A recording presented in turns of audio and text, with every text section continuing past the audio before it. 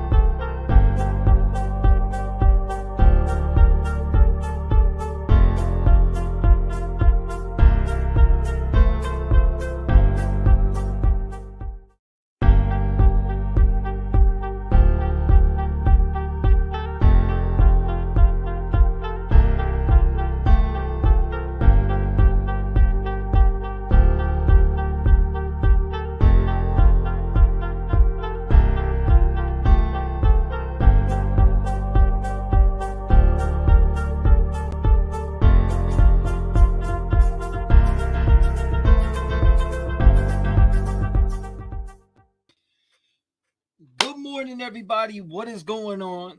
We are here. We are hanging out. We're chilling. You know what time it is. All right, so the court date for me is at 11 o'clock. Right now it's 9:42 a.m. in the morning. I figured I'd step in this room. Shout out to everybody that's in the stream with me, man. Everybody hit the thumbs up button. If you're new here, hit the notification bell. You probably won't be able to comment for the next 20 minutes, but that it is what it is. Shout out to Julie Hollis, Mary Lynn. Oh, I'm sorry, I called you Mary Lynn. Maylin Cup, what's going on? Callie, Angelic Darkness, what's going on? Angelic Darkness, my bad. P Fox, Kel. I see Hollis. I'm gonna take some phone calls and stuff before we jump into what live updates in the courtroom. Obviously, we're gonna wait for the footage to be uploaded, right? Because we know. I want to put this out to everybody. Just know that the court case will not be live televised by anyone. It'll just be uploaded after the fact. So I just want to put that out there for everybody who's, some people that may not know or are expecting it to be televised. It's not going to be televised. It's going to be uploaded. We will be having live updates from Brian Ensign. He is live out there right now, or not live, but he will be live with the footage, and he will be dropping updates as they come. He's in the courtroom. So what a day today will be. So I mean, let me see one in the chat for people who think Bryan Kohberger will not plead guilty. He's pleading not guilty today. 1 and 2 for guilty. I just want to see how many people believe that he will go in there and plead guilty today compared to not. So 1 for not guilty, 2 for guilty. Good morning, Julie. Thank you for joining. I'll be opening up the lines here in a second, too, to talk to you guys. I just want to catch this one video, and we'll be good to go. PJ, welcome. Mika, welcome. Doozy, welcome. Good morning to you, too. Zen Anonymous, what's going on? Trina Dickerson says, good morning, everybody. T-REV, thank you for being here. I appreciate you. America runs on Duncan. I wasn't lying. America runs on Duncan. I haven't been to sleep. I've been up all night. I did wake up at 5:30 p.m. yesterday, so I'm still awake from there. Shelly, what's going on? Good morning, Trev. God bless the victims and the families. Absolutely. Thank you guys for all being here. I appreciate you. What the is going on? Hold on. I got to hit this real quick. It'll be on my stream. I got this video we're about to watch, though. Thank you, Regina. I appreciate you. Shout out to everybody in the chat. Excited for today. Good morning. Love you, Rev Gang and Trev. Thank you. I appreciate you. Diane, excited for today. Please, hi to you, Rev and chat. All right, let me see. Let's go down here real quick. 1, 1, 1. I see a lot of ones. 1. Hi, everyone. 2. Damn. So you think you'll plead guilty? 1, 1, 1, 1, 1, 1. A lot of ones. There's more ones than twos. See a couple twos in there. Damn. I see a couple twos in there. Surprisingly. I see a couple twos in there. Let's check this out real quick, though. Good morning. Welcome to this special edition of Up with Krem. I'm Tim Pham. We are live in Moscow, Idaho this morning outside of the Latah County Courthouse. Just 6 months ago, the man accused of murdering four students was arrested in December.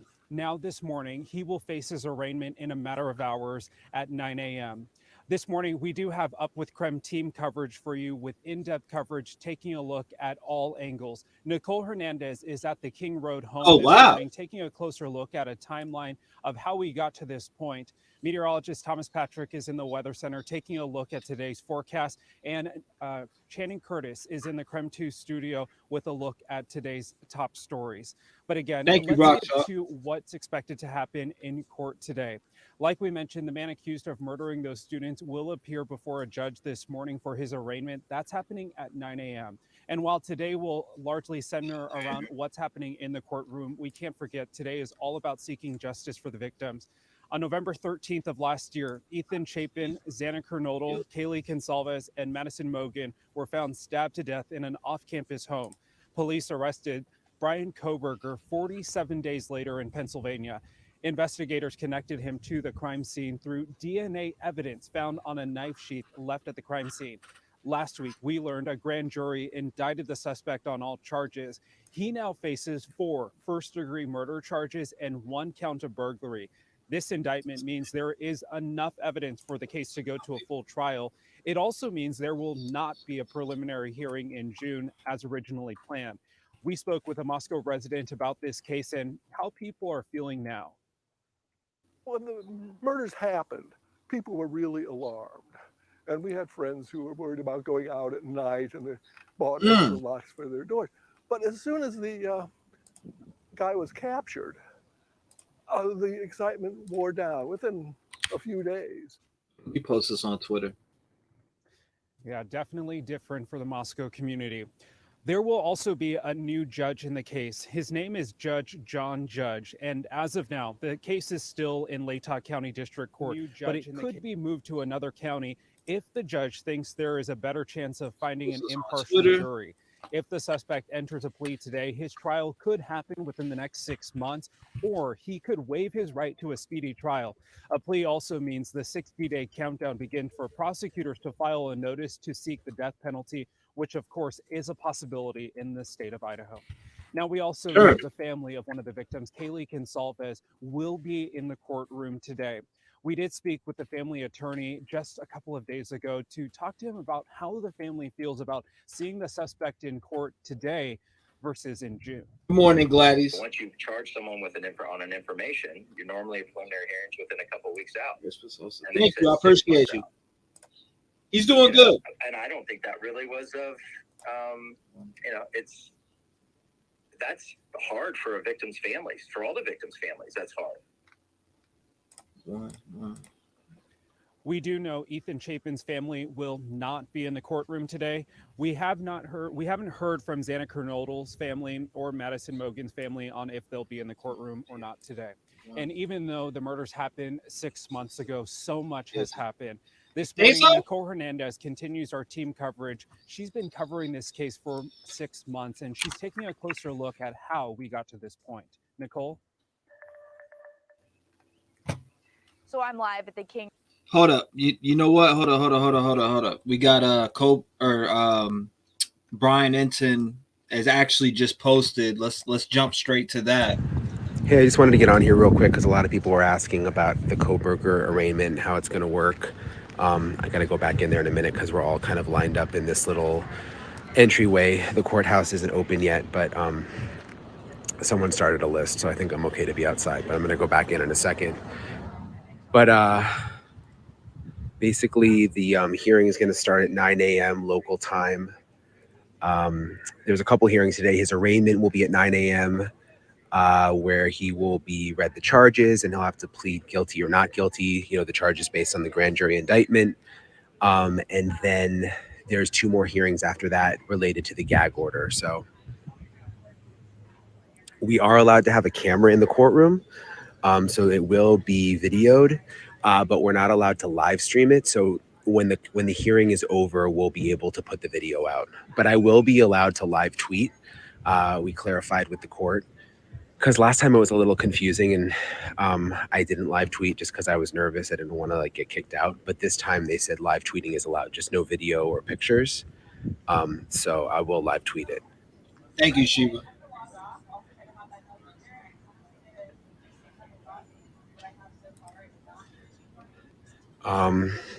So I got into Moscow yesterday, really actually pretty late. I went to the house last night.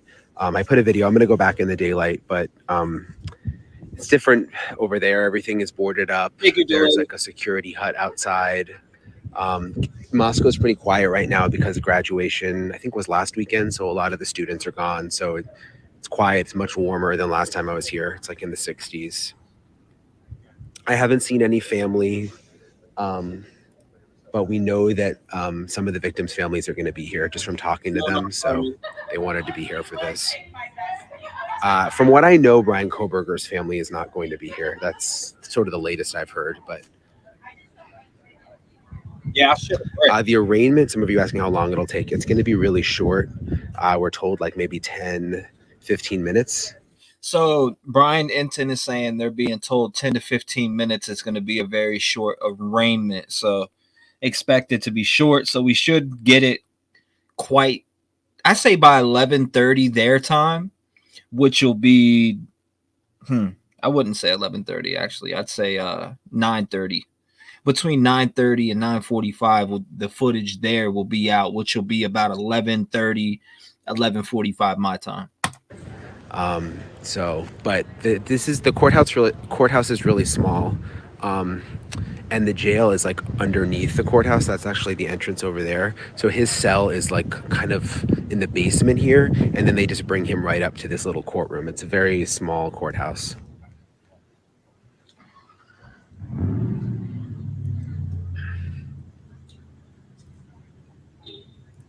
Thank you, Don. I appreciate you.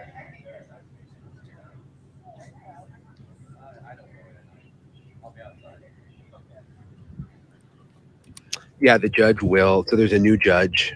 His name is Judge John Judge. It's kind of an interesting name, Judge. But so he will take over the gag order now, and that's why it'll be kind of interesting to see the hearings today to see what he decides with the gag order.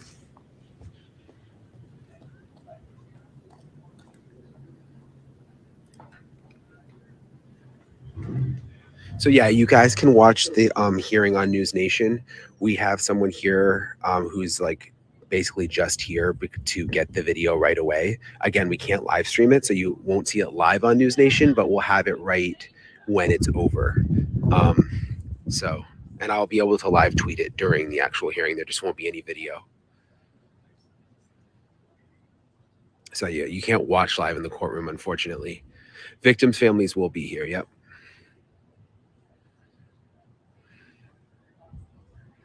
It is still possible he'll face the death penalty. Yes, they haven't decided on that yet. And it starts at 9 a.m. local time, which is Pacific. So LA time. This part of Idaho is on LA time, unlike Boise, which is Mountain time.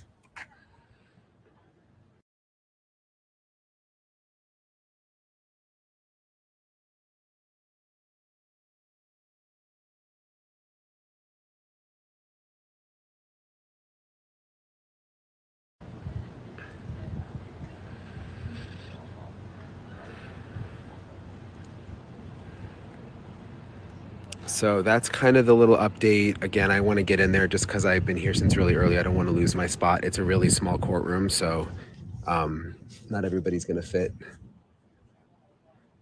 But I will tweet it out and keep you guys updated.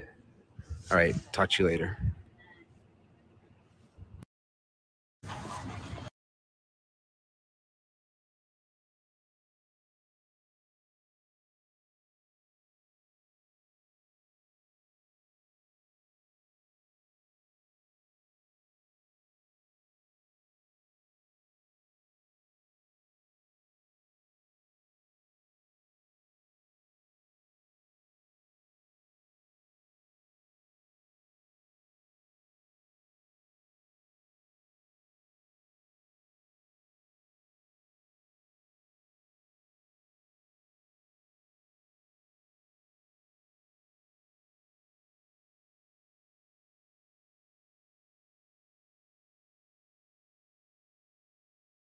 219-885-9693. Make sure you call in. I was talking with it muted. I'm an idiot. 704, you're in the door. What's going on? Hey, T-REV. Hey, what's going on? How you doing this morning? What's your thoughts? What's going on in your mind? What's running? I'm gonna tell you exact. I'm gonna tell you. You got background noise. All right, hold on. Let me get it. Hold on. I'm gonna tell you exactly what happened. They changed the judge. That's a good question. I don't know. All right, you ready? Yes, ma'am. Go ahead. Okay. Bryan Kohberger. That Bryan Kohberger. Mm-hmm. He leaked it all if you paid attention. He pulled the tower dumps at 5:34. There is a camera on a pole, a tripod in the back of that house, and when he flew the drone, he took a picture of it. Uh-huh. The pic of Jack D, he leaked it. The video of the girls from the club, he leaked it. He leaked the photos that were caught in the cop's body cam in Banfield. Bryan Kohberger told this story. Mm-hmm. It's right there. This is Moscow, WSU, police corruption. Our kids deserve better than both these colleges. And mothers are mad. Leopard women, warriors, mad. WSU mom Kim is an angel, and she put it all together for us. And we will be coming to Idaho. We will want our justice. Who's an angel? You remember WSU Kim? Yeah. Mom Kim? Yeah. Yeah. She told it. The whole school, a lot of the school was up there. A lot. I heard different. I heard different though from a very reliable source. Well, I promise you, there was a camera. It's on my page, and I know you know who this is. I don't know who this is. This is Justice. It's on my page. You can go look at it. There's a camera on the pole in the backyard, and when Bryan Kohberger was flying the drone, he snapped a picture of the camera, and it's in a circle. Can't hear you. I'm listening. Okay, I'm just telling you, Bryan Kohberger leaked this whole story. If you just found it, they had 8 hours. They had 8 hours. David Loach, David Barracuda left their phones on autoplay to make sure they had a cover up for that. His mama works in law enforcement with Idaho. Police Chief Bryce said everything in the first press conference. There were others in the home. Yes, it was a hostage situation. It all went down. You can believe it or not, it will come out. Yeah, I'll be waiting for that one. Yeah, I just thought I'd let y'all know Bryan Kohberger. I can hear police chief, all of them, that damn Bryan Kohberger, because it's there. It's there. I think Bryan Kohberger's our guy so far. I mean, No. He is so innocent. His sister's letter told it all. Except she thought Brant did the killing, but he didn't. It's what Brant saw that got him killed from WSU, which that's in a grand jury trial right now in Washington. I got a question. Who put his sheet there with his DNA on it? Do you really think his DNA is on that sheet? Do you think Idaho State Lab could not find that DNA? Do you think there's an informant involved? So I want to ask you this question. Do you think that, so you're telling me that the FBI, Washington, Pennsylvania, and Idaho are just working together to smack Bryan Kohberger? No, I'm not saying that. I'm not saying that. I'm not saying that other stuff that will come out after they get through steps that they have to, that Bill Thompson, the governor, Brian Brittle, whatever his name is, all of them, they all know. And Young Buck that come on the ride along, what we saw in September, the new one on, yes, he's in Banfield too that night. I mean, like receipts. I want to see the receipts to that, and not. I mean, if you can't believe your own eyes, I don't know what to tell you. It's right there. I've seen everything. It's right there. I've seen all this stuff that people claim, and it's all just circumstantial grab shit. It's not nobody. Okay. Like that. Nobody. His sheet. The sheet was. Did you hear put DNA? That's all I know, and they're not even using that. So it's just. I mean. Right. Well, that ought to tell everybody something. They don't even got to use that, which tells me they have more evidence than. Well, what? Okay, let me ask you a question. What do you think they have 100 that would convict them? What do I think that they have 100 that'll convict them? Obviously, some type of evidence if they're not using that sheet. But I mean, what could it be besides the DNA? The phone pings won't stick. This touch DNA won't stick. And Chief Rye told everything in the first press conference. I don't know. I got to see that. Yeah, go back and listen to it real good and listen to every question the reporter asked about it being. There was a 911 call that come in at 3 o'clock about a stabbing. I wonder who made that call. Yeah. You know that white car? Let me tell you this. You know that white car that goes by and that black truck that goes by? The white car's going one way and the black truck's going the other. Well, Bethany and Dylan are in that black truck, and Bryan Kohberger is going around the back of Steiner. There's a clear shot to the back of the police department, and then he goes around down there to where the ambulances are. I do believe, because we can't find the 911 calls, Bryan Kohberger could have made that 911 call about the stabbing. Go listen to the reporters at the press conference, the very first press conference. It tells the whole story. Everything that you're saying, I've heard and seen. Okay, then you should know that he said there were others there at the time. There's a 6th roommate involved that was on the lease. She's also in the TikTok, and she does Dylan when she looks at the phone and says, "Oh, I look hard," or whatever she says. I don't know if that's Ashley Couch or who it is, but the press conference, the first press conference, tells a lot. T-REV, it really does. It's pretty bad. This is really sad that this goes on in America. I mean, out of everything we've seen, T-REV, would you want your child to go to either one of these colleges? I appreciate you. 7 minutes. I'm gonna let some other people call in. Okay, there it is for you. Love you. I appreciate everything y'all do. I've never even watched True Crime, T-REV. Never even watched it. I love you back. Stay doing your thing. Thank you for everything y'all do. You're welcome. God bless you. 504, you're in the door. What's going on? What's up, my boy? What's going on, bro? How you doing? Oh man, trying not to punch my computer screen at this lady, man.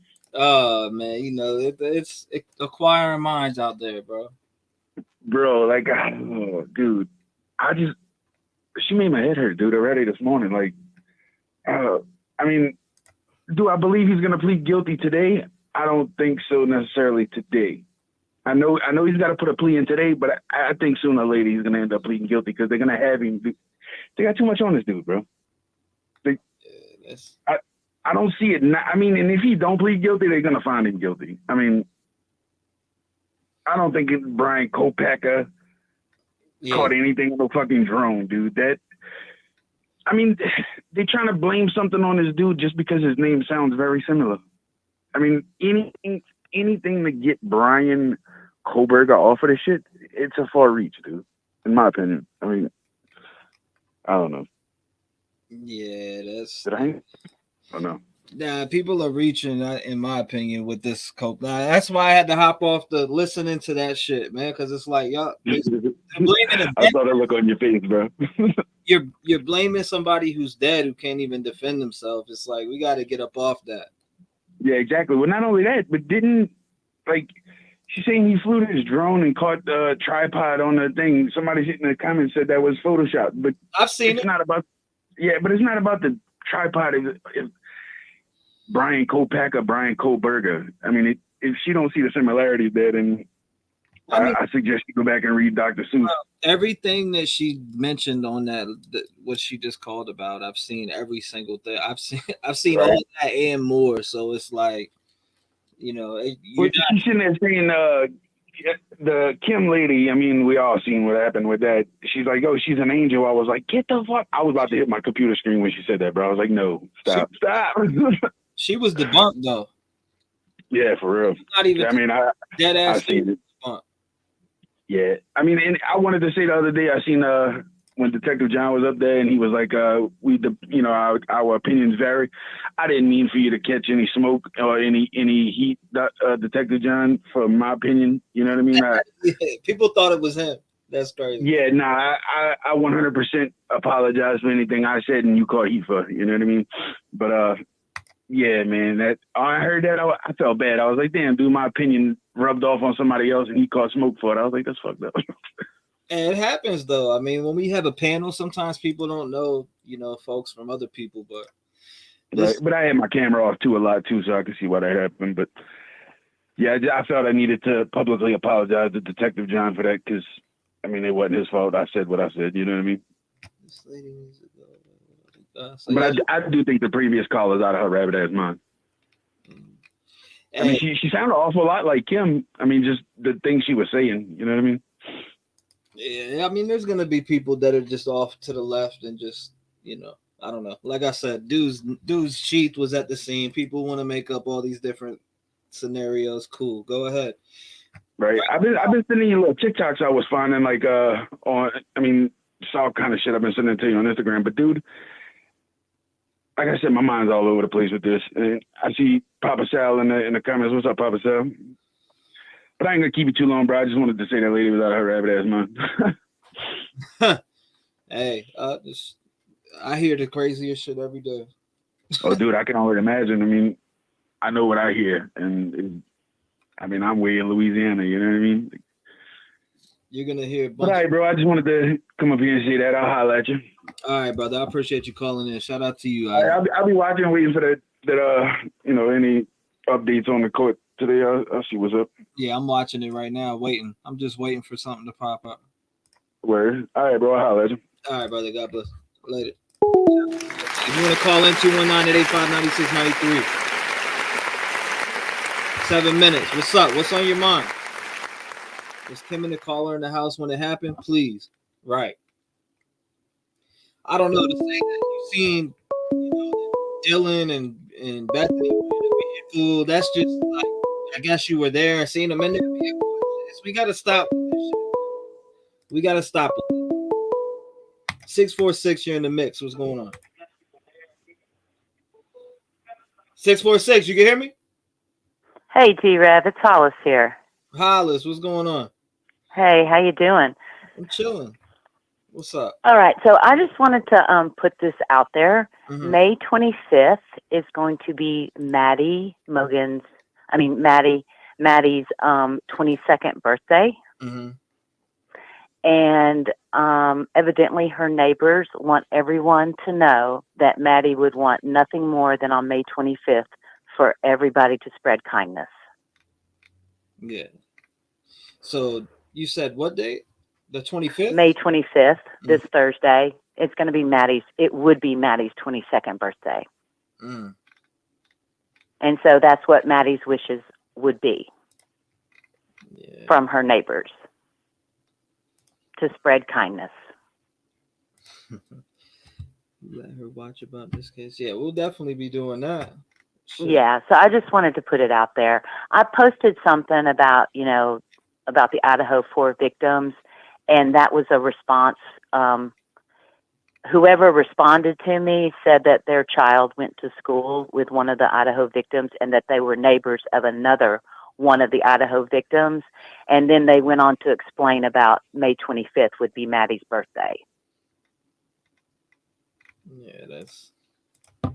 So I just wanted to put that out there so everyone could think about that on this Thursday. And that's it.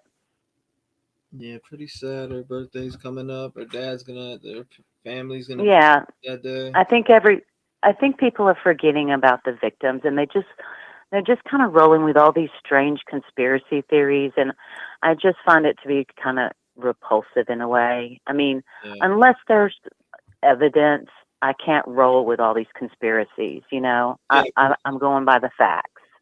I can't roll with them either. I mean, I can't roll with a bunch of people in one pack just picking apart this PCA that just has maybe 15% of the statements given and everything added in there with it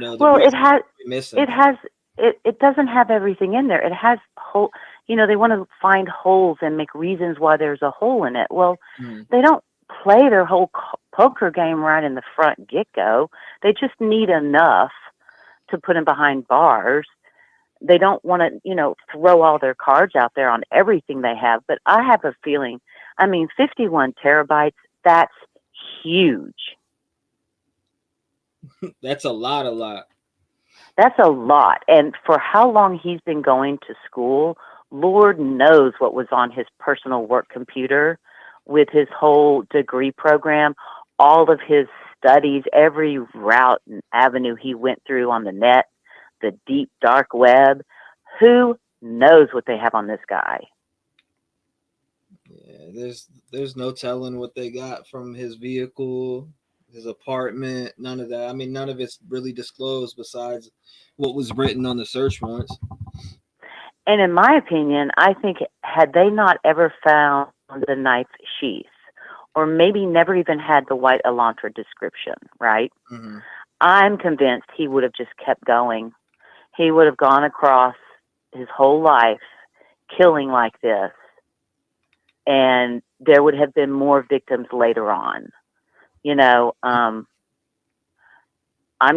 could have been a Ted Bundy in the complete making very easily.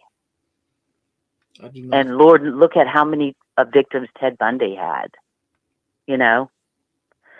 So I give law enforcement credit for grabbing this guy as soon as they did. And I don't see why people can't just see the evidence. It's very simple. It's not this big convoluted, big conspiracy case. Right. It's very simple. You have a guy who was messed up in the head, who played out his sexual fantasy, and that was his deal. And he got caught. Plain and simple. Mm. But that's it. I'm going to go. I think I'll let somebody else have my 2 minutes. I think they got the right guy too.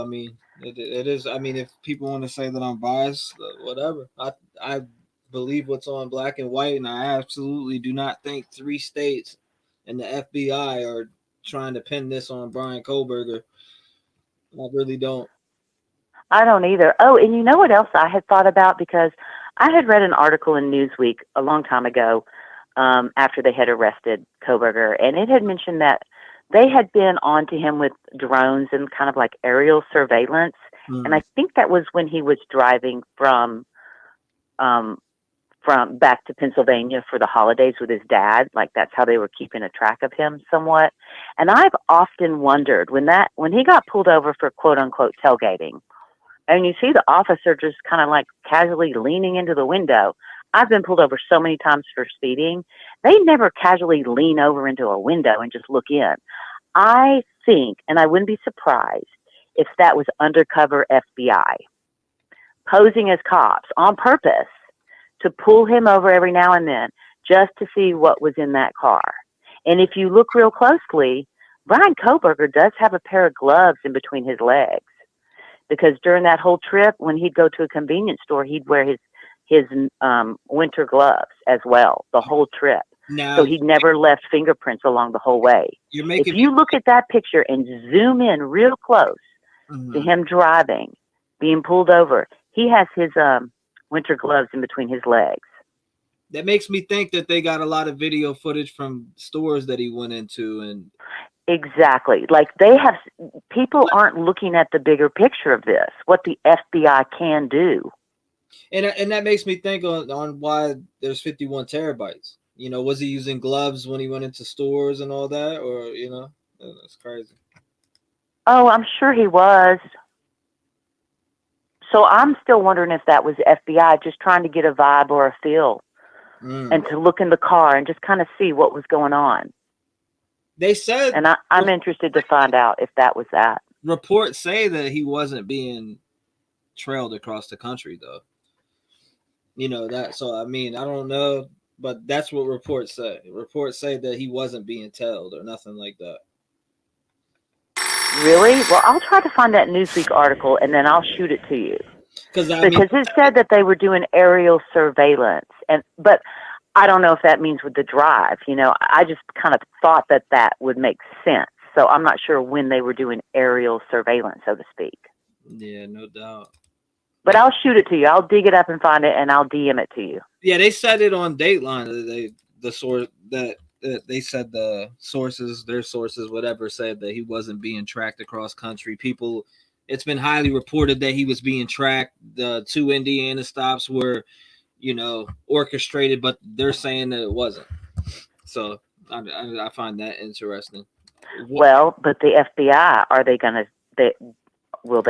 I mean, exactly. The FBI has to keep secrets sometimes. I agree. But I don't know, I don't know. I agree. No doubt. But that's it.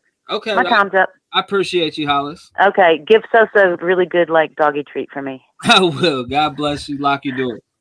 Okay. Bye. Thank you. Bye. 219-885-9693. What's up? 937 sent from heaven. What's going on? Hey, can you hear me? Yeah, I can hear you just fine. Oh, okay. So I had some thoughts. I was going over the PCA again since all this is coming up today. Mm-hmm. Did you ever see the pictures that the media had taken from outside of the house, into the kitchen? The ones where people say there was blood on the cabinets, this, that, and the third? Yeah, those. I've seen them all. Mm-hmm. So I went back and looked, and I did find the pictures, and I do see, I don't know. So in one picture, you can see the kitchen table, and there's stuff stacked on it. There's a box and a stack of Solo cups and whatever. And you can see what looks to be blood down the cabinet. And then I found another picture where it's cleaned up, nothing on the table but the red stack of Solo cups. Mm-hmm. And then it was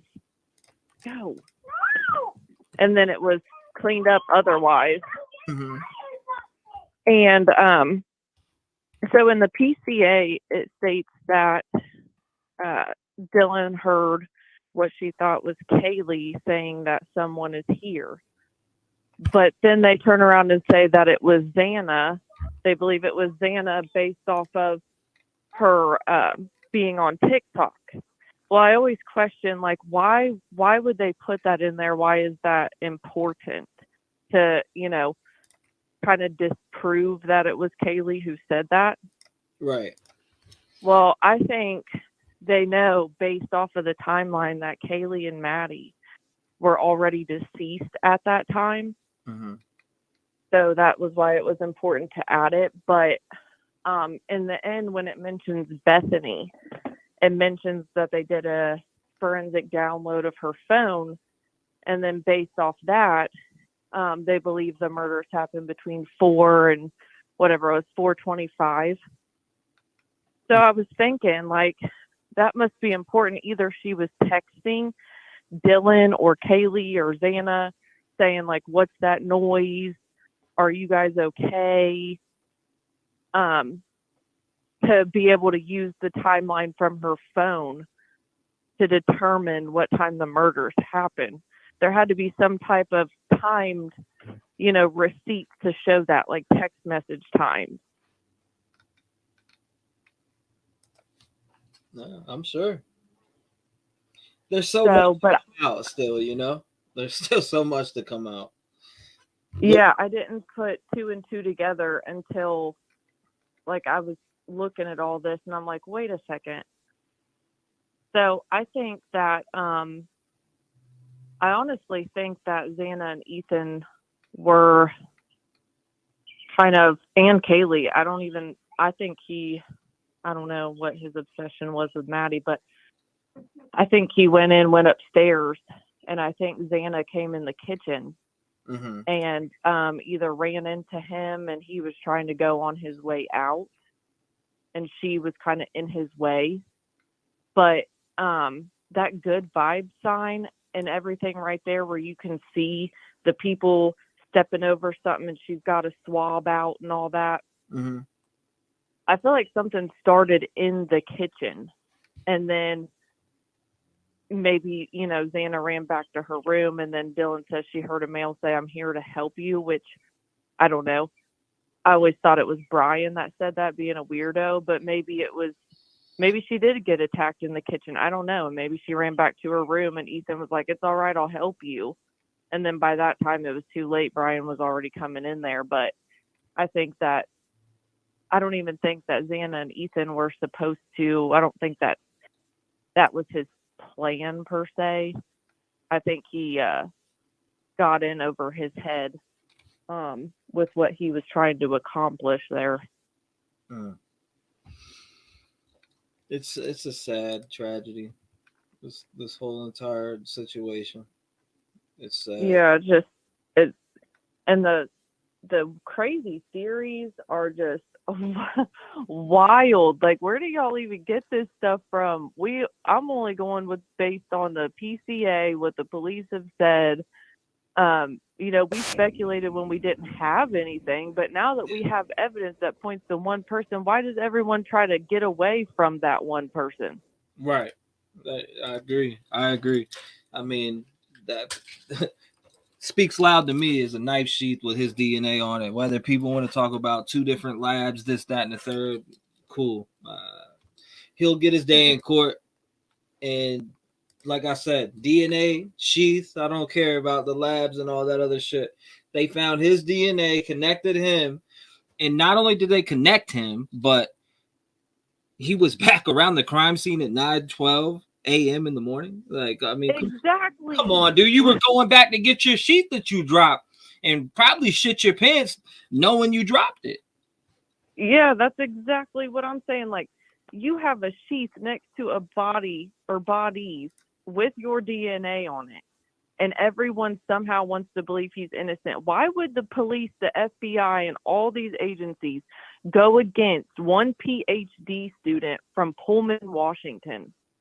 Exactly. Like, it don't make no sense.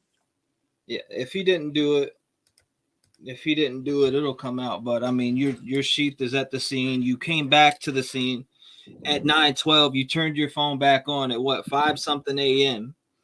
Mm-hmm. There's a lot there. I mean, like I said, 9:12. You were there. Your phone pinged there 12 different times before. Like there's just so much. Exactly. And they got 20,000 pieces of evidence. Don't tell me they don't have more than just the knife sheath, but that right there is like the nail in the coffin. There's just so much more that we don't know. And I'm telling you, I feel like it's going to paint the rest of the picture. Oh, yeah, eventually. Oh, it's going to. Stuff's probably going to leak out little by little. Especially after today. I appreciate you calling in and sharing your thoughts and opinions and being brave enough to call in. God bless you, man. Lock the doors and stay safe. God bless you, too. Thank you. Sure. You want to call 801. What's up? You live. Hello? Can you hear me? You got background. Yes, I can hear you. Okay, I will just mute that away. Thank you. Good morning. Good morning. How you doing? It's Cindy. Hi, Cindy. How's it going? It's going great. I'm so excited about this morning and finally getting somewhere with the case. And I was listening to a couple callers ahead of me, and the lady bringing up the DNA, and blah, blah, blah. Well, I downloaded and got the Washington search warrant from their perspective, how they went in and everything. Well, the judge, who's the out-of-state judge, is saying he's doing this because they have reason to believe that the person could be living in their area.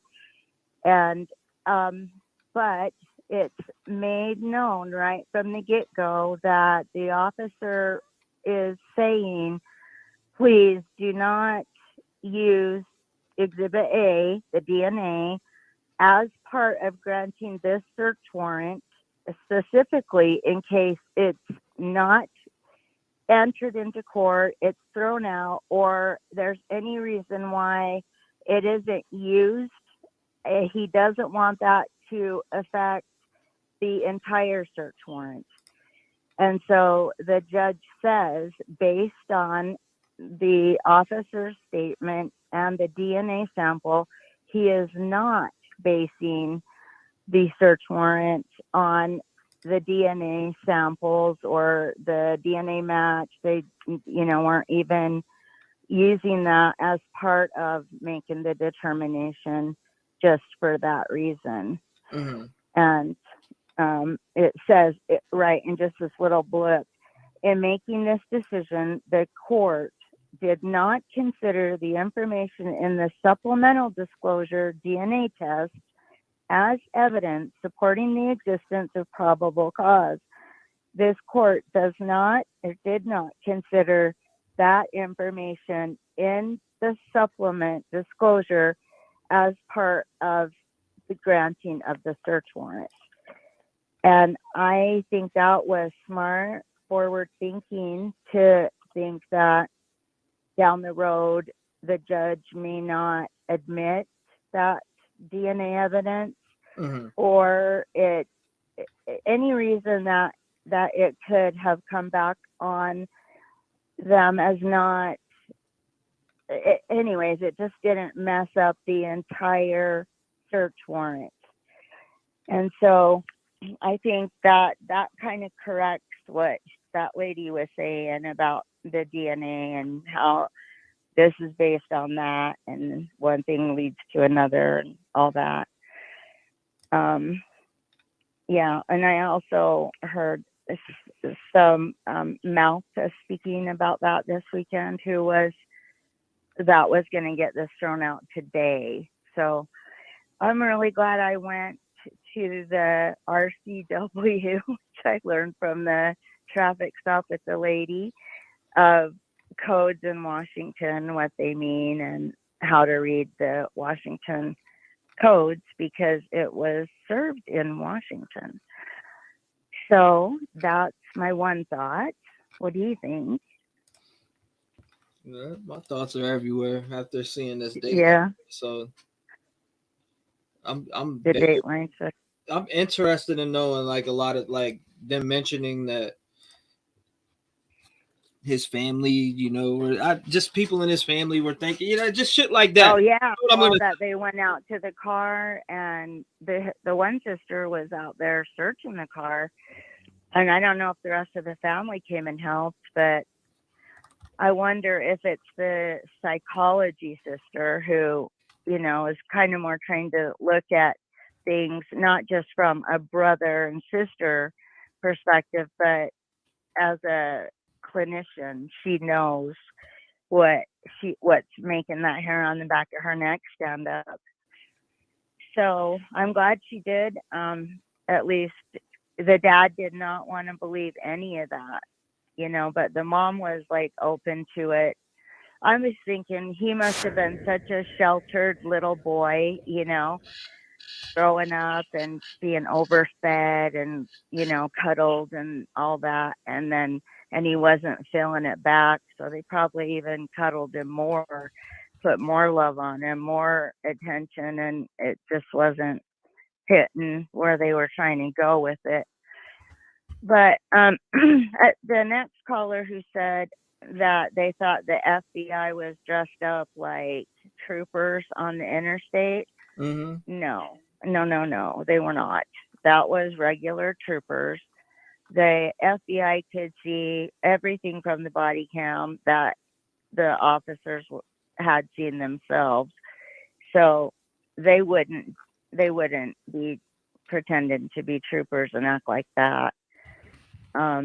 It'd be hard to take the FBI out of the trooper at that point. Kind of. I mean, get the accent and everything right for the area and just be the one that happened to pull him over. But no, so I'm going to say no to that. And one thing Sal always says, that Maddie sent out that text and that made him triggered because Kaylee was leaving the next day. But the next day she wasn't leaving. Her plans were to leave till Tuesday. So I don't think that triggered Bryan necessarily that night. I think it was just part of his plan, because as far as he knew ahead of that, she wasn't there. And that has now made me pretty sure Maddie is the one he was looking at. Do you remember when the next lady just off the phone said something about the roommates? And I remember that Dylan texted all the roommates after the masked man left and didn't get any responses. So she called everybody, got no responses, and still didn't come out, as far as we know, and make that 911 call. Well, and then I appreciate you calling in. I don't mean to cut you off, but it's been 7 minutes. I'm gonna take a couple. All right. Well, great. We're close to the time. I appreciate you, Cindy. If you can call. Yeah, I'm so excited. I'm right here with you, and thank you for your time, Chief, and everybody. God bless you. Okay, bye. Lock your door. Bye. All right. Look.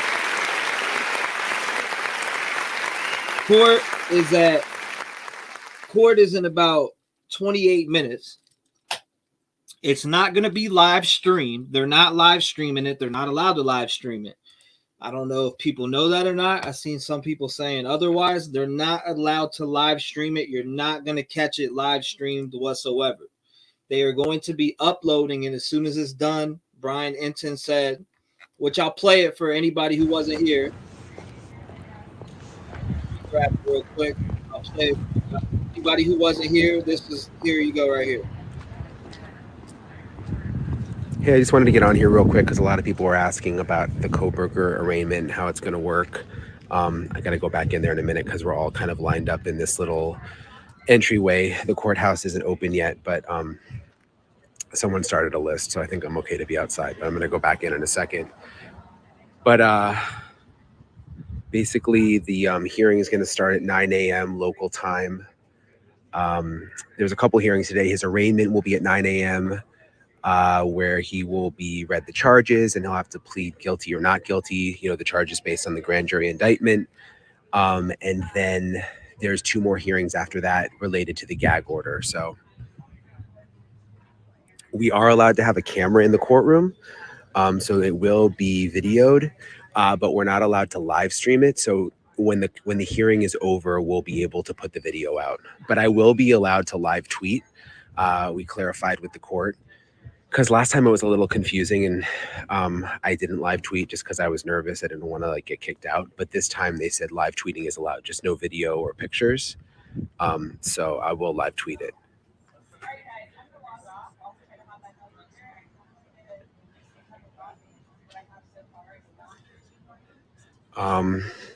So I got into Moscow yesterday, really actually pretty late. I went to the house last night. I put a video. I'm going to go back in the daylight, but it's different over there. Everything is boarded up. There's a security hut outside. Moscow's pretty quiet right now because graduation, I think, was last weekend. So a lot of the students are gone. So it's quiet. It's much warmer than last time I was here. It's in the 60s. I haven't seen any family, but we know that some of the victims' families are going to be here just from talking to them. So they wanted to be here for this. From what I know, Bryan Kohberger's family is not going to be here. That's sort of the latest I've heard. But the arraignment, some of you asking how long it'll take. It's going to be really short. We're told maybe 10, 15 minutes. But this is the courthouse. Courthouse is really small. And the jail is underneath the courthouse. That's actually the entrance over there. So his cell is kind of in the basement here. And then they just bring him right up to this little courtroom. It's a very small courthouse.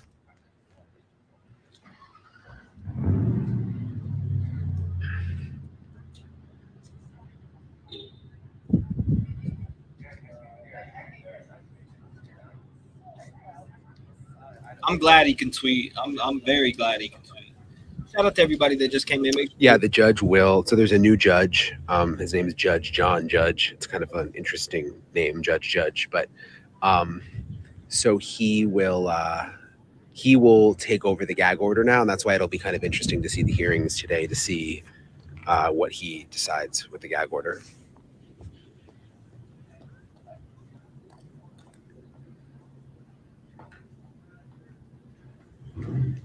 So yeah, you guys can watch the hearing on News Nation.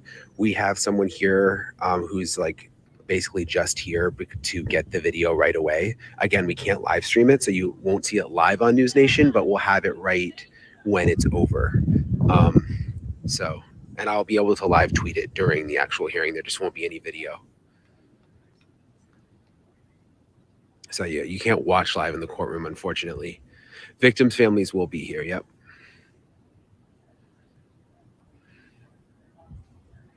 It is still possible he'll face the death penalty. Yes, they haven't decided on that yet.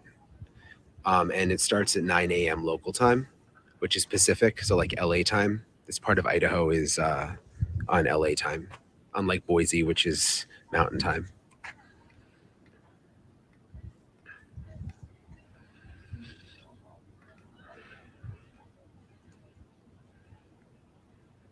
So that's kind of the little update. Again, I want to get in there just because I've been here since really early. I don't want to lose my spot. It's a really small courtroom, so not everybody's going to fit.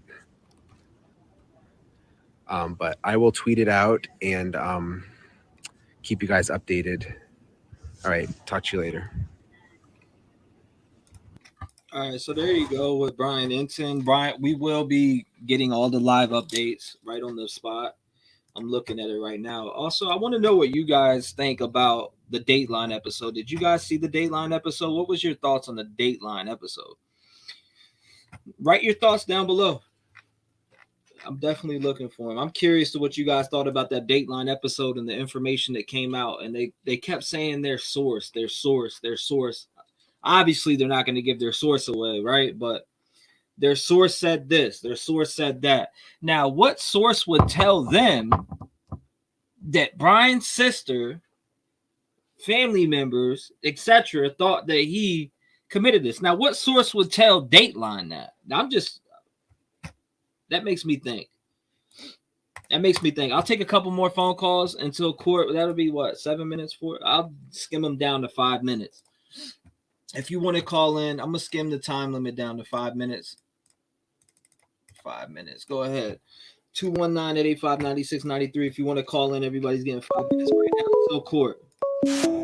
Dates. 757 sent from heaven. What is going on, Donna? You're live. 5 minutes. I'm resetting it to 5 minutes for everybody. What's going on? Well, I want to say two things. As far as the source, it could have been the parent's neighbor. You know, I mean, he was going in their trash can. He was putting stuff in there. They may have talked to a sister or talked to somebody. You know, they're not under any gag, order of any kind. They could talk to whoever they want to, especially since he was on their property. That's my thought on that one. The show itself was pretty informative. I thought I learned some things that I didn't know. And at the same time, it made me think of a few things. My question, and I want to run this by you, is, they found those IDs in his room at his parents' house. They think he may have committed other crimes, blah, blah, blah. What if, say, for instance, and anybody that's legal in here, I saw Detective John in here earlier, say, for instance, he has committed crime. Say if those IDs were women that were murdered in Pennsylvania, or he's been suspected of killing elsewhere. Would they publicly make that known before this court hearing goes into play? Or is it something that they'll sit on?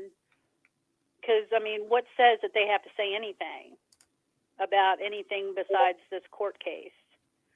I'm kind of curious about that. I mean, I respect these opinions right here too. Like W. Smith said in chat, if anything, Dateline's making it harder to find a fair jury, which I respect that, and I kind of can see why it would, because this case is so big. It's everywhere, and so, you know, I mean, being in the city, I can talk to friends. I can bring it up to a friend, and they say, "What case is that?" I've never even heard of that. So you're talking about a rural area, you know, yes, people talk, but there's still a lot of people out there that have no clue that this even happened. A lot of people don't watch the news. A lot of people don't, you know, unless they hear it from another person, say at the corner store or, you know, sitting for a cup of coffee, they may not even know. So they can find a jury. They're going to just have to vet them very well, I think. But if Detective John is here, I'm kind of curious about if they have him under investigation for other murders. Are they able to hold on to that information, or is it something that they can that they have to disclose immediately? That's my question. Other than that, I'm looking forward to seeing what happens today. Yeah, today is really just going to be enter his plea. That's that. Yeah, I mean, it's going to be simple, but, you know, it's something that we've been waiting on, and you never know. I mean, I am curious to see if any other information is going to come out at all, but I highly doubt it. I mean, from everything that I've been seeing from a lot of people who are just, you know the law, it's just he's entering his plea and he's going to have to go see his day in court. I mean, he's been indicted by the grand jury. That's that. I mean, they don't have to read the indictment, and he can waive having the indictment read to him. But if they do, I'd like to hear it in court, you know, with the families there. I've been wondering if his sister is the source. That would be very interesting. PJ's second chance, very, very interesting if it was. Well, she lost her job over this. You know, that the one that's in the medical field, she lost her job. I remember hearing that. Yeah, so kind of messed up that, you know. Yeah, but we don't know why she lost that job, you know. Right. We don't know why. You're right. So it had to have been something. I mean, they can't. I don't think they can just get rid of her just because she's Bryan Kohberger's sister. You know, there had to have been more to it, I think. Because I mean, that's a lawsuit right there. So they can't do that. I don't think. It's an engine levy. But anyway, that was it. Brian, I'll give some time for someone else. It's good talking to you. I appreciate you, Donna. God bless you. All Thank right. you for calling in. Lock your doors. I'll talk to you soon. I'll take more calls after we see everything. So shout out to Donna. If you want to call in, 219-885-9693. What's up? While we're waiting, I know Brian Enton's going to be reporting live from the courtroom. We will be looking at those live updates as they come. Now, let's see if Bryan Enton has tweeted anything else. Let's refresh the page. He's live. He's in the courtroom. Or not live, but he's going to be able to tweet live from the courtroom, and we will be looking at those updates. Last thing he posted was his live standing out front of the courthouse. So we are on that, and we are waiting. We know that he's getting in there. We know that he's going to be able to live tweet. We know that he's going to be uploading video. Also, I don't know what other media is in there. But there's other, like she just said, like Ms. 604 just said, there's somebody else in there. So disrespectful to the victims to make a short documentary, in my opinion. They do it on all the cases, though. Dateline does it. I mean, I've been watching Dateline for years. Dateline's been doing this for a long time. Why all of a sudden would they be out of line with this one? My adult sons had no clue what I was talking about this morning, and we are close to Idaho. That's actually pretty wild. That's wild. I'm surprised they haven't heard of it. Hold on. 843. I see an 843 number called. The lines are open 5 minutes. 10:45. So we got 15 minutes till court. Bryan Enton will be live with the updates. We will be live with the update. 843. What's going on? You're live. Can you hear me? Yeah, I can hear you. I don't know why. I can hardly hear you. Hold on 1 second. Not that good. Okay, well, All right, so I'll let you talk for 5 minutes. Go ahead. Okay, so first I want to say you're awesome. You have an awesome show. Thank you. And you're a wonderful person. Second, I want to say prayers for your dog Sosa. Thank you.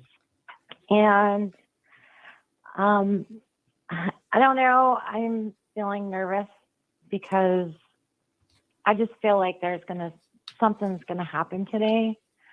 I don't know what, but what do you think? I haven't Googled this, but do you think there's exculpatory evidence that they can go to the judge? You know, the defense could go to the judge and say, look, we have this. And basically the trial will be dismissed. I don't want to give an inaccurate answer to you. I mean, I'm thinking, like, I Google everything, but like also I'm thinking to myself, if he's innocent, okay, let's just say he's innocent, quote unquote. Mm-hmm. I was just wondering if that evidence at the plea hearing could, I just don't see it waiting a year. Mm-hmm. Maybe a speedy trial, but like, I was just wondering about that evidence, because if there is such evidence, I as an attorney would have to say, look, you're innocent. I'm going to prove it. I'm going to take this to the judge. What do you think about that? Do you think that's something that could happen? To be honest, I'm not going to give you, I don't want to give you an inaccurate answer. If it does, we'll be watching it together today. I know, right? If it happens, we'll be watching it together today. In about 12 minutes, everything's going to start being tweeted out. In 12 minutes, we'll get the tweets. Then we'll get the video. So we're going to be watching that. I know. I'm just really nervous. Yeah, no doubt. I'm very nervous too. I want the victims to get the justice that they deserve. And if it comes out and it was proved that there was exculpatory evidence and he was exonerated, then we need to get to that next person. So That's what I'm saying. Let's see it. Let's see the exculpatory evidence. Let's see it. I would love for that to come out quicker. You know, come out fast. If there is that, bring it up. Let's get to it. Yeah, this is if I were innocent and I'm with my lawyers and I can be exonerated, let's say, I would think I wouldn't wait till the preliminary. I would probably say, look, I'm not going to go through this anymore. There is no preliminary now. There's no preliminary no more. Did they get rid of it completely? No, the grand jury indicted him. Yeah, they did. Yeah, the grand jury indicted him. That preliminary hearing's done for. That's over with. Yeah, that takes care of all that. Yeah. So they're allegedly they're going forward without the knife sheath and the DNA. So I mean, they have to have some other sufficient amount of evidence against him to, say, you know what, we're not even going to use this. We got enough here. It's very interesting to me. I can't wait to see what that evidence is. I don't want to speculate on what it is because there's multiple things that I'm thinking. I want the evidence to paint the picture for me. Right. And that's all we're looking for. Exactly. We're looking for the justice. We're looking for the hypothetical. Let's say it's not.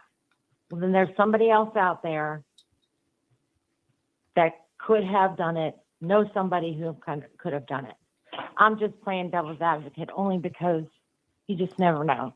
I just think they got the right guy. I feel it in my heart that they got the right guy. But hey, some people feel they don't, and that's cool. I respect it, and to a certain degree. When I respect it until people start creating other suspects. Once you start creating other suspects, then that's when you kind of lose me.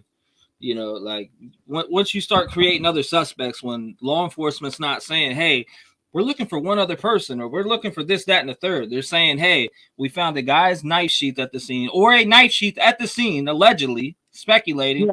This is what they're saying. I'm going based off of the paperwork. They found a sheath at the scene with a guy's DNA on it. His phone comes back at 9:12 a.m. Not only he turns it back on at what, 5 something a.m.? So, I mean, there's just multiple things that lead up to me believing they have the right guy, allegedly. But that's it. I mean, I think they got the right guy. If not, the defense attorneys will be able to put up a hell of a fight. This is true. Now, let me ask you this, because I don't know if you have said this before, but have you listened to the secret recording? I'm sorry? You said, have I listened to what? The secret recording? You talking about the one that JLR had on his page, or what? Yeah. Yeah, I heard it. What'd you think about that red car? I don't even want to speculate about some recording that somebody put in the trash. That, you know, I'm not about to speculate on that. No, we have too much to think about. Because I feel like we can record and talk about anything. Yeah. You know, but I appreciate you calling in. I'm gonna get somebody else, one more caller before we start getting to these live tweets. Okay. Thanks, T-REV. God bless. God bless you, man. Thank you for calling in. 219-885-9693. What's up? Some callers sound the same. I feel stupid. Sorry. Good morning, Trev. I am feeling kind of guilty about being excited for today. Crazy. All I want is justice for the deceased and their families. Praying law enforcement has the right person. Howard Sosa. He is good. He's getting his stitches out Thursday. And then I got to go to a cancer specialist to figure out how we're going to get rid of the other cancer cells that are in a spot that is beautiful. So this will probably be the last call after all the court updates. 336, you're in the mix. What's going on? All right, 336 hung up. 219-885-9693. No way. How do you know he's guilty? Because the cops say he is. Not enough. I think he's guilty. That's just my opinion. I'm not going to go create another suspects and put a tinfoil hat on and start, you know, lining up all these other people based off of images floating around the internet that tie back to like 50 different people. Any images you get, run them through listen to me. Run them through the Google search engine. Throw that photo in there and see where it came from.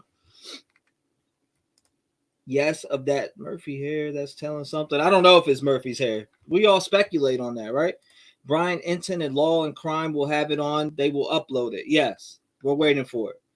Prosecution has to give over exculpatory evidence to grand jury if there is any. They'll need a hearing specifically for that. He will have to plea only today. They may try to spew it out, but will admonish if they do. 219, what's going on? You're live. 219, can you hear me? Hello? Can you hear me? Yeah, I can hear you. Wow. I've been trying for months to try to get through to you. How you doing, man? I'm good. You can call me Miss Pete. I live out here in Indiana. And you know what? All the last callers pretty much said that everything that I wanted to say. I just wanted to say you're doing a great job. I listen to you whenever I can. And I totally agree with you. People are bringing up too many things and there's no proof coming out anywhere. You know, they could say this, that, and, you know, they got one person, but everybody's trying to, you know, make up a new story. And I don't get that. They just want, you know, I guess their time on the internet or whatever have you. But I just got out of the shower and I had you on. I was like, oh, last caller, let me see if I can get through. And I did. Yep, you got it. You got the last call. Yes, yeah. You did. You got the last call. I appreciate you calling in. And like, what are your thoughts? Do you think they have the right guy, or are you still waiting? You want to see the evidence? What's going on? I'm leaning towards him. I mean, you know, the PCA is a little scarce. You know, everybody's talking about the being what, 5, 10, 15 miles away and what have you. But I want to see what else comes out. But I do feel that they do have the right person myself. I'm hoping they do have more. I really do. But, you know, you got all these other creators out here trying to, you know, pass the buck to somebody else. okay, this Emma Bailey and this D guy and whatever have you. You know, I don't believe none of that crap. All right, I really don't. And so I do think it's him. I really do, and I'm just hoping they have more evidence, you know, towards him. I really do think he did it by himself. And like someone said before, how you can have all these agencies trying to pin it on one person. I don't see that. I really, really don't. There's too many agencies, FBI, you know, state police, Idaho, you know, everybody else. Why this person? Why did they pick out this person?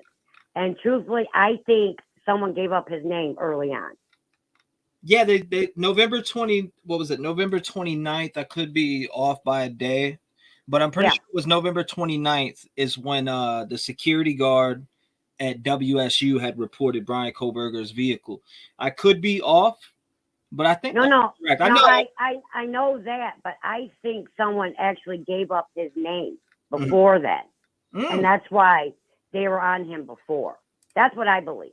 Because I've listened to a lot of people, and some people made sense, you know, and what they were saying. And I'm like, you know what? That is possible.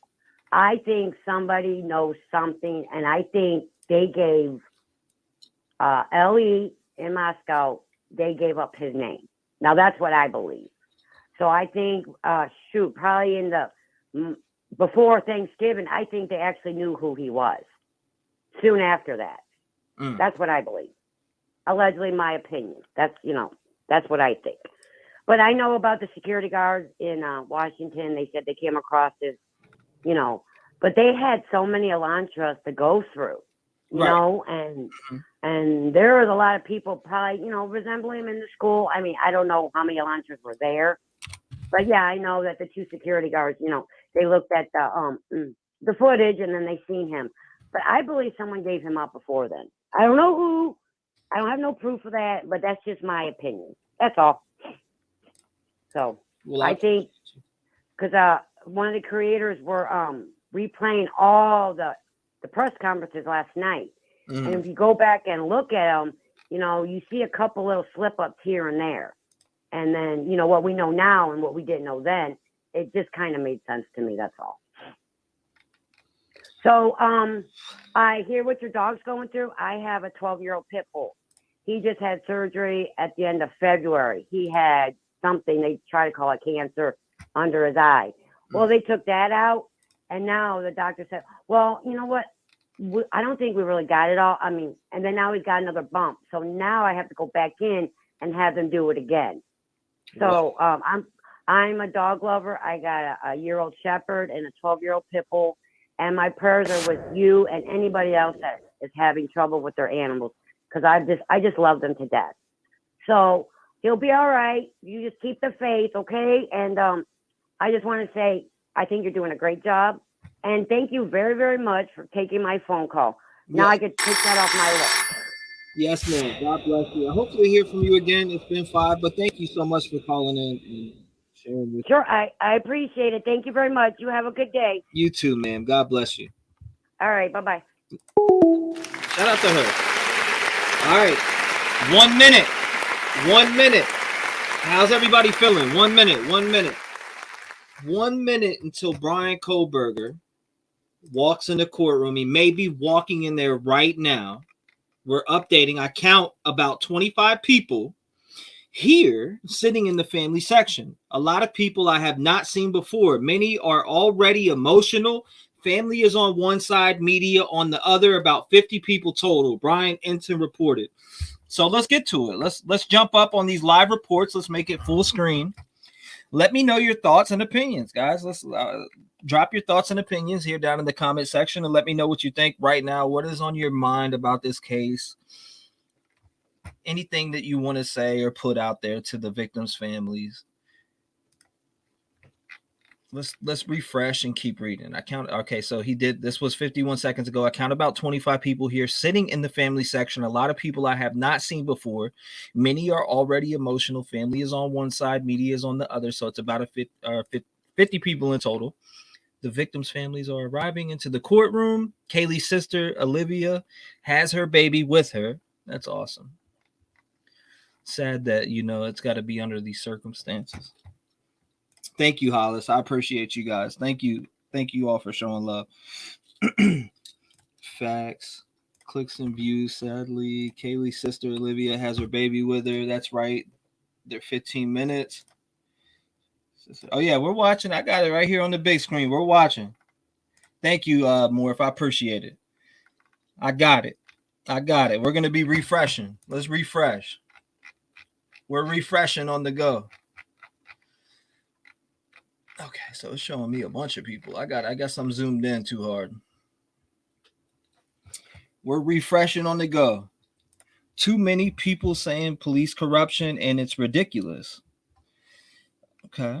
I mean, I've been hearing that a lot. I mean, then you got this case allegedly with some of the police officers that were at the scene, and I still think that, you know, I want to hear about what that is. I want to hear about what this Brady Giglio act was in this case. I am very interested in still hearing about that. Thank you, Zoe. I appreciate you. Thank you for the kind words. That's why there was 53 FBI, because they don't believe it. We'll see. We'll see what the evidence says. I think the evidence will speak louder than anybody can ever really speak. I'm praying it does for these victims' families. I mean, if it doesn't, then we need to get this guy up out of here and get the next one. Find somebody that actually did it, right? If that's the case. But I think they have the right guy, allegedly. I just feel it in my soul. I could be wrong, and if I'm wrong, I'll get on here and say it. I agree with the caller. I think someone gave his name up too. I think his sister did. Thank you, Rock Chalk. All right, let's go ahead and update again. Let's keep going. Okay, totally quiet in here waiting. All you hear is reporters typing and Olivia's baby making soft cooing noises. Okay, so this was a tweet 1 minute ago from Bryan Inton. Live update. Here we go. I see people that Bryan Inton's tweeting. I'm on it. You are right, T. November 29th. Detective John, are you here? Sister DBGB said. Midwest girl, prayers for the families today. Stay strong. Absolutely. 2 minutes. 2 minutes. Oh, her niece is there. Wow. Let's keep updating. I want to see these live updates as they come in. We're staying on it. I don't see any of Bryan Kohberger's family here, but there is also an overflow room I can't see. Wow. Interesting. So Bryan Inton says there's an overflow there. I mean, are we really surprised about that? This, as high profile as this case is, are we really surprised? I'm not surprised at all. If he's innocent, he sure as hell had a landslide of coincidences coming down around him. The most unlucky beaster on the planet. If he is smart, he will plea out. Praying for all the victims and their families. I am glad her family has some sort of joy. Steve Robertson says, family just went into courtroom. Sister is with a baby with her. Okay, we've seen that. Let me scroll down. Let's update it. We got to stay on the updates. I got to keep updating this I'd say every 20 seconds. Update every 20 seconds. We're waiting till we get the footage also of the court hearing. It's kind of upsetting. Bryan can't see. Okay. Still the same thing. Justice for Idaho 4. My doggies will have to wait a few extra minutes for lunch. My iTunes notification going bling bling. Here we go. Law and Crime is live. I hope he pleads guilty. I watched the same window 3 times thinking the bird might try and fly right through. Damn. Okay, here we go.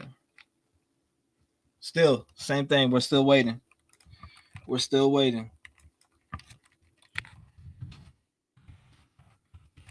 Okay, that's that. Let me grab this. But he kind of. Okay, I see.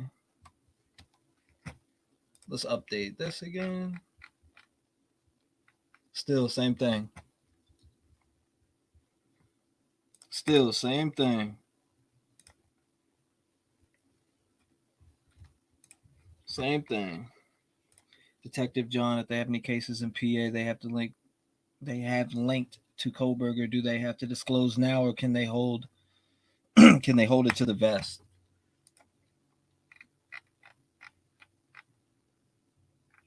There we go. I don't see any. All right. Still the same thing so far. Yes, Steve is there. They're there. So if you go down, totally quiet in here, waiting, all you hear is reporters typing and Olivia's baby making soft cooing noises. It says, I count about 25 people here sitting in the family section. A lot of people I have not seen before. Many are already emotional. Family is on one side, media on the other, about 50 people total. So still no updates. I'm pretty sure Bryan Kohberger's in the courtroom by now. Like I said, it's not live anywhere, so you're not going to catch it live. We're going to be catching it uploaded right after. So we're just waiting for that footage to hit the internet, and we're looking at live tweet updates from Bryan Enton. Hey, Reb. Thank you, Darlene. I appreciate you. I'm not sure what to think, just anxious to see what happens. Let me scroll this down more. I pray that the police found the right evidence in the for sure. Update again. Yep. He's definitely in the courtroom by now. 100%. I guarantee he is. I guarantee he is. Thank you, Jamie Lynn. I appreciate you. Yep. Last tweet, 4 minutes. Last tweet was 4 minutes. So we got that last tweet being 4 minutes ago. Nothing is out live. I'm looking everywhere right now. I'm working on my other screen and refreshing this screen. So here we go. I think he just tweeted out. Let me see. Nope. No new tweets yet. No new tweets yet from Bryan Enton. Nothing new from Bryan Enton. We're still waiting on that. You can hear a pin drop. Wow. Oh, sweet baby girl. Jamie Lynn, very generous. Thank you. Yeah, shout out to Jamie Lynn. I appreciate you. Shout out to everybody that's here. Pat Gordon, Candy Rapper. I wish people would stop with the distractions in the case, and we should wait until we get the answers from the courts. Just my opinion. Shout out to you, Valdis. All right, let's go ahead and refresh again. Kohberger just came in 17 seconds ago. Kohberger just came in. Bing bang. Oops, wrong button. Kohberger just came in.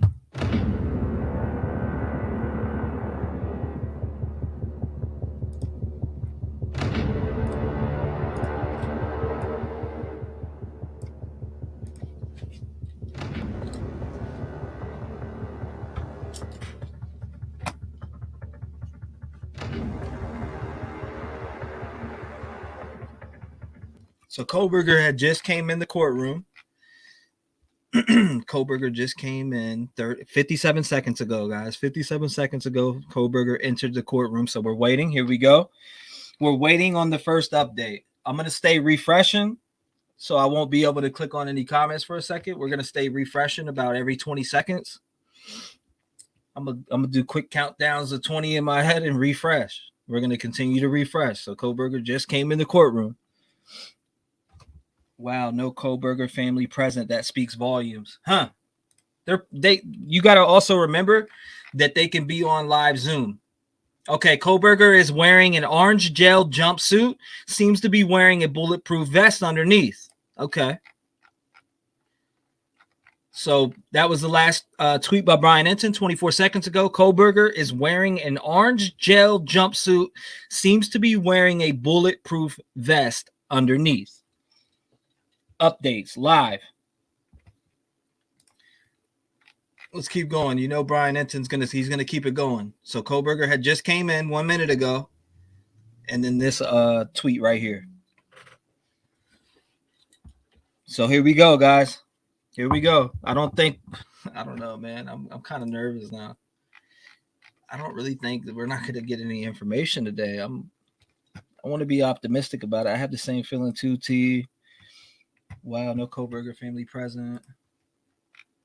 Let's see what my man Bryan Inton is saying. Come on, Bryan. We need more info, Bryan. Come on. Come on, Bryan. We're all waiting over here. We're like vultures waiting for this information. We want to know. We want to know.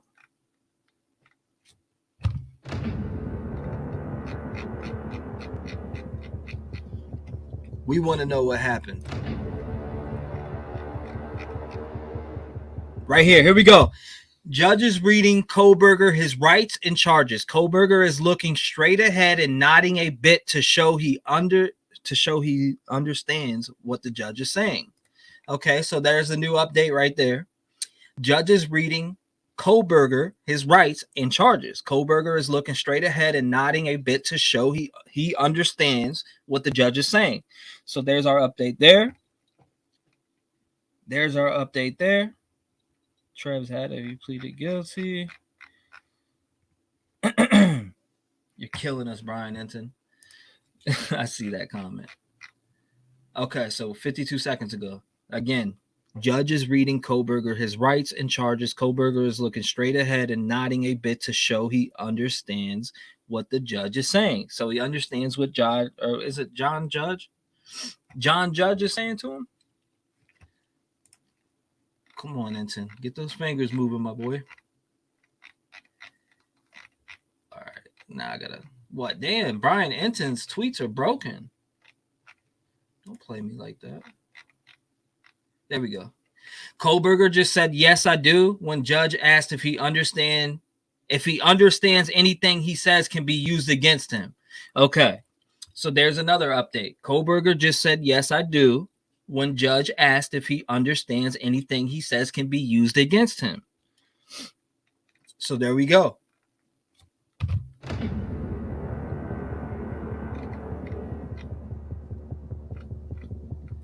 Live updates on the spot. Make sure you hit the subscribe button, smash that notification bell for all updates on Bryan Christopher Kohberger in the Idaho 4 case.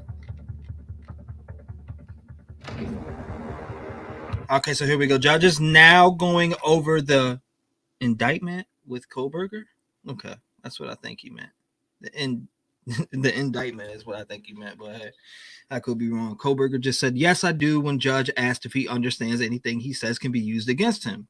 So then this just was tweeted out 15 seconds ago. Judges now going over the indictment with Kohberger.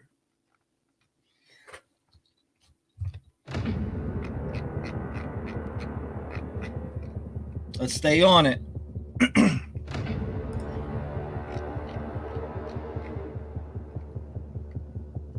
We are staying on the ball here. We are doing this every 20 seconds. I'm not playing.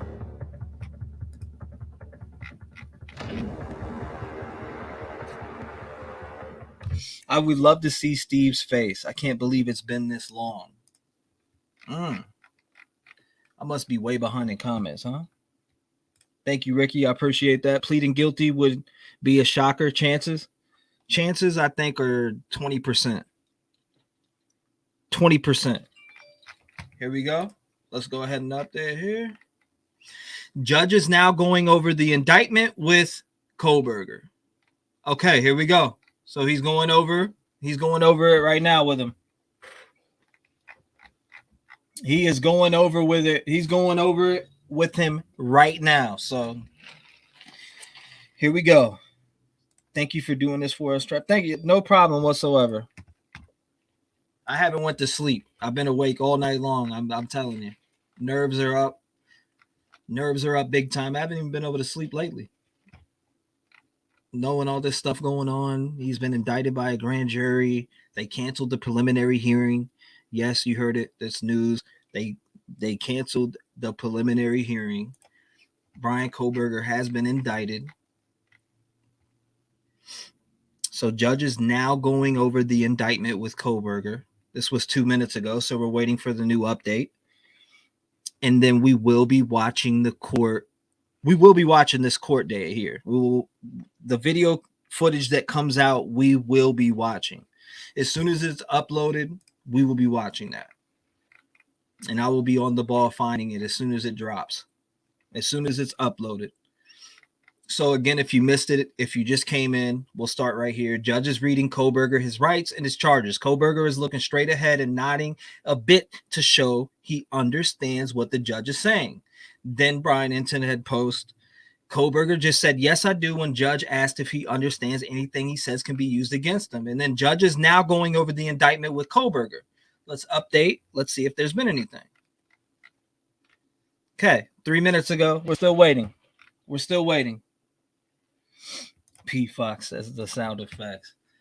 I didn't even mean to hit the one. But that's what it feels like. It feels like this. I can only imagine what Steve and the families are going through being in that courtroom right now. Here we go. Brand new update. Breaking news, brand new update just coming in from Bryan Inton from the courtroom. The judge is reading each victim's name as he goes over the murder charges. Madison Mogan, Kaylee Gonsalves, Xana Kernoodle, Ethan Chapman. In the chat, can we get hashtag justice for the Idaho 4? You can put the victims' names also. Make sure, do that. If you're here for the justice for these victims that were brutally taken away from this earth, type it in the chat. Type it in the chat. Hashtag justice for the Idaho 4. You know, for all these victims. Madison Mogan, Kaylee Gonsalves, Xana Kernoodle, and Ethan Chapman. I mean, it's horrific. It's horrific. Judge tells Kohberger the maximum penalty is life in prison or death. There we go. So new update. Judge tells Kohberger the maximum penalty is life in prison or death. Okay. So just in case you got, just want you guys to know. You can see it on the screen, but I'm gonna read it to you so you can hear me. Judge tells Kohberger the maximum penalty is life in prison or death. So here we go. That's that. I'm interested to hear about the indictment when it comes out on video, because I'm sure we're missing some things here, but I appreciate Bryan Inton for this. The judge is reading each victim's name as he goes over the murder charges. Madison Mogan, Kaylee Gonsalves, Xana Kernoodle, and Ethan Chapman. Judge tells Kohberger the maximum penalty is life in prison or death. All right, we're waiting for that next tweet.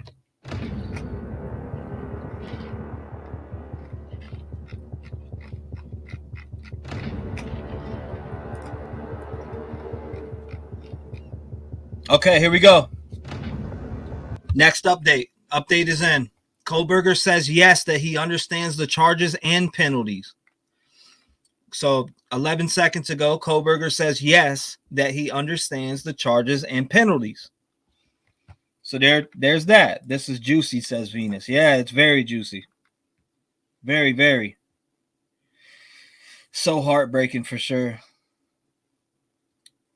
He does criminology. He's going to understand. Let's see if there is any other updates.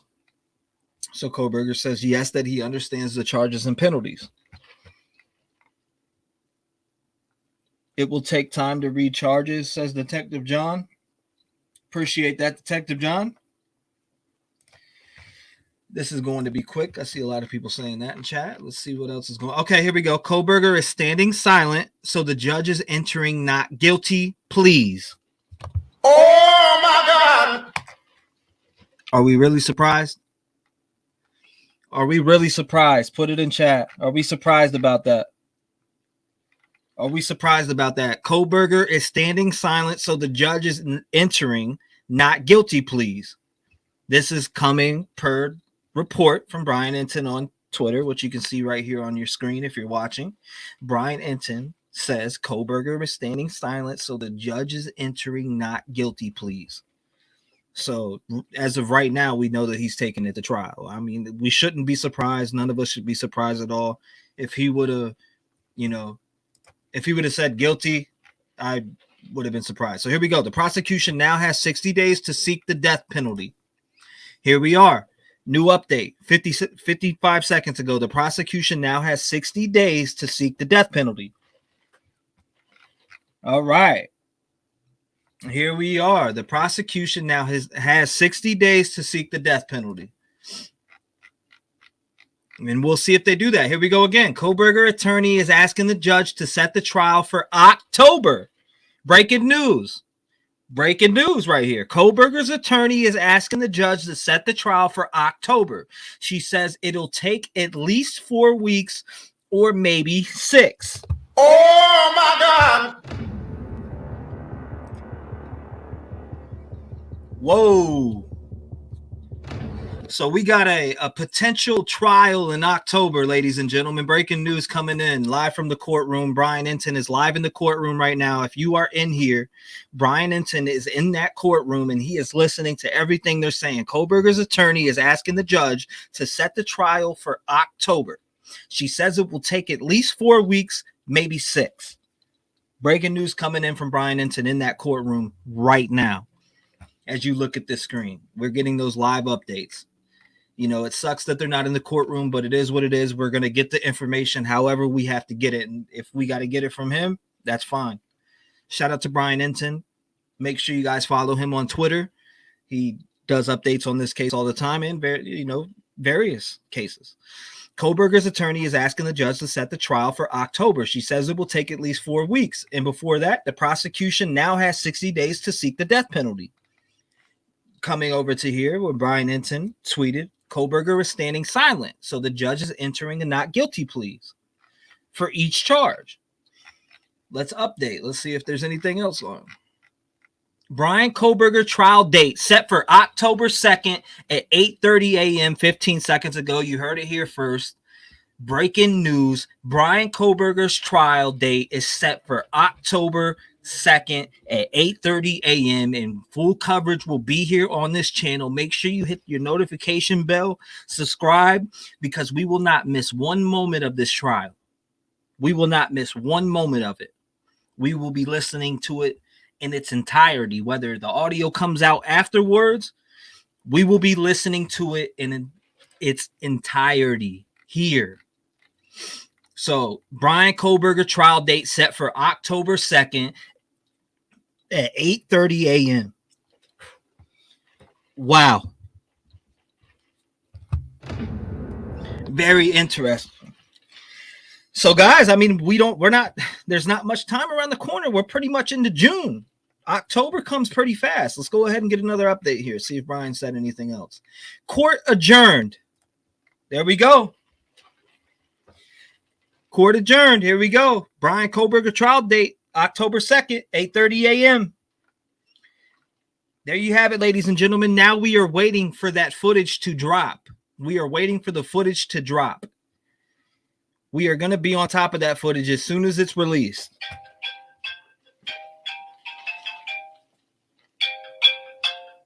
We are waiting for that footage to be released. Wow. Okay, so court adjourned. There it is right there. We know the trial is coming up very soon. Sooner than I thought. It kind of blows my mind that it's going to be October 2nd. I don't know if it'll get pushed back any at all, but as of now, October 2nd, 2023, 8:30 a.m. So wow, the trial date is around the corner. They have 60 days to go for death. Again, if you're new, just came in or leaving, listen, Kohberger's attorney is asking the judge to set the trial date for October, which they did set it for October. Now, they also said the prosecution now has 60 days to seek the death penalty. So if they're going to seek the death penalty, they have to seek it within the next 60. And again, if you just came in, Bryan Kohberger right here, Bryan Kohberger trial date set for October 2nd at 8:30 a.m. So let's go ahead and hit an update. Let's see what came out. Anything else? Court adjourned. That's it. That's it. Thank you, Midwest Girl. I appreciate it. Here's to Bryan Enton and, of course, our own. I appreciate you. Thank you guys for rocking here. We're waiting for that footage to come out, and we will watch it in its entirety. As soon as that footage comes out, we'll watch that, and then I'll open up the lines after we watch that footage, and we can, I'll take a couple phone calls. Thanks, T-REV, for keeping us informed. Much respect and love to you, my friend. Thank you. I appreciate you. Let me go ahead and keep updating here, see if Bryan Enton posts anything else. Nope. I'm going to still update that and keep looking. I'm stuck in the screen. I'm stuck in the screen. We're going to stay right here and keep updating for a minute. We're waiting for that footage to hit. I know we all want to watch it. We want to see the body language. We want to see what Kohberger's looking like. I think his confidence can sometimes be looked at as ignorance. Hi, Susie, says Devil Dog. What's going on, Devil Dog? Glad to have you here. Let us pray. Let us pray the refresh button don't break. I will break it. I'm still waiting for something to come up. You know?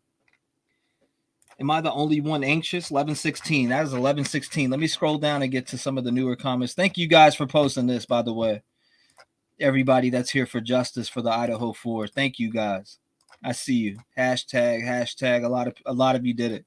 Brian Enton is the GOAT. Let's update and see if he's posting anything else. Nope. So we know that court's over, and we know that the court date is on October 2nd. What is your thoughts about that? Trial starts October 2nd. That is fast, in my opinion. May 5 months, ladies and gentlemen. Not even, I mean, come on. We're right around the corner. I mean, we got the summer to go through, and we're at trial. T-REV, I'm getting more tweets than you. Are you, for some reason, the last one about the death penalty? Yeah, we seen them all. You know, we're behind over here. Or you guys are, I want to say 20 seconds. There's a 20-second delay. Madison Mogan, absolutely. Prayers for the Idaho 4. Justice for the Idaho 4. Kaylee Gonsalves. Ethan Chapman, definitely. He will plead not guilty. Yeah, he definitely already did that. And I know that's an older comment. Let me scroll down. We're waiting for that footage to hit. We're waiting for that footage to hit 100%. I'm looking on my other screen right now, so don't get, impatient with me. I'm getting right on top of that as soon as it drops.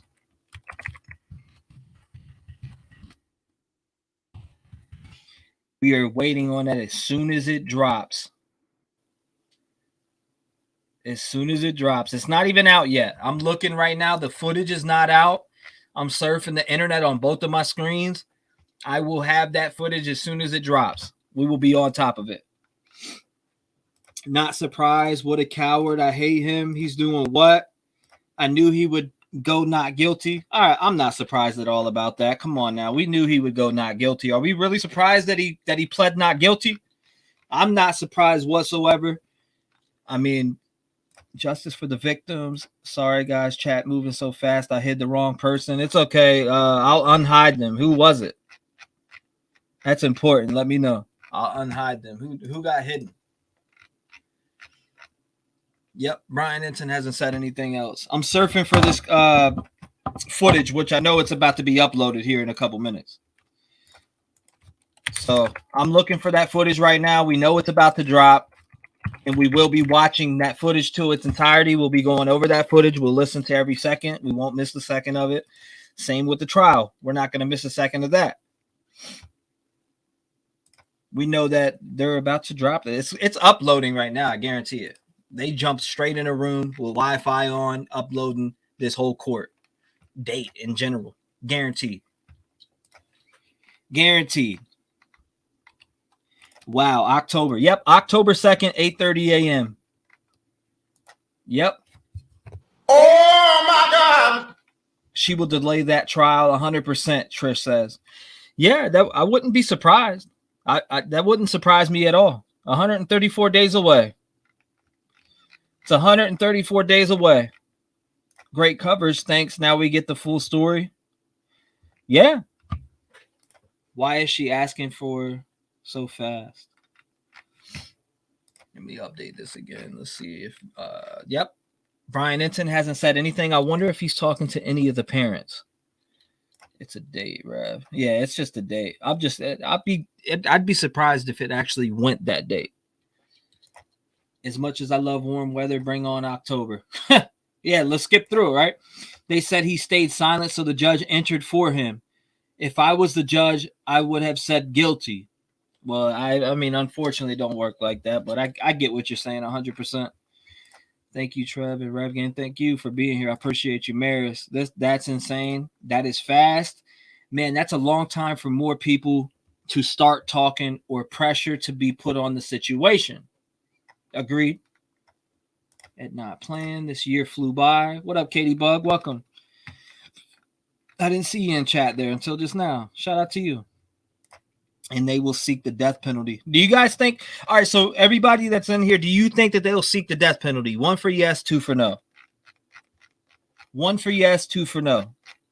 Will they seek the death penalty on Bryan Christopher Kohberger? Yes or no? Is the state going to push for that? Do you think that they will? Thank you, Cindy. I appreciate you. Yep, still nothing. Still nothing whatsoever. Tweets. Still nothing whatsoever. All right, so we're waiting for that to come through. We're waiting for that to come through. So, T-REV, I bet he's up. Can we remember the victims, please? Absolutely. Absolutely. That's what it's about. It's about the victims.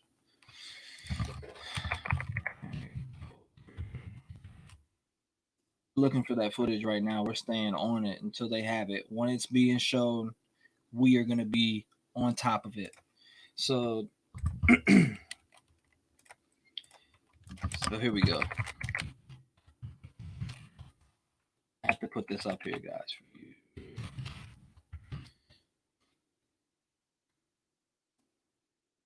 There we go, right there.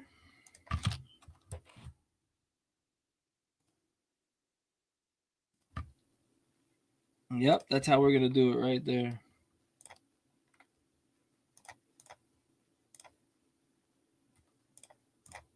I got to actually fix that. We are about to watch that footage as soon as I know they're uploading it right now. They couldn't be any faster. We're like sitting here waiting and waiting and waiting. As soon as we watch that, I'm going to take a couple more phone calls too. Put that at the bottom. Let's get this. Let me see if Brian Enton put anything else. Still nothing. Still nothing from Brian Enton and still no videos uploaded yet. Still no videos uploaded. I'm looking for them right now. Yep, nothing yet. Nothing at all. No results. No results.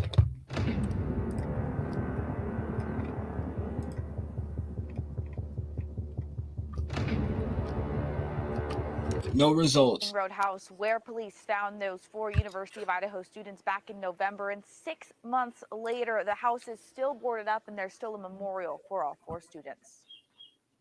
On November 13th, police got a 911 call from the King Road house. When they showed up, they found 4 University of Idaho students dead. The next day, November 14th, police identified the students as Xana Kernodle, Madison Mogan, Kaylee Consalves, and Ethan Chapin.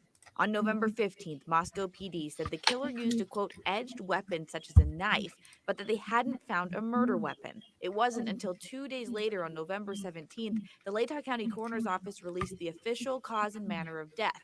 That's a good question. Time officials called the deaths murder by stabbing. On November 18th, we learned more about where the I'm thinking he's interviewing the murders. Then, for weeks, police continued investigating the house. They were also clearing people from the suspect list, like the surviving roommates and people the students had been with that night. Now, December 7th, investigators say they want to talk to the owner of a white Hyundai Elantra that had been near the house the night of the murders. On December 15th, troopers in Indiana pulled over that Hyundai Elantra twice, with Bryan Kohberger driving. He and his dad were on their way from WSU to Kohberger's family home in Pennsylvania. On December 30th, police arrest Kohberger in Pennsylvania. So that timeline there, of course, brought us up to the point of police. Waiting for that footage to come. 1 second here. Let me see.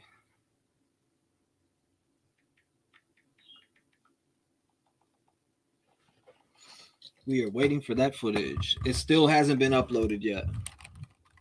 Nothing yet. Hold up. Is this the footage? Let me see. This might be. I don't know. Don't get too hyped. Hold up. Let's see. Nothing yet. Nah. Grand jury indicted him in the November murders. Yeah, that's not it. Oh, we're on the watch though. We're about to get it. We're getting that footage. Smart move from defense. They want to avoid losing momentum. Public opinion is divided right now, and that's good for them. Right.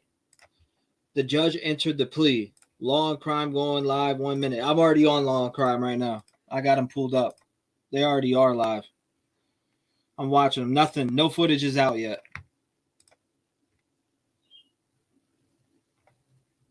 I see them right now. Nothing out yet. Nothing is out whatsoever. You just said October. Isn't it August?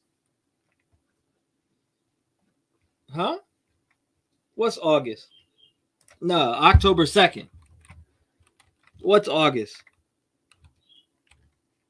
Praying they see fit to put a hold on the house being tore down. Now, hopefully they do. Hopefully they really do.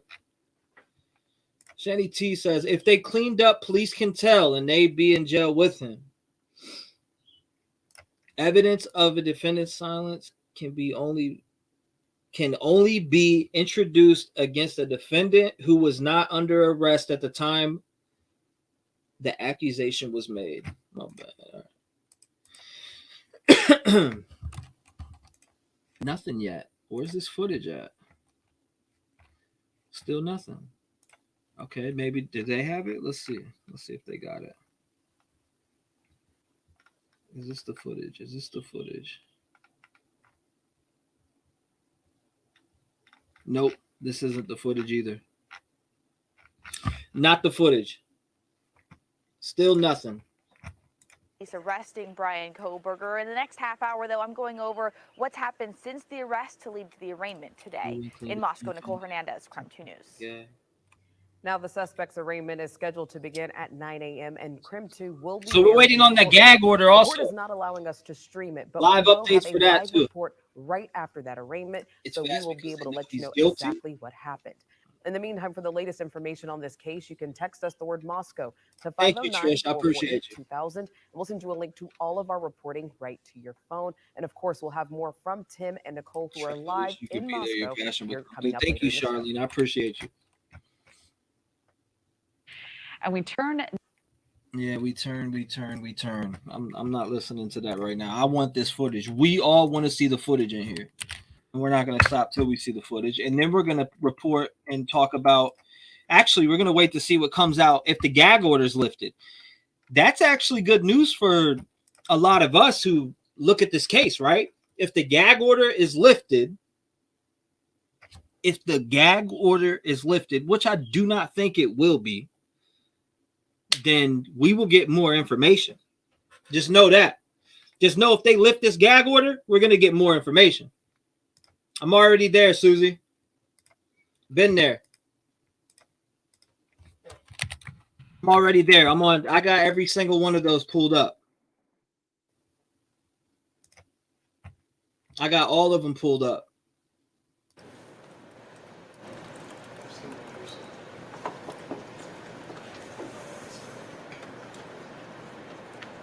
This is what Susie's talking about. We have some breakdown some of your observations, some of your questions. We'll be looking for #KJB, #HeyWalt in the YouTube comment section. So the video now is being queued up. They've now gone to the closed door. So what we're going to see is Idaho murder suspect Bryan Kohberger enter the courtroom. We're going to see Judge read out the indictment. Let's bring up audio, up feed in the event that this one fell. The video. There it is. There Let's you listen go. in. Okay. Appreciate the help.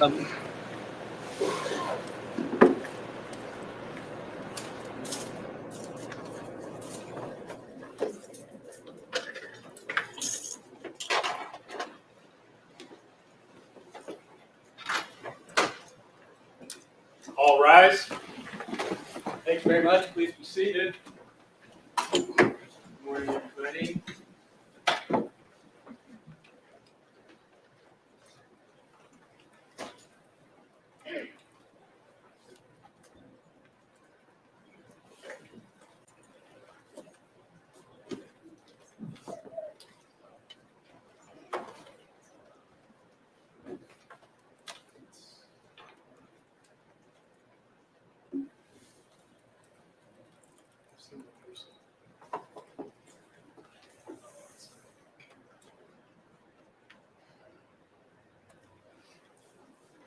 We have some people on Zoom here too, so we're gonna hide it. Okay, let's get on the record, please. Thank you. Okay, we are now on the record in State of Idaho versus Bryan C. Kohberger, CR 29222803.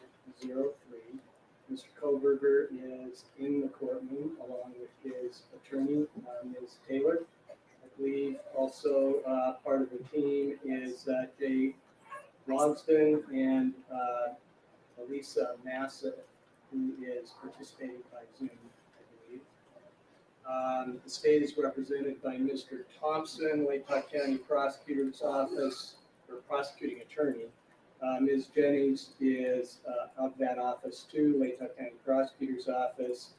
Also, part of that team is Ingrid Beatty and Jeff Nye, both from the Idaho Attorney General's Office. I'm John Judge. If you don't know me, I'm the Lake County District Judge, and I'll be presiding over this case. So, Mr. Kohberger, you've already heard a lot of what I'm going to tell you at your initial appearance, but I'll repeat it to you because it's important, and I want to remind you of these issues. So I'll briefly cover your rights, the charges against you, and the maximum penalties if you are found guilty or if you plead guilty. So I'm going to start with the rights. You have a constitutional right to have an attorney represent you throughout these proceedings. If you cannot afford to hire a lawyer, then one is appointed at public expense. Ms. Taylor and her team have already been appointed, so that's taken care of. You have a right to a speedy and public jury trial where the state would be required to prove every element of each charge against you beyond a reasonable doubt. At that trial, you would have the right to cross-examine the witnesses called against you. That means to see, hear, and question them, to call witnesses to testify for you, and if you choose to testify in your own defense. But you're not required to testify because you also have the right of silence. That right is protected under the Idaho and federal constitutions, so you can remain silent throughout these court proceedings, and that can't be held against you in any way. What you do need to remember, though, is that anything you do say, other than to your lawyers, could be used against you in a later court proceeding. Do you understand that? Yes, I do. Okay, thank you. You also have a right to appeal any final decision of the court. In order to exercise that right, you need to file a notice of appeal within 42 days of that final decision, or that right is waived. Also, if you are not a United States citizen, any finding of guilt in this state could have adverse consequences to your legal status. Do you understand these rights? Yes. Any questions about the rights? No. All right. Thank you, Mr. Kohberger. So let's go to the indictment. Do you have a copy of the indictment in front of you? Yes. Okay, thank you. And you see in the heading your name there. Is that your correctly spelled complete name? Yes, it is. Is that the correct birth date underneath your name? Yes. Are those the correct last four digits of your social security number? Yes. Thank you. All right, I'm going to read you the charges on the indictment, starting with count 1, burglary. That is a felony under Idaho Code Section 18-1401 and 1403. This alleges that you, on or about November 13, 2022, in Latah County, state of Idaho, did unlawfully enter a residence located at 1122 King Road, Moscow, with the intent to commit the felony crime of murder. Count 2, murder in the first degree. That is a felony under Idaho Code Section 18-4001, 4002, 4003, and 4004. This alleges that you, on or about November 13, 2022, in Latah County, state of Idaho, did willfully, unlawfully, deliberately, with premeditation and with malice aforethought, kill and murder Madison Mogan, a human being, by stabbing Madison Mogan, from which she died. Count 3, murder in the first degree, a felony under Idaho Code Section 18-4001, 4002, 4003, and 4004. This alleges that you, on or about November 13, 2022, in Latah County, state of Idaho, did willfully, unlawfully, deliberately, with premeditation and with malice aforethought, kill and murder Kayla Gonsalves, a human being, by stabbing Kayla Gonsalves, from which she died. Count 4, murder in the first degree. That's a felony under Idaho Code Section 18-4001, 4002, 4003, and 4004. Alleging that you, on or about November 13, 2022, in Latah County, state of Idaho, did willfully, unlawfully, deliberately, with premeditation and with malice aforethought, kill and murder Zaina Kernodle. Excuse me. This is hard. I'm sorry. Zaina Kernodle, a human being, by stabbing Zaina Kernodle, from which she died. Count 5, murder in the first degree. This is a felony under Idaho Code Section 18-4001, 4002, 4003, and 4004. This alleges that you, on or about November 13, 2022, in Latah County, state of Idaho, did willfully, unlawfully, deliberately, with premeditation and with malice aforethought, kill and murder Ethan Chapin, a human being, by stabbing Ethan Chapin, from which he died. This is signed on May 16, 2023, by the presiding grand jury. So now I'm going to go to the maximum penalties of each charge, starting with count 1, burglary, minimum 1 year, in up to 10 years in imprisonment, fine of up to $50,000 for both fine and imprisonment, restitution for the victim's economic losses resulting from the crime. For counts 2, 3, 4, and 5, murder in the first degree, maximum penalties, life in prison or the death penalty. Fine of up to $50,000 for both fine and life in prison or the death penalty. Restitution for the victim's economic losses resulting from the crime. Also, additional fine of up to $5,000 to be paid directly to the victim's families.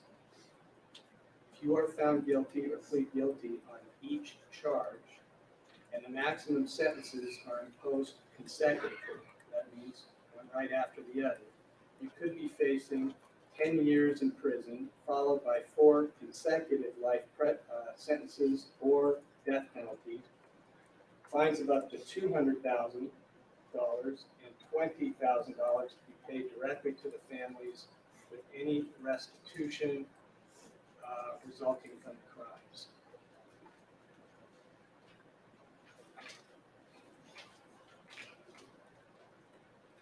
Okay. Mr. Kohberger, do you understand the charge in count 1? Yes. Do you understand the maximum penalty? Yes. Do you understand the charge in count 2, murder in the first degree? Yes. Do you understand the maximum penalty? Yes. Do you understand the charge in count 3, murder in the first degree? Yes. Do you understand the maximum penalty? Yes. Do you understand the charge in count 4, murder in the first degree? Yes. Do you understand the maximum penalty? Yes. Do you understand the charge in count 5, murder in the first degree? Do you understand the maximum penalty? Yes. Okay, Ms. Taylor, is Mr. Kohberger prepared to plead to these charges? Your Honor, we will be standing silent. Okay, because Mr. Kohberger is standing silent, I'm going to enter not guilty pleas on each charge, counts 1, 2, 3, 4, and 5. Now, at this juncture, the state has 60 days to give notice of intention to seek the death penalty.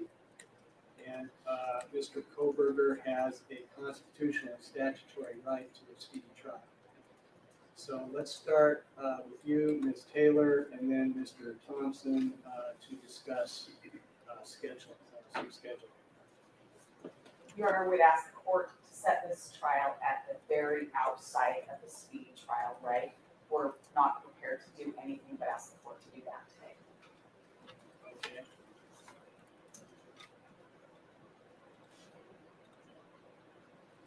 Have you counted out when that will be? November? I have not counted it out, Your Honor, but I believe that would be about November 22nd is when it's run. Maybe November, somewhere in there. So I'd ask the court to set it for an October trial date. How long do you think it will take to try the case? My best guess is it would take at least 4 weeks, maybe 6. So you'd like me to set this for a 6-week trial? At this point, I would, Your Honor.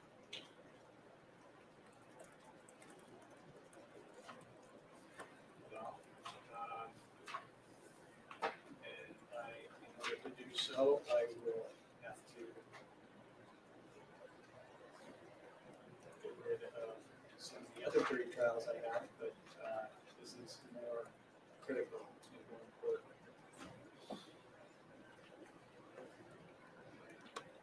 So, Mr. Thompson, what's your? Those trial dates are workable for the state judge. Thank you.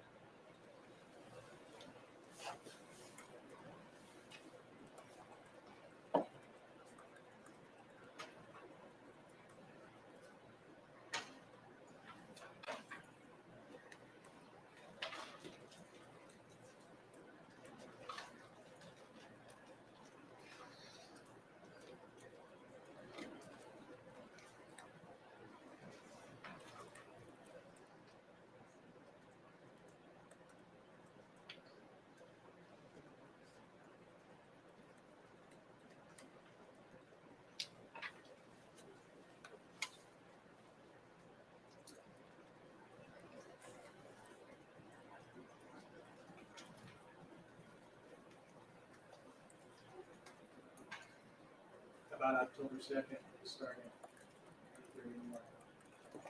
Yes, sir. Okay, for 6 weeks. Yes, sir. Anything else we need to address today, Ms. Taylor? Not with regard to the trial setting, no. Anything else? No. Okay, thank you. Mr. Thompson? Nothing to say at this time, Your Honor.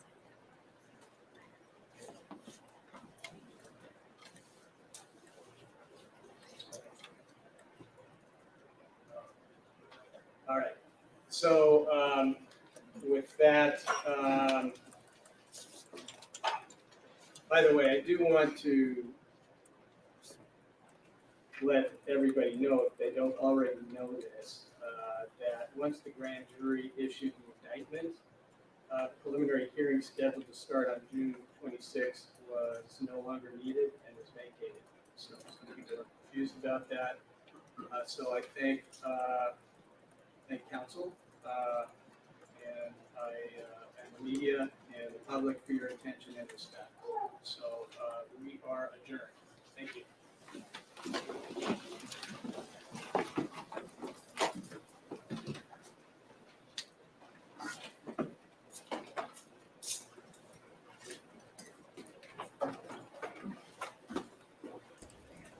Well, there you have it, folks. Bryan Kohberger. Bryan Kohberger court date. You just seen it right there. Bryan Kohberger court date. What are your thoughts? What are your opinions? I'm going to put the phone number up at the top. It'll be right here above me. If you want to call in, it's 219-885-9693. Everybody will be getting 5 minutes. I will take some phone calls. And hold up, actually, give me 1 second. Before we take phone calls, before we do phone calls, I got to see this real quick. Before we take phone calls, I need to see this. Kohberger's arraignment video. Okay, so we got that there. Kohberger's arraignment video. We already seen it, but I'm just saying. Let me go here real quick. This, go to that, go to here. I don't see it. I don't see where they put it. But anyways, crazy. They couldn't make. I don't know. That I mean, the judge did the judge make a mistake? Are you guys on the judge's ass? Let's see. He looks uncomfortable and pissed. Line him up already. No blindfold either. Everyone should stop being judgmental about Judge. Of course, it's hard on him. It's hard on me just sitting here watching it on TV. Absolutely. I mean, the judge did mess up the names, and I know that family. And I said pray for the families because they're going to be very upset about that. They're going to be very upset about that. They're going to be very upset about that. I don't think he did it on purpose, though. But I get what you guys are saying. Gag order hearing today. Yes. 10 o'clock. Which I think is going on right now. So I'm waiting on reports from that, too. I'm looking at it right now. Court adjourned. So then we had, let's look at this real quick and see if they posted this here. Probably the first time will be the plea that. No, that's that. Kohberger stands silent. Not guilty pleas entered in there. Yeah, we knew that was coming. It's not unexpected. It's not unexpected for me. Did he lift the gag order at the end? Nah. He ain't lift no gag order. Not that I know of. Sounds determined like he can beat this. Yeah. We'll see. He didn't look determined to me. He looked like a defeated man, but that's just my opinion. Did he lift the gag? Hold up. Now you're making me concerned. I'm about to go back and rewatch the end then.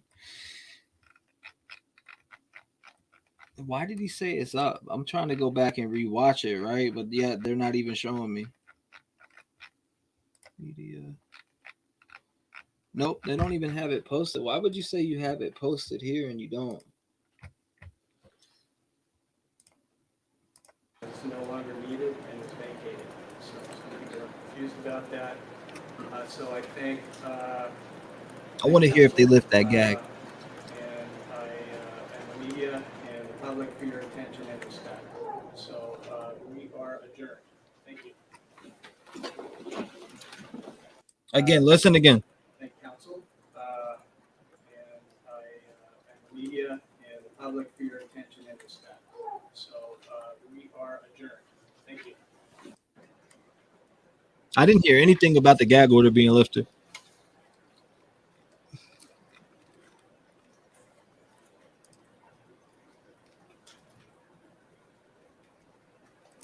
No, he didn't tweet it live. About October 2nd, starting at 3 in the morning. Yes, sir. Okay, for 6 weeks. Yes, sir. Anything else we need to address today, Taylor? Not with regards to the trial study. Anything else? No. Okay, thank you. Mr. Thompson? Nothing to say at this time, no. Yeah, nothing at all.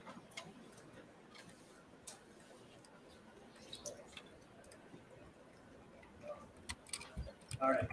So with that, by the way, I do want to let everybody know, if they don't already know this, that once the grand jury issued the indictment, preliminary hearing scheduled to start on June 26th was no longer needed and was vacated. Later, it would have been nice to see the. Confused about that. So I thank counsel and the media and the public for your attention and respect. So we are adjourned. Thank you. All right, so there's really nothing else that's came out yet. I'm still waiting to see videos on like exactly like maybe some interviews with the family. That's what I want to see. I want to see interviews with the families. My tone is that we are unexpected the two opposites. Dateline does not fabricate stories. Your favorite sites, Reddit and 4chan, do. Damn, everybody's arguing on Twitter. Why does everybody got to argue? Was watching that, all the mistakes already made, and poor Judge. Judge was nervous, neither less. What? Still a bing bong mistake. Devil Dog, you're funny. No grounds for appeal. Shani says, I know everyone reacts to things differently, but you would think if you're innocent, you would at least want to say it out loud during a hearing when you've been sitting in a jail for months as an innocent person. Agreed. 1 second. Let me do this real quick.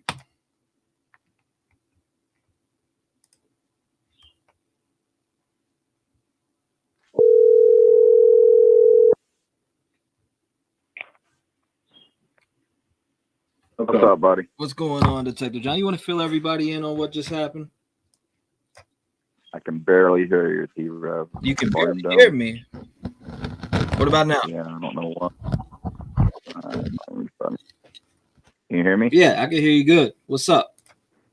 Okay. I said, do you want to fill everybody in on what happened just now?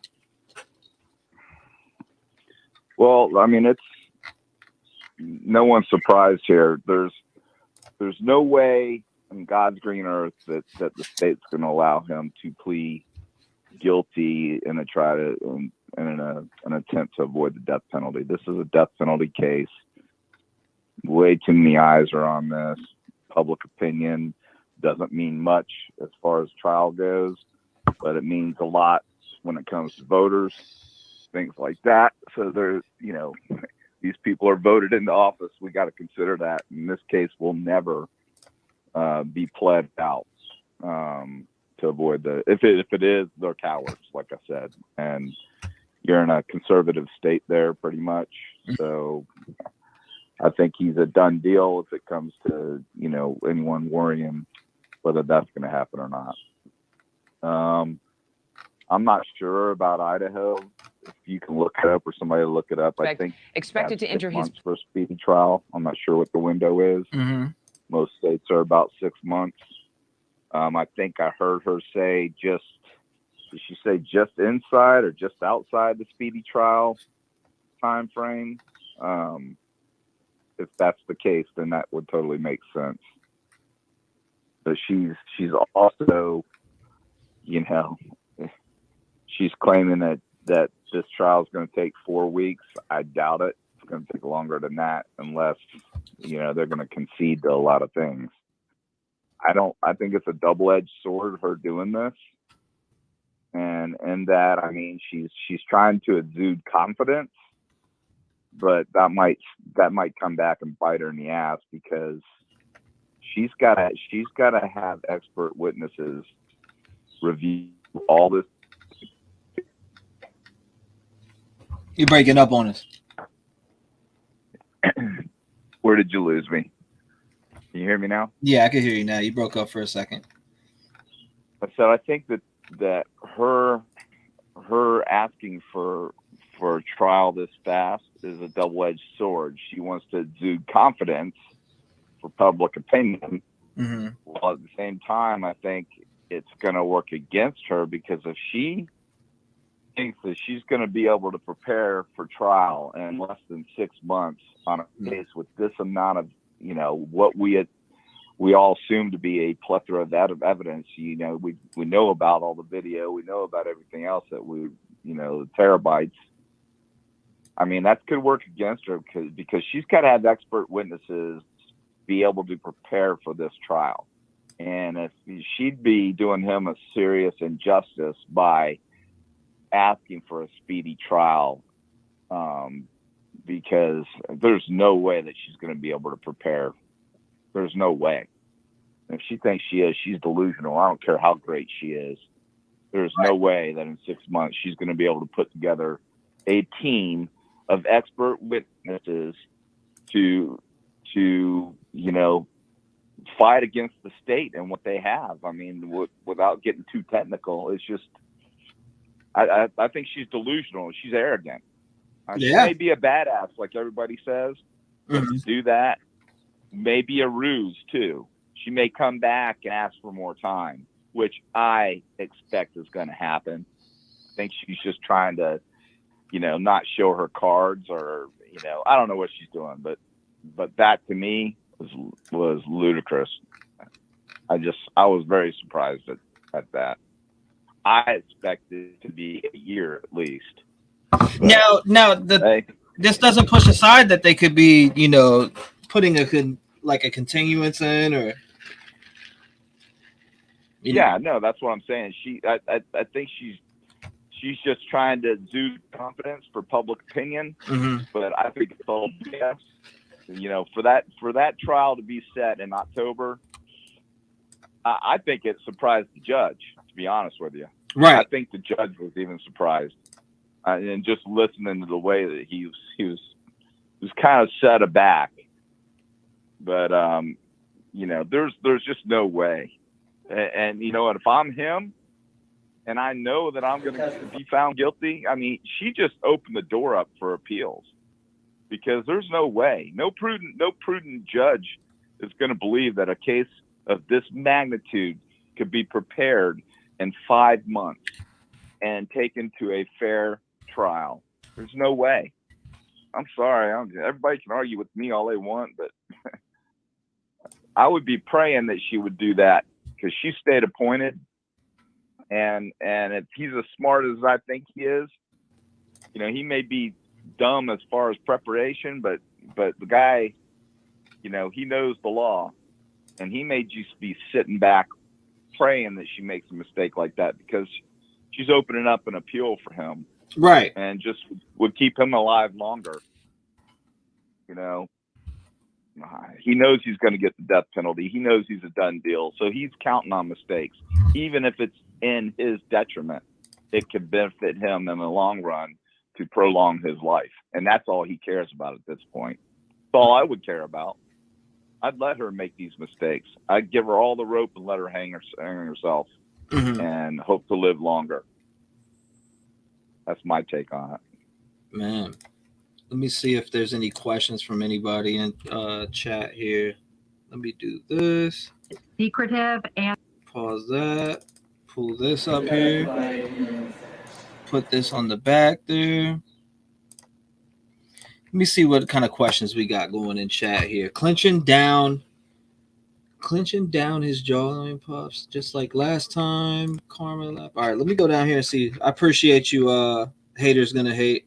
She says clenching down his jawline puffs just like last time. What do you now, from somebody who's been a detective at one point in your career? I know some people get it confused sometimes that they think you still are a detective, this, that, and the third. But from your experience and everything that you've seen, just in general with murder cases and trials and your experience, what is your thoughts on his body language in this courtroom today? He was kind of stoic. I mean, he was not, he was kind of emotionless. He doesn't really, both of them, he was the same way. I mean, he's not going to tilt. He's not going to show us anything. He's going to come in there and because he's a very, if not anything, I think he's a professional, and he's going to be yes and no, and that's it. He knows not to say anything else. So the judge is going to ask him a question, and he did, and he answered yes. He asked him another one, he answered no. And you're not going to get anything else out of this guy. Right. I can promise you this though, he's going to be a pain in the ass for his defense team. Because he's going to be the know-it-all, that thinks he knows everything, and they probably are not going to like him very well, which again may be something that he wants to happen. He's not an idiot. He's not an idiot. I'm telling you that right now. He's calculating, and everything that this guy does moving forward is going to be for his benefit, even if, like I said, it's to his own detriment. Right. Even if it looks like, you know, he's losing. He wants to lose, but he wants to lose at the state appointed attorney's expense so he can file appeals, because he's got no chance. I'm telling you right now, the only chance that he has is that if she can, by having suppression hearings, get some of this pertinent evidence that would, be detrimental thrown out in a suppression hearing. That's the only chance they have. And I know people are going to yell at me and say he's innocent until proven guilty, blah, blah, blah. Yes, I agree with the process people, but I think that they have overwhelming evidence, and her only chances is that's why she wants all of this video. She wants every officer that went in that was wearing, a recording device. She wants them. She wants to be able to pick them apart. She wants to be able to cast doubt to the jury in any way they can. That's why I can't believe that she wants it in October, because there's no way that she's going to be able to pick through all that video evidence in time. There's just not. I think this is a ruse. I don't believe that it's going to go in October. I believe that she'll file a motion for a continuance. Yeah. Not once, but twice, if not 3 times. And I think this is she didn't sound real confident, in my opinion. You don't think so? I didn't think she sounded very confident. I think she sounded kind of unprepared, if you ask me. Yeah, I mean, so you think that she really sounded unprepared? Again. I think they're digging for something. They got a lot of terabytes to go through, They do. They got there's no way. I think that she was on the fence on saying what she said, and as far as the trial date, and she just didn't sound real sure about herself. She doesn't want us to feel that way, but I don't know. I know for one fact the judge was surprised. Right. People can argue with me all they want, but I'm telling you, that judge was surprised at the request for a speedy trial. So, and I think the prosecution was surprised, but the prosecution was all about it. Bring it. That's great. Now we'll be ready. We'll be ready, but will you? Donna asked a question here. She said, "Ask Detective John about cases in Pennsylvania. Do they have to inform the courts of that, or does that come out, or does that come later if there are any?" No, they'll have to. That'll never come up in this case. It would be prejudicial. But they can file charges over in PA if there are other cases over there. They can certainly file charges. But those cases won't be. This case will be disposed of way before they do anything over there. And this is a death penalty case, so he'll never get extradited over there on a capital punishment case. I don't know what Pennsylvania. I don't know. I don't think Pennsylvania is a death penalty state, but I'm not sure. So you're gonna have to look that up. Wow, I ain't slept. I woke up at like 5:30 yesterday, man. I ain't been able to sleep good lately. This case is wild. Kohberger, really, we all knew what was going to happen. I mean, there's no way that he was going to plead guilty, because there's way too much vested in the defense now, and he's got nothing to lose, everyone, by pleading not guilty. He's got nothing to lose. If he pleads guilty, the state's not going to allow. They're not going to drop the death penalty for him to plead guilty. So what's the point? Right. So he's got nothing to lose. He's got everything to gain by not pleading guilty. If this was a non-death penalty case, then I could understand him pleading guilty. So get it over with. There's some new stuff. Let's see. Statement from Kaylee Gonsalves family. The family would like to thank everyone for continuing to follow this case and keep the memories of Kaylee, Maddie, Xana, and Ethan alive. They are what is important, not the defendant. We are thankful that the Latah County District Attorney's Office finally took the case to the grand jury and came back with an indictment. At the same time, we are disappointed that the judicial process has not been more efficient in addressing the gag order. This is just the beginning of a long journey for all the families, and we are thankful for your continued support and coverage. So they just put that out. Brian Internet tweeted that, and then he put out Brian walking into the courtroom also. So I mean, I don't think T-REV. I think that's more directed at people like yourself than the media, because I believe that people like you and some of the others who really kept this case alive and really got it out there over the media.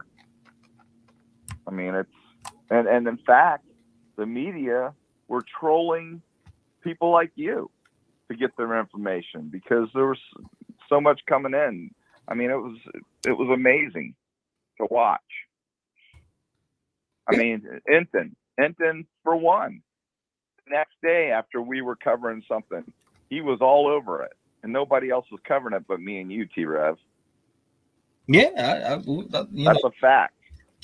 Where was he the next day after we talked about potentially where he came in and that where we were talking about the video in the back there watching it? I'm like, that's where he came in. Boom, Enton was back there the next day with a theory. I mean, that we already addressed. I can put this out there for a fact. I know News Nation was watching my channel. They multiple producers have reached out to me. Absolutely. From News Nation. I have receipt of that, so I know News Nation. They were trolling you big time. They were even quoting. I'm not going to say some of the things that were being said. I won't say they were trolling me because I don't know that to be fact, but I know they were watching. So I can't. I mean, you can't say it. It's your show, but I'm going to say it. They were trolling you. Come after me. I don't care. They would be stupid not to. Yeah, they had people probably assigned to watching these shows alone, taking notes.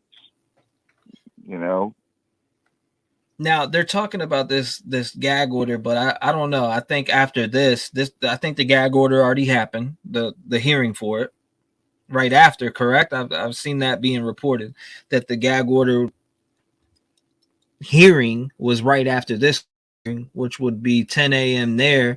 So the court date for him was 9 a.m., which is Pacific time, Cali time. Yeah, but he wouldn't dismiss court and then bring him back in for that. Yeah, but if they're doing a gag order hearing, wouldn't it just be? It would just be his gag order is up. T. So the gag order is done. Or is that what you're saying? Gag order is up, or what? Hold on, I'm missing it. I don't know. Brian Enton tweeted the gag order is about to start. We're about to look at it right now because I haven't seen that. I just looked at everything right here. Let's see again. Let me go down. Hearing related. Okay, there we go. You're right. You guys are right. I was wrong. Gag order about to start 12 minutes ago. So I guess it was at 12 because if we're going back to 12 my time at least, and then 10 there, what it would be 10:19. So there's 2 hours. It'd be 10:19 for sure. So yeah, it did start at 10. They're just getting a little bit late to it. So they're talking about this gag order. I want to see we're going to stay right here for updates. We're definitely. So he adjourned, and then he's going to come back and address the gag order. Yeah, they're definitely going to be talking about this gag order. I haven't seen no information drop on it yet. Brian Enton hasn't said anything yet on it. Down the road, can ask for a new attorney. Innocent or guilty, wouldn't your mouth be dry? What's wrong with you people? Judge couldn't even get names right. I got trouble on my phone and TV. I appreciate you. We're waiting. We're waiting for the updates. I got it pulled up. We're definitely waiting on those updates. Only thing new is a statement from Kaylee Gonsalves family. Well, we can only hope, for the sake of basically all of us, the show and everything, that they drop the gag order. I mean, that way we'll start to get some information. I mean, if they drop the gag order, I think we'll get a lot of information. Well, yeah, absolutely. I think we'll get. I mean, it's not going to be earth-shattering stuff, but I think we'll get some information that we normally wouldn't have even been able to entertain without a leak. Right, exactly. This is wild. Yes, Karen Klein. Karen said I should know how this works. Yeah, I'm pretty versed on how it works. But some states are different. Yeah, exactly. States are different, man. States are different. Even like Commonwealth states, they're all different too. They all have different law. Like I'm not saying like tremendously different, but they do have some different things. Every state has its own unique changes. And I'm not trying to condescend to know that I know what Idaho. In fact, I said you have to look it up because I don't know what their laws are. I'm for most states it's generally a speedy trial is within 6 months. So from the arraignment. Oh, hold up. Kohberger is back in the courtroom for gag order hearing.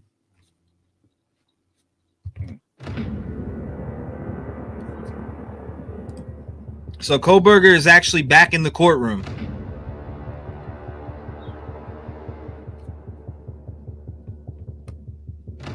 We got Kohberger back in the courtroom, ladies and gentlemen. Breaking news: Kohberger back in the courtroom as we speak right now. Brian Enton just tweeted that. So we got Kohberger back in the courtroom. Let's go ahead and wait on some updates from that. Detective John, I might bring you up on panel here shortly. I'm gonna update this. If you will, I'll send you a link.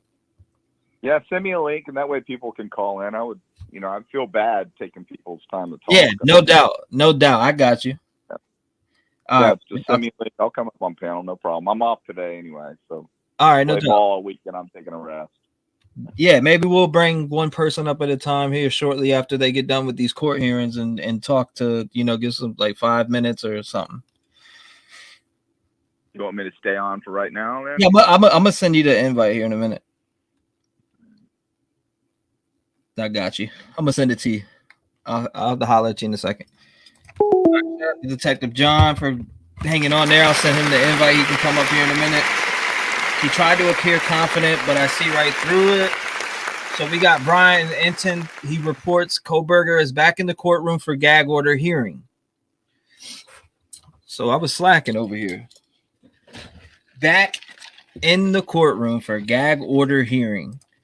Now, let's see the predictions in here. Do you think they will remove the gag order? Yes or no?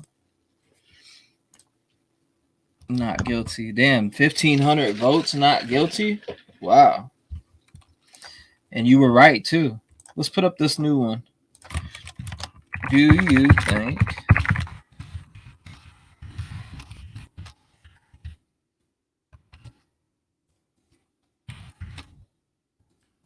nope.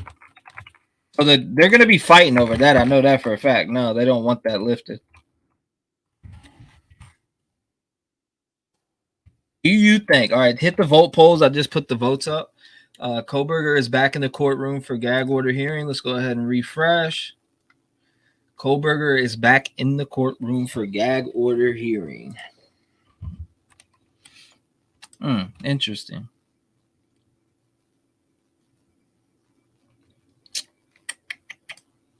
Let's see. So they don't have any live footage of that out there right now. Steve knows he wants all to speak. Me and you, Trev. Ashley, I would plead my innocence if I didn't do it. Travis OG. Yeah, I wish. News Nation. What I say? News Nation, Troll Nation. Not trolling in a bad way. I don't trust them. Yeah, I get that. Staying silent is probably a tactical decision from the defense. Kohberger is still back in the courtroom. There's no updates on that yet. We're waiting for that live update on this gag order. If you will, take to the vote up top. Make sure you click and vote. Do you think that they will lift the gag order? I'm going to tell you what my vote is right now. No, I don't think there's any chance that they lift it. But if they do, I'd be very surprised. I mean, if they lift the gag order, then that means some of these documents will be able to get to. I think in my mind, you'd be able to get to some of these documents, right? but maybe I'm wrong. I could be way off. I'm speculating only on things that we could get to. So if they lift the gag order, do you think that the media and us in general will be able to touch these documents? You know, the evidence that they have against Kohberger, will we be able to see that, or is that something that is held closely? Let me know. I know every state is different. I've seen a bunch of different things in a bunch of different states, so I don't know how Idaho works, but that's, you said, so that's 1 hour time. Hearing at 10. I'm way behind. Let me catch up. I see I'm way behind. Just for being you, Rev Gang, hit them thumbs up, show that love. I appreciate you. Let's wait for this update. Here we go. Get your votes in.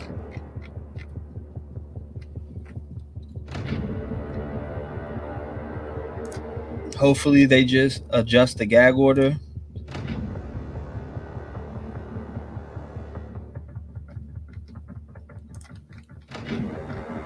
Here we go.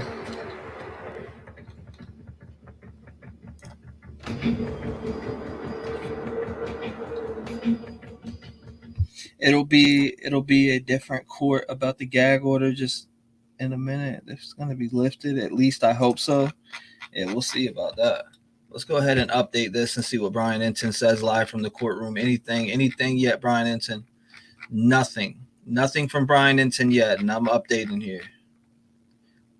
Okay, still Kohberger's back in the courtroom. Do the families want the gag order lifted? If they do, I stand with them. Yes, they do. The families do want the gag order lifted. The defense doesn't. The defense doesn't want it lifted.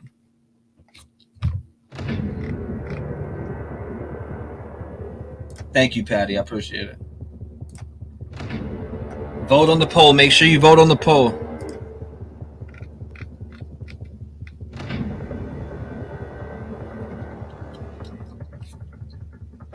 Idaho College killing suspect Bryan Kohberger has a hearing set for October 2nd after a judge entered a not guilty plea on his behalf. Let's see what they got here.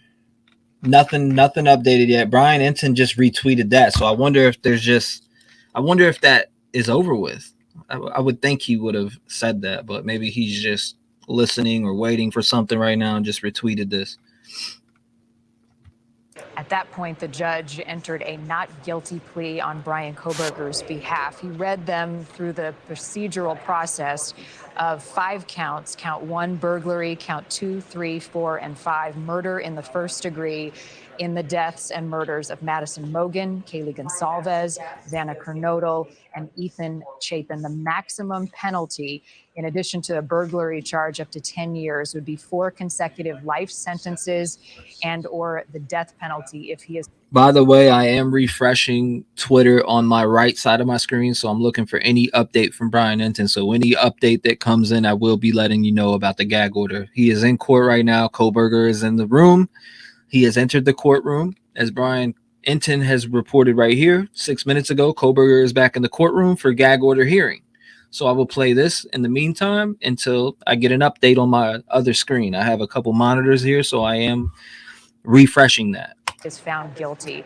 You can hear some sniffles in the courtroom. I know the families of the 4 University of Idaho students are in the courtroom as well. I believe we have News Nation's Bryan Enton standing by. Bryan, what's it like in there and for these families as they prepared for this difficult day? Yeah, Marnie, I just stepped out. It was emotional. I mean, there were about 25 family members representing the 4 victims, which was a lot. There were a lot of people that I didn't even recognize that hadn't been to the hearings in the past. It was a very, very small courtroom, so they took up about half of the courtroom, all seated on one side. They were emotional even before court began, and then they brought Bryan Kohberger in right before they started the proceeding. And again, it's so small that 2 that I know sitting was really very, very close to Kohberger, so it made for a somewhat uncomfortable situation, obviously, for them to be that close to the man accused of killing their loved ones. But they powered through it. You said you heard the sniffling. I mean, there was certainly crying. One thing that really struck me is Kaylee's sister, Olivia, Last time I interviewed her, she was pregnant. Well, she's now had the baby. And nothing updated as of now on Bryan Enton's Twitter, by the way. I am refreshing on my right screen. She had the baby with her in court, sort of strapped to her chest. So as they were doing all of this, you could sort of hear like baby cooing noises. And I think maybe that brought the family some support. I saw Kaylee's mom, Christy, go and sit next to her daughter and the baby. And I think that sort of lightened the mood a little bit. But the big news, obviously, he didn't officially enter a plea, so the judge entered a not guilty plea for him. And this trial has now been set October 2nd, not far away at all. And they say it's going to take 4 to 6 weeks, Marnie. Bryan, this is the first time that we've seen Bryan Kohberger in court in the last couple of months. What did you notice about him? He said just a few words, yes, I do, yes, no, just going through the procedure of it all. What did he look like? How did he seem? Yeah, in terms of how he looked, I mean, he looked about the same to me as last time I saw him, last time he was in court here a couple of months ago. I was really like paying attention to see, did he look skinnier? Did he look bigger? Were there any changes? He looked about the same to me. His hair looked a little bit longer. His build, it's hard to make out because he's wearing what appears to be some kind of like big, bulky, bulletproof vest or something like that. I don't know what the right name is, underneath the orange jumpsuit. So he looks a lot bigger than he actually is, because you could tell it was a big vest underneath. And he sort of had the same demeanor as last time, came in very, very quiet, just sort of looked straight ahead at the judge. He had to answer those yes or no questions, and he did. And he, was very like sort of stern in the way he answered. He didn't just say like yes softly. I mean, you heard it. He answered very like he knew exactly what was going on. And they went through all the questions, and he never seemed to look back at any of the victims' families. I did not notice anyone from his family in court. And another court date now set for October, correct, Bryan? Yeah, not just a court date. I mean, the trial. The trial has now been set for October 2nd. Of course, there could be delays. Things could change between now and then, but both sides agreed and said they're ready to go October 2nd for a 4 to 6 week trial. Chilling. All right, Bryan Enton in Idaho. So there's that. We are updating back-to-back here, live updates from the courtroom again. Bryan Kohberger has entered the courtroom again for the gag order. Kohberger is back in the courtroom for gag order hearing. If you are just entering, this being reported 11 minutes ago from Bryan Enton.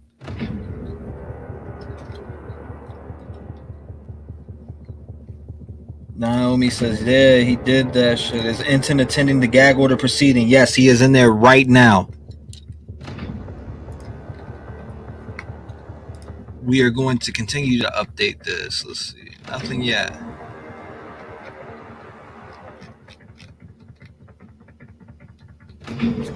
If you just came in, statement from Kaylee Gonsalves family. I will read this again. I know you can see it on your screen right now. The family would like to thank everyone for continuing to follow this case and keep the memories of Kaylee, Maddie, Xana, and Ethan alive. They are what is important, not the defendant. We are thankful that the Latah County District Attorney's Office finally took the case to a grand jury and came back with an indictment. At the same time, we are disappointed that the judicial process has not been more efficient in addressing the gag order. This is just the beginning of a long journey for all the families, and we are thankful for your continued support and coverage. Shout out to the Gonsalves family. Our prayers are with them.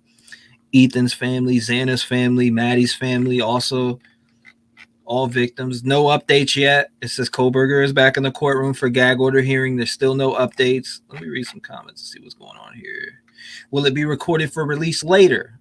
Yes, Bryan Enton has reported. So we know that that will also be on there. Damn, did they make the gag order even more strict? Where did everybody go? Yeah, I know, right? Where is everybody at? What's going on? I'm with you on that, Sleuth. Where is the gag order? We all want to know. We want to know.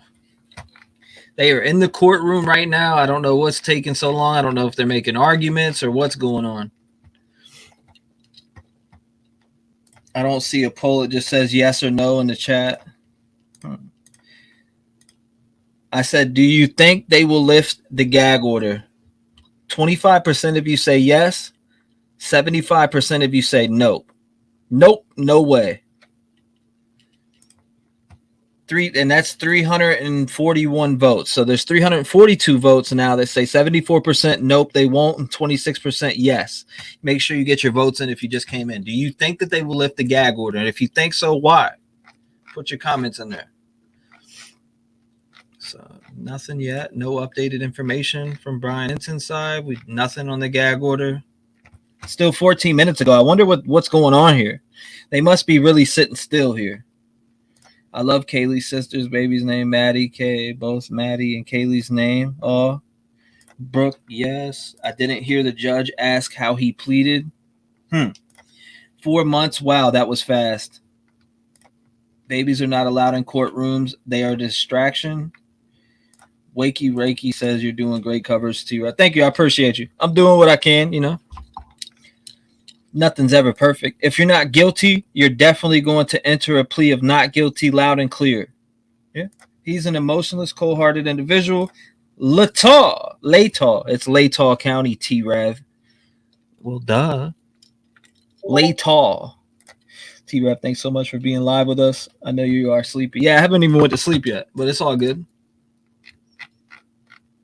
Nothing yet. No updates. No updates yet.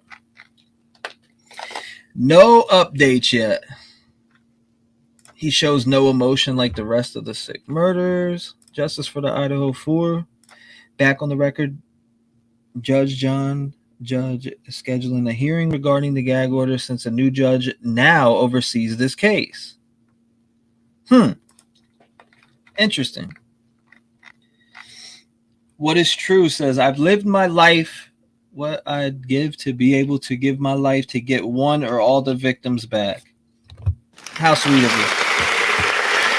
Kind words from you. I truly appreciate you. Here we go. Here we are. We got an update. Ladies and gentlemen, we got an update. Gonsalves family attorney wants the gag order issues resolved quickly, asking the judge to address it this week. There's our update. Again, you can see it on your screen right here. Gonsalves family attorney wants the gag order issues resolved quickly, asking the judge to address it this week. So there's that. Let's see if Bryan Ensign attached anything else in here. I thought it was being addressed today. I agree with you. Lots of money to be made. So why? Hold on, what's it say? So why? I want to know what is that. Okay. So far we got that. Not really anything. So what are they just going in there to say? Yeah, we'll address it this week when it was addressed to be addressed today. I don't know. Weird to me. Why aren't we addressing it right now? Why was the court date made for today for you to say that? Gonsalves family attorney wants the gag order issues resolved quickly, asking the judge to address it this week. Wow. What is going on? What the heck is going on here? Hold on, let's go ahead and bring him up here.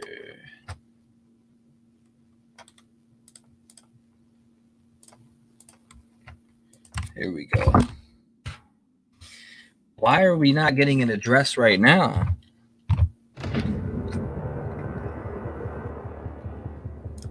Prosecution has 60 days from today to announce if they're going for the death penalty. Yeah, I was about to say, he is the new judge. We can all give our hearts. Been waiting for this day. Hi, guys. Why are we adjourned? This gag order hearing, when he's known, it's been on the calendar for a while, is ridiculous. Agreed. They want this ASAP. So why did they bring Bryan back into the courtroom? Yeah, I want to see this. I definitely want to see why they did this. Why did they bring him back into the courtroom? What's the information on that? What is the 411 on that? Why did they bring Bryan Kohberger back into the courtroom? And Bryan Ensign tweets something out like this. Again, Gonsalves family attorney wants the gag order issues resolved quickly, asking the judge to address it this week. So maybe they're talking about right now and I'm just misreading it, or, you know, my mind's racing and I'm thinking a bunch of different things like we all are. Okay, here we go. Judge says because the media coalition went to the Supreme Court, it has slowed the process down. Okay, so here we go. There's another tweet he put out. Brian Enton, judge says because the media coalition went to the Supreme Court, it has slowed the process down. Oh my God! Damn it. It's always something like this, ain't it? It's always some bull. Yes, he said not guilty. In essence, what's in secret? Bring the light. Why would they want the gag order lifted? It'll only give him a reason to use it to appeal unfair trials.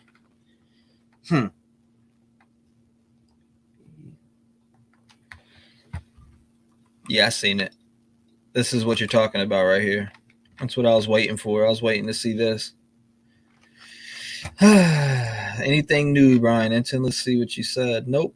That was the last tweet. So, all right. So we pretty much know that the gag order is staying in place as of right now because judge says because the media coalition went to the Supreme Court, it has slowed down the process.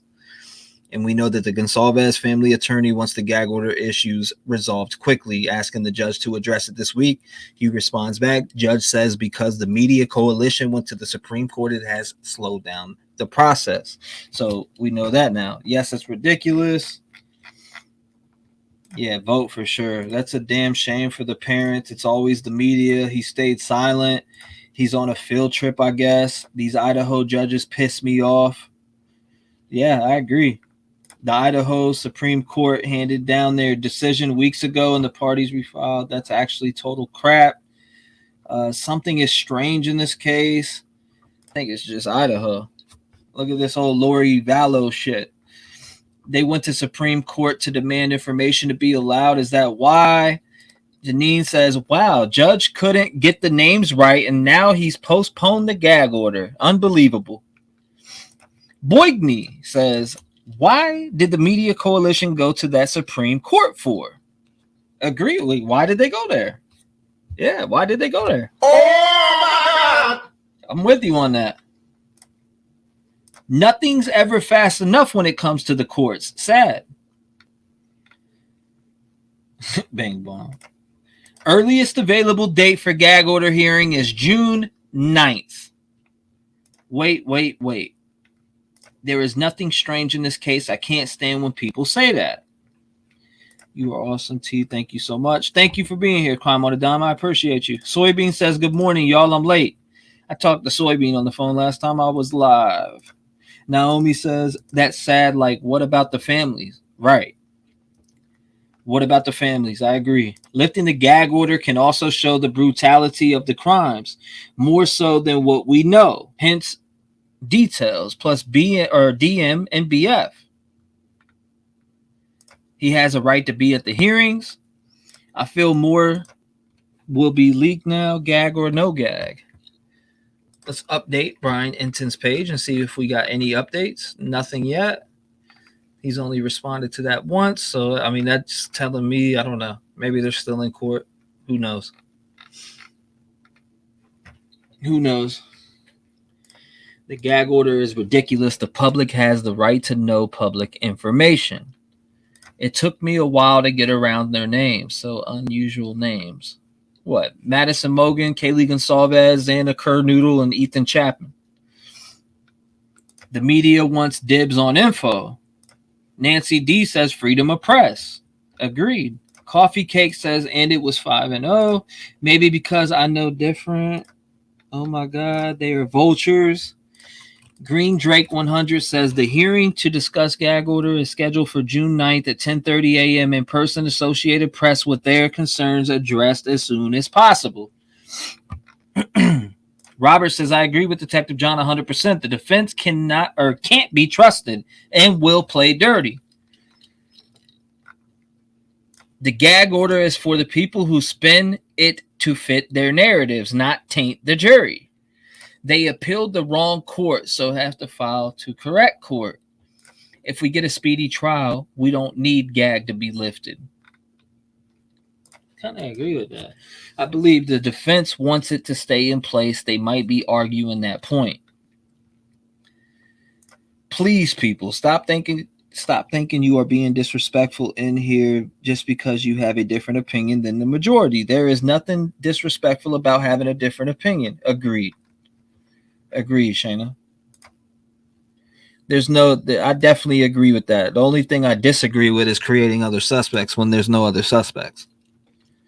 Now, I question the two roommates.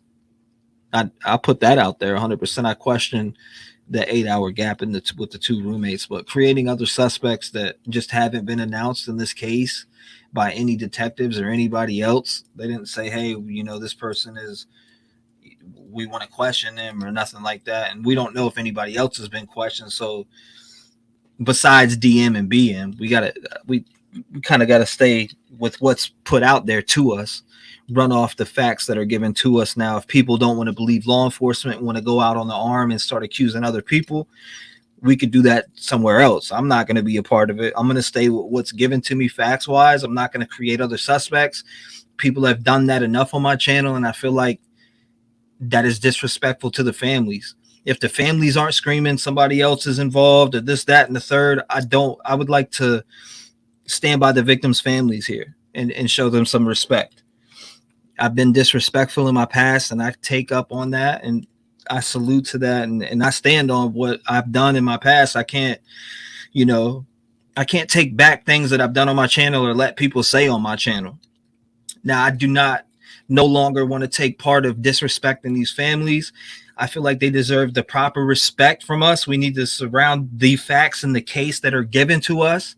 We can question the holes that people called, or the holes that people say are in the PCA. We can discuss those, but creating suspects that aren't there and naming other people as suspects, I just no longer want to be a part of that. And that's the right I have.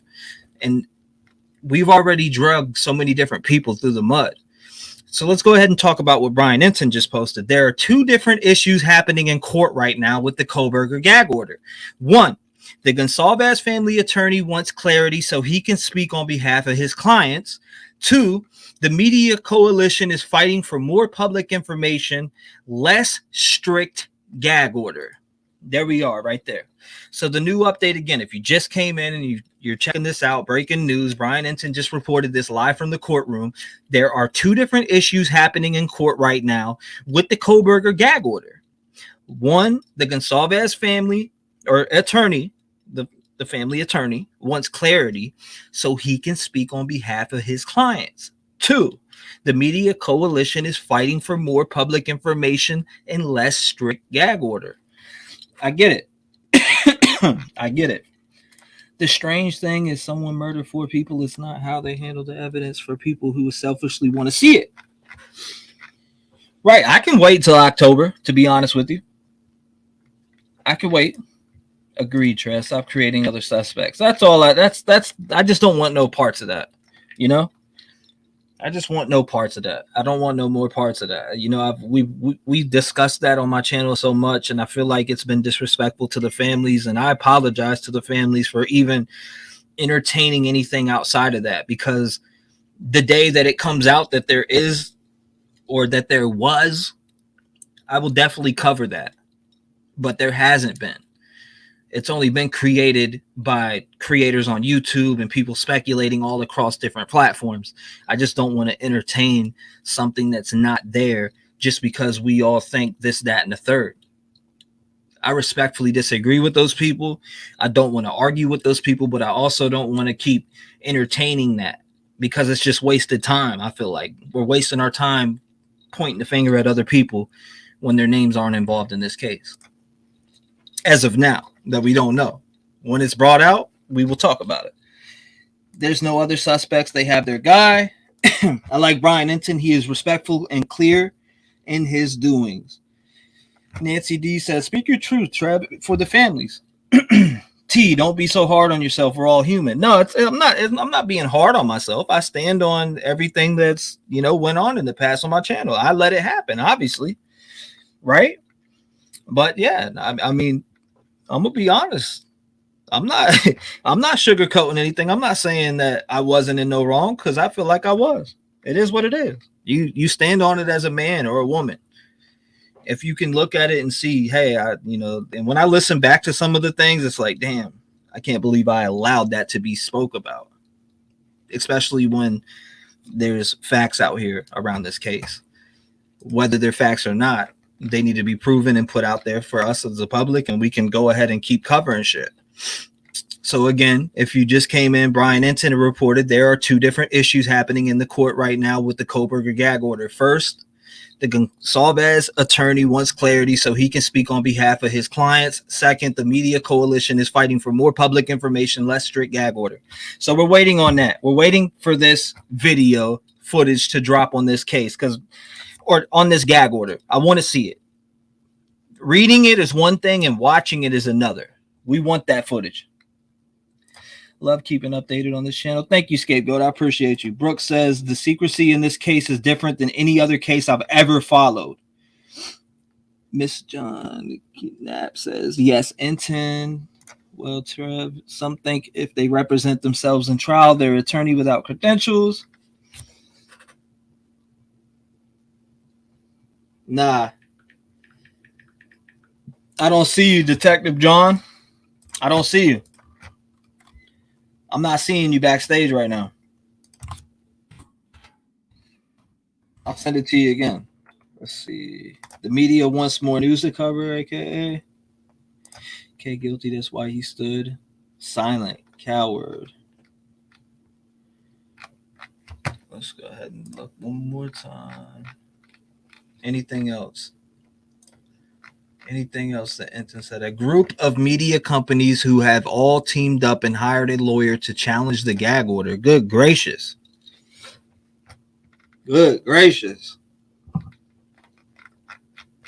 They're not playing. They are not playing. They are not playing. They're hiring lawyers over this. This I've never heard of. Maybe it's happened before. I just never heard of it. A group of media companies who have all teamed up and hired a lawyer to challenge the gag order? That's a little desperate if you're asking me, but hey, maybe it's for the families. If it is, I respect that 100%. But if it's for content, fuck off. That's just my opinion, though.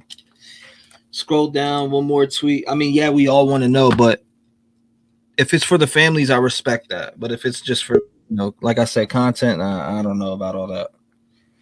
I see it. I appreciate you, Randy. I see it. Who is Bryan Enton? Bryan Enton works with News Nation. He's my favorite reporter on there. I'll put it that way. Thank you, Joe. I appreciate you. The other Aaron says BK got to be freaking out if that wasn't scheduled. Do you guys think Bryan Kohberger is Papa Rogers? Just curious. I don't know. Some people say they debunked it. There's mixed emotions with me with that. I need to see that on paper. I'm just going to put it out there just like that. My opinion on the Papa Rogers, I need to see it on court paper. I need to see that it was linked to one of his devices. That's what I need to see. I need to see proof on that. Now, we can speculate on that all day long. What's going on, Detective John? Hey, buddy. Sorry about that. I don't know why I couldn't get on. Oh, you're good. You're good. I see you now, though. You just came in. Cool.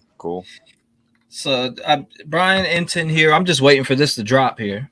I'm waiting for this to drop.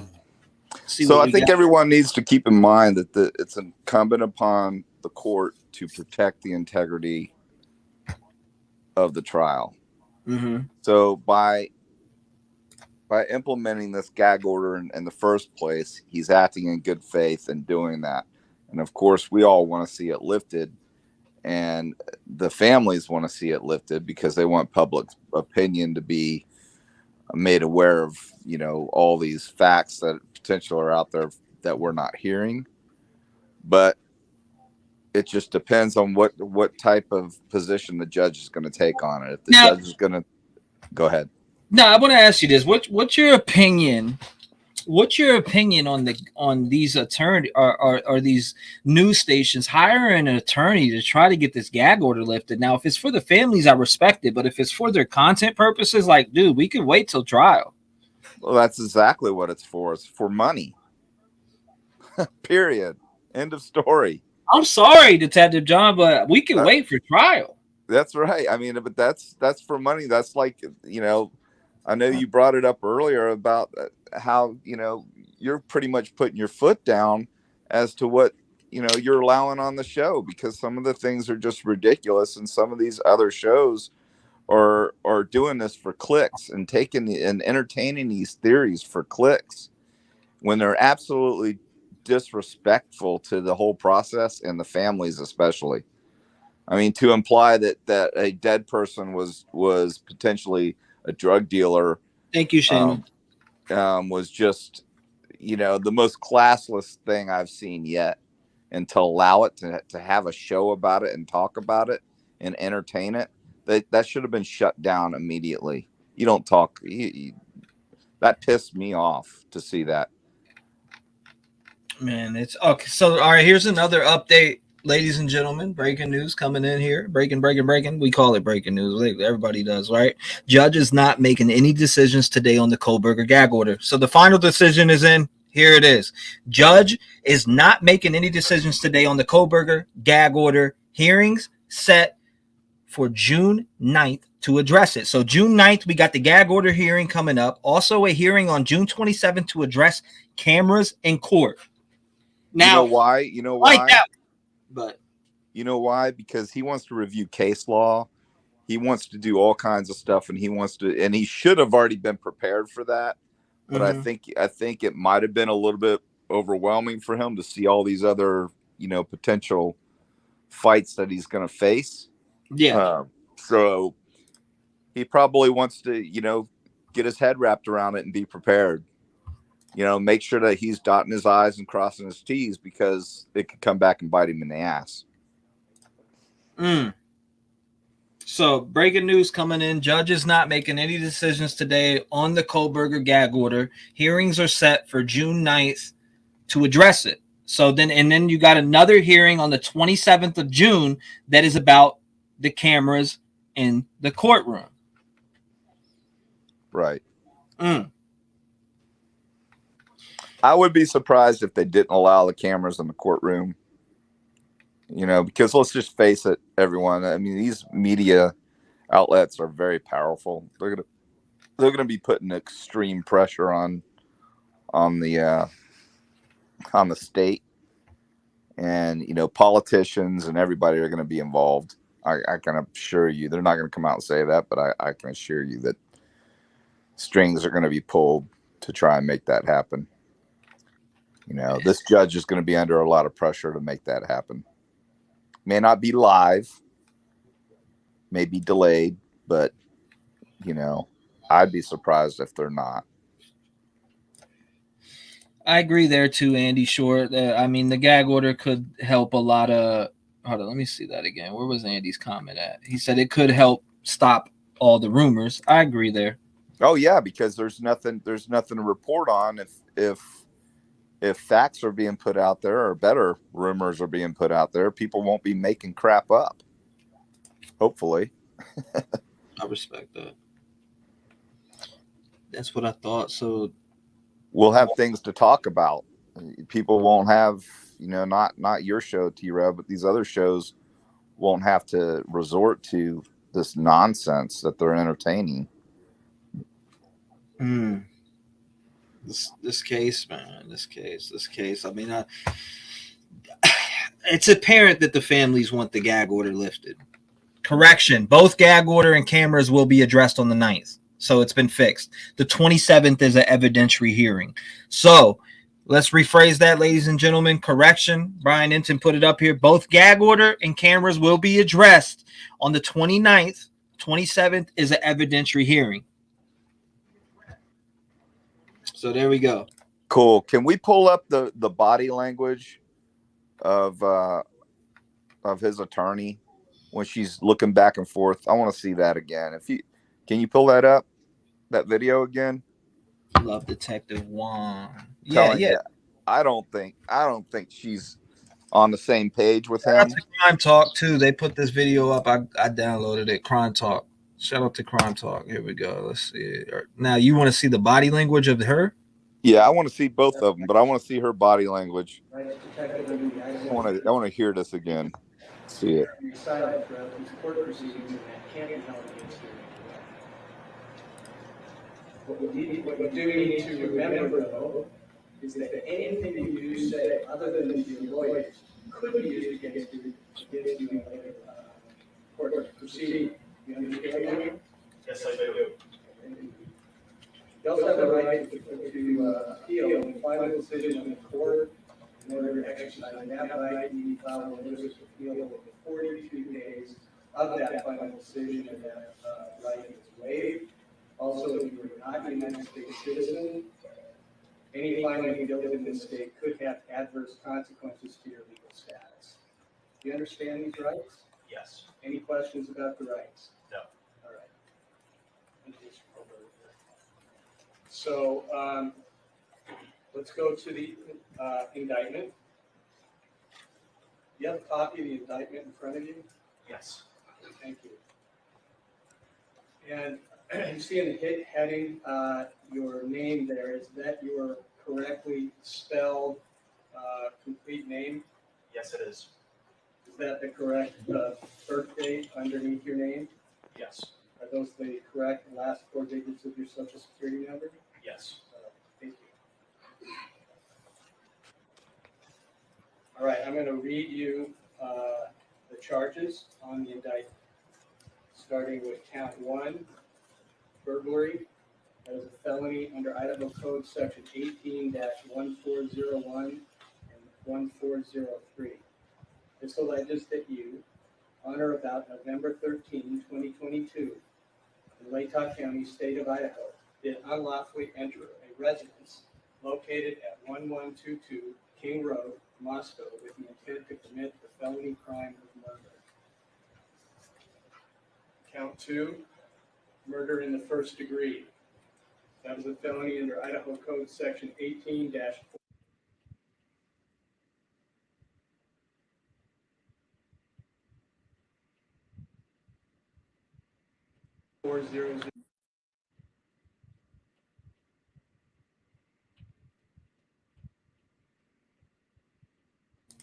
Detective John, you hear me?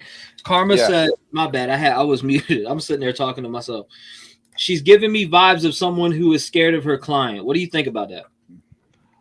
Well, I highly doubt she's sat next to somebody like him in her entire life. She's probably sat next to some monsters, but not him.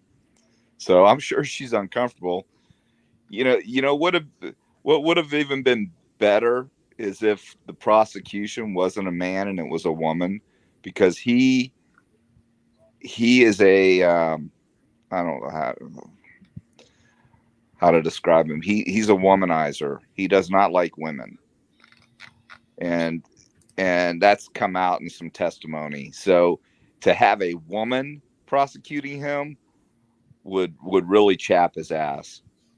But to have a woman defending him is going to be it's going to be hard for him not to be, an ass toward her, because he treats women, in my opinion, I don't think he treats women well. Mm. He thinks he thinks they're below and beneath him. He's a chauvinist.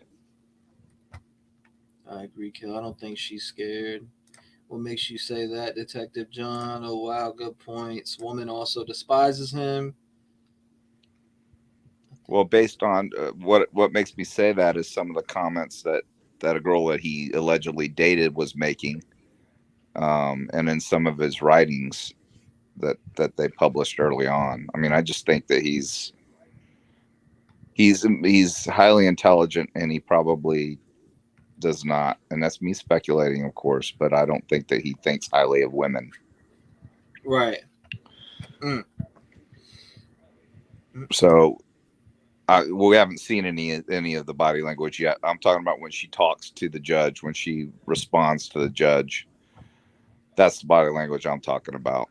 when she answers his questions. I don't think she sounded real confident on what she was I don't think she was confident on what she was gonna say. Just didn't seem like that to me. Like she was on the fence. Like she went in there thinking one thing and she's deciding something else. She's second guessing herself, is what I'm saying. Thinks he's better come out in testimony. What testimony? There has been no testimony yet. He had a woman hairdresser, incel. He's a sexist. God knows what. I guess they're asking you if he's a sexist. She's not scared of him. His life is in her hands, so he knows better. Samantha. I don't think she's scared of him. I didn't say that. I said she's probably no. That was somebody. Yeah. That was Carmen. I don't think she's scared of him at all. But of course, she's not. I don't think anyone would be comfortable sitting next to this guy. But and is a definite pro. Yeah, I don't. I think if she was a definite pro, I'm telling you right now, if she's a definite pro, she's playing us all, because there's no way. I don't care how good you are with the team that she has thus far. There's no way that she's going to be able to prepare this case in 5 months for an adequate defense of this guy. There's no way. I'm waiting for that gag order court hearing to be uploaded. I know it's going to be any minute. And you know what else? He may have demanded a speedy trial because he knows he's getting his PhD. This guy's not an idiot. He knows how the system works. He knows by asking for a speedy trial and demanding a speedy trial, that may be all him, not her. That may be why she seems a little uncomfortable, because she knows she cannot prepare this case in time, yet he wants it. So, I mean, he's trying to get more time on his ticker, of life, is what he's doing. This is all coming to fruition as I'm talking about it, because it makes total sense to me. If I'm just trying to be him, knowing what he knows about the system, he has the right to a speedy trial. And although she can recommend not having it and taking more time, he can still push for it. Right. And that could bite him in the ass, or bite her and him in the ass. It's a double-edged sword. I can pretty much, I'm confidently saying, though, that I highly doubt that this case will go to trial in October. Thank you, Grandma Pride. I'm about to put this. I'm just waiting. It's a ruse. I'm waiting for this hearing to be uploaded. Right. That's all I'm waiting for right now. Also, I'm uploading the. Right now, I'm actually uploading the court date, or not the court date, but the court hearing from today. Let's see. I'm uploading that right now. Well, if the mods want to post up some good questions while you're doing all that, I can try and answer them if that'll help.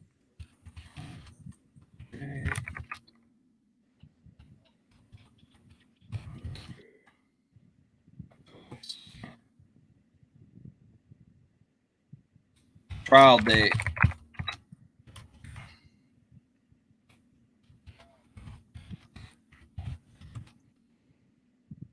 Let's see. All right, there we go. Because we've still got a ton of evidentiary hearings that are going to take place. Suppression hearings is what I'm referring to. They're going to try. I just don't see that trial happening before. I mean, in October. I just can't see it happening. You don't There's think just so much stuff. So, all right, that's uploading right now. Someone out there really backing him. I guess that would be different if they were sitting beside him. No, I think it's just some women are just, I don't know, and men, it's just, I don't know what goes through the psyche of some people in general. I mean, Ted Bundy got married in jail. I looked on Facebook the other day and actually seen people were tattooing themselves with BK, free BK, and all types of crazy stuff. It's just for attention. People want attention, and they'll seek attention any way they can get it, even if it's negative. Correction: both gag order and cameras will be addressed on the 9th. 27th is an evidentiary hearing, so we know that. Still waiting for the video to be uploaded. Still looking for that video to be uploaded. I'm looking right now. What video is that, T-REV? I'm sorry. The new one, the gag order hearing. Bryan Kohberger was in there. Oh, we're basically the judge. He's just saying we're not going to address it now. We're moving toward. Yeah, pretty much. Another date. Yep. Court date, court hearing. Well, let me ask this, because I excuse my ignorance, everyone. Is that judge the same judge that issued the gag order? What, John Judge? I don't think it is it? He's a manipulator, karate master, had me to spare arrogance out of the school. All right. Sleuthing says, Detective John, what do you think about BK having 2 older sisters but hating women? I'm sure he was, I don't know. There's all kinds of things that could happen in that household. They're very successful. He was a drug addict. He was, he was overweight. He was probably bullied, and then he decided to get his shit together and lose some weight, and started to exude some confidence. Then he got into drugs. He probably, again, this is me just guessing and speculating, everyone. I'm just trying to get into the psyche of the guy, so don't beat me up over it. I'm just saying that he probably, let's just use his freshman year of high school or sophomore year of high school. He was heavy set. Summer came about. He went on his diet, did everything. He came back his junior year. He was, 50 pounds lighter, and, had some confidence, was getting into boxing and martial arts and doing all kinds of stuff. And, something turned him around. He became a vegan, totally against any red meat, yelled at relatives or any meat in general that they had to buy new kitchenware to cook his food in. Yeah, I remember hearing that too. Yep. I mean, I don't know, I don't remember what source that came from, but as I recall, it was pretty reliable. It was as an aunt or something, maybe. I don't remember. But somebody said that, they couldn't even cook even if they washed it.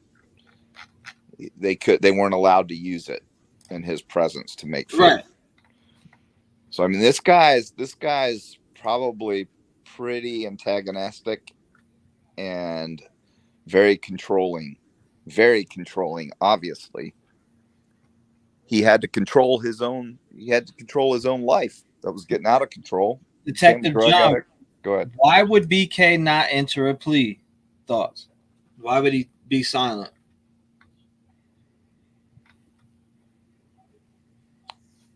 Well, because there's no point. The state's going to enter. They're going to enter a not guilty plea for him.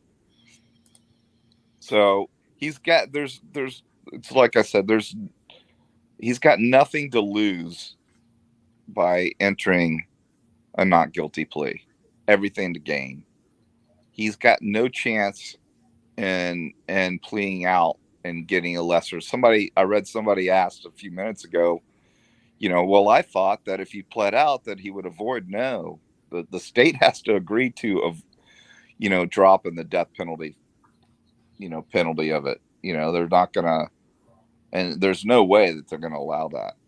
The only way that they would is if they didn't have a strong case. So if they've got a strong case, then they're 100% going to pursue the death penalty, which I believe they have.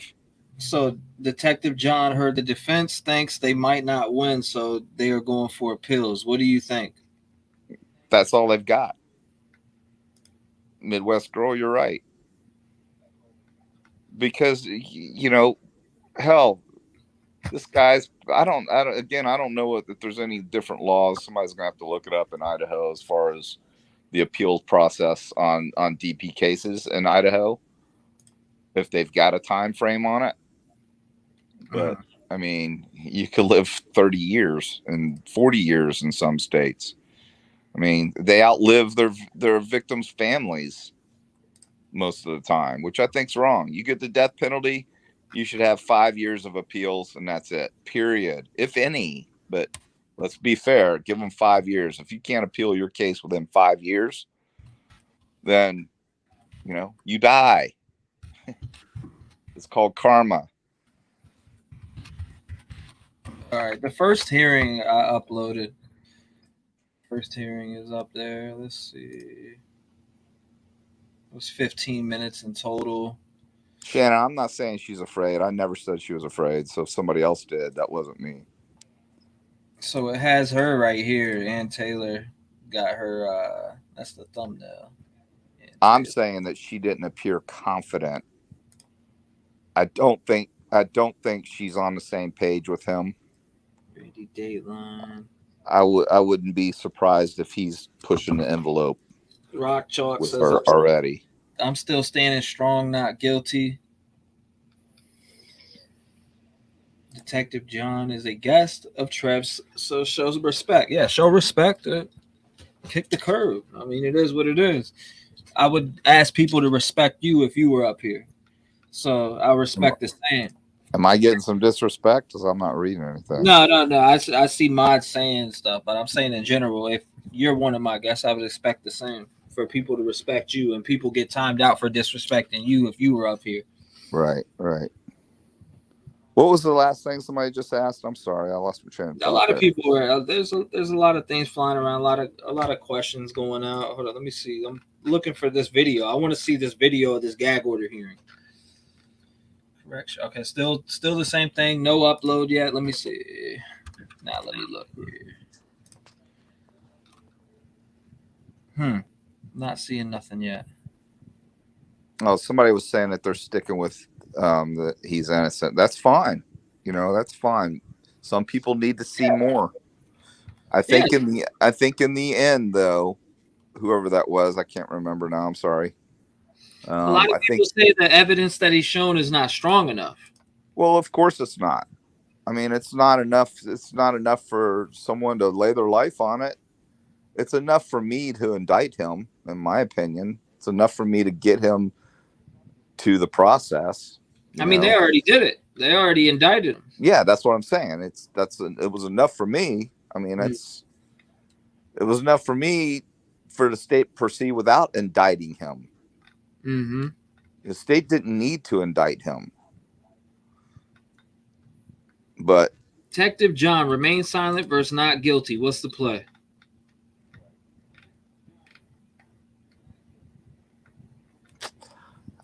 You know what?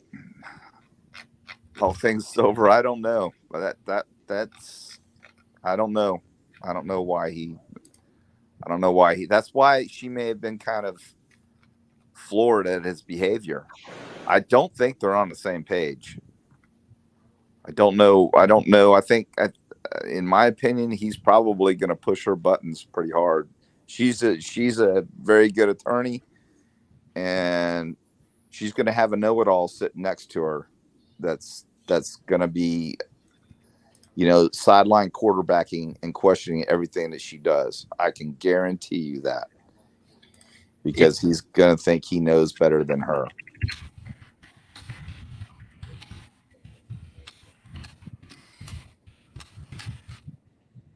Channel. All right, here we go. If you haven't seen the first hearing or heard it, it's right here. I just posted in the comments. I agree. The silence is a chess move to give the state false confidence. Bingo, that's what I think, and that's why the first trial. I believe this is a strategy, not hers. I believe he cannot help but take control. So believe that right, exactly. Would not be more easier to convince them.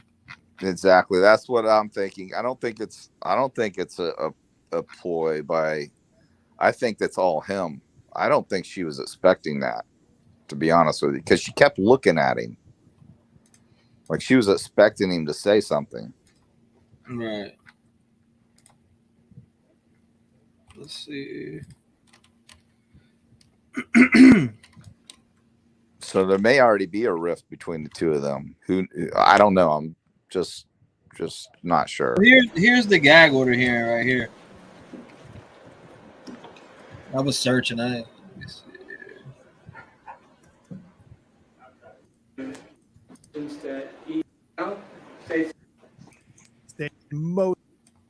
was shout out to JB too, by the help way. me.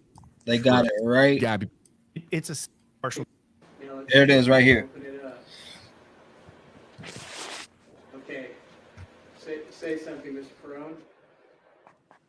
Still, I don't know.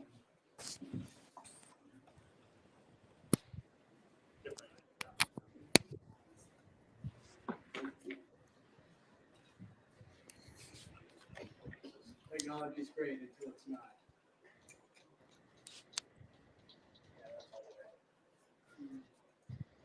Okay. Are your speakers all the way out, Mr. Perone?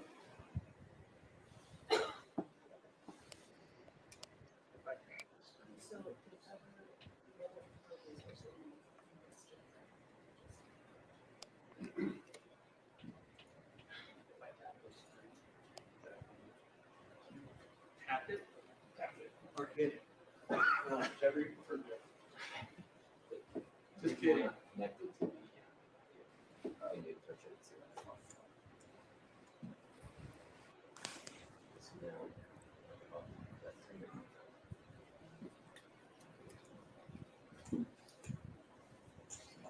Do we have tech people who take care of this?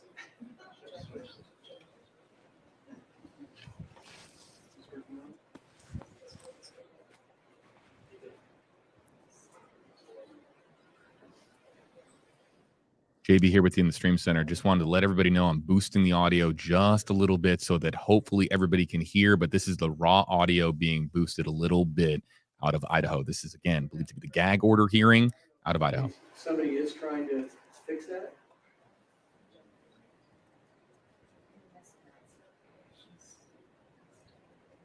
Ms. Excuse me, can I hear you now? Say something. Oh yeah, what I can do is I can,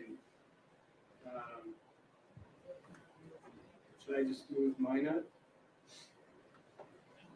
And that will pick it up. But then we'll have a big echo. Obviously, I am not very skilled at such things.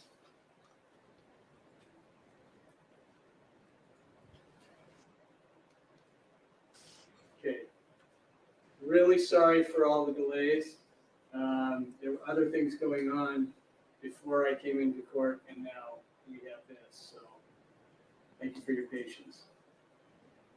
Okay, while we're waiting for that, I'm going to recognize Mr. Gray, who's representing the Gonsalves family.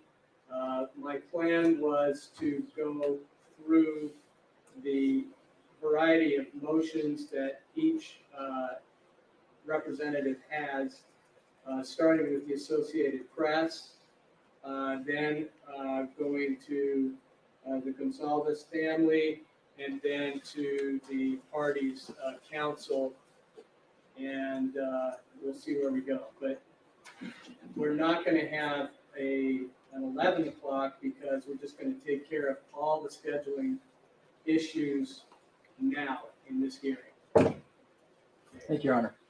Thank you.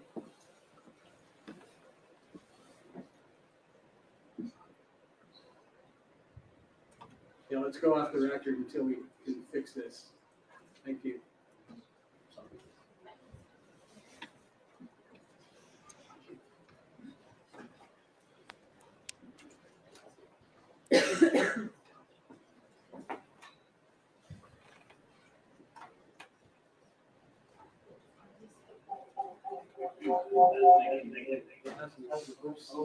Okay.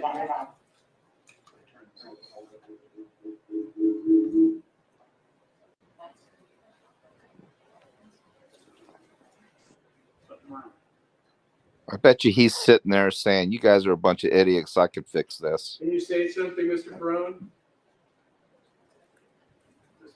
We're off the record. Don't worry.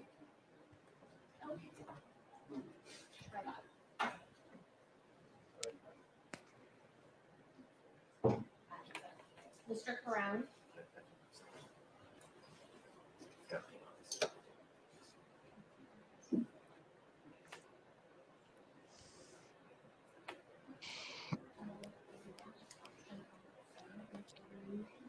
Fine with me. So I'm going to unmute myself.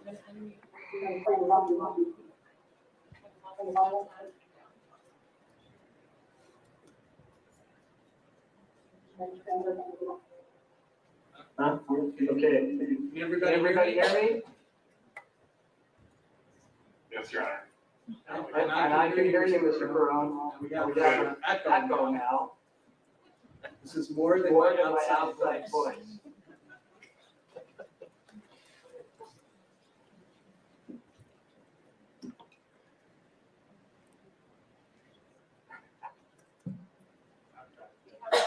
Okay, is that better? Oh, brilliant. Thank you, Mary Lynn. Okay, thank you, Jennifer. Let's get back on the record then. Back on the record, State versus Bryan Kohberger, CR 29222805. I was explaining how the order and the scheduling conference might go, at least my plan.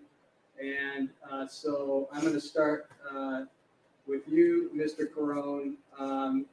Your clients have the motion to vacate the amended non-dissemination order filed May 1.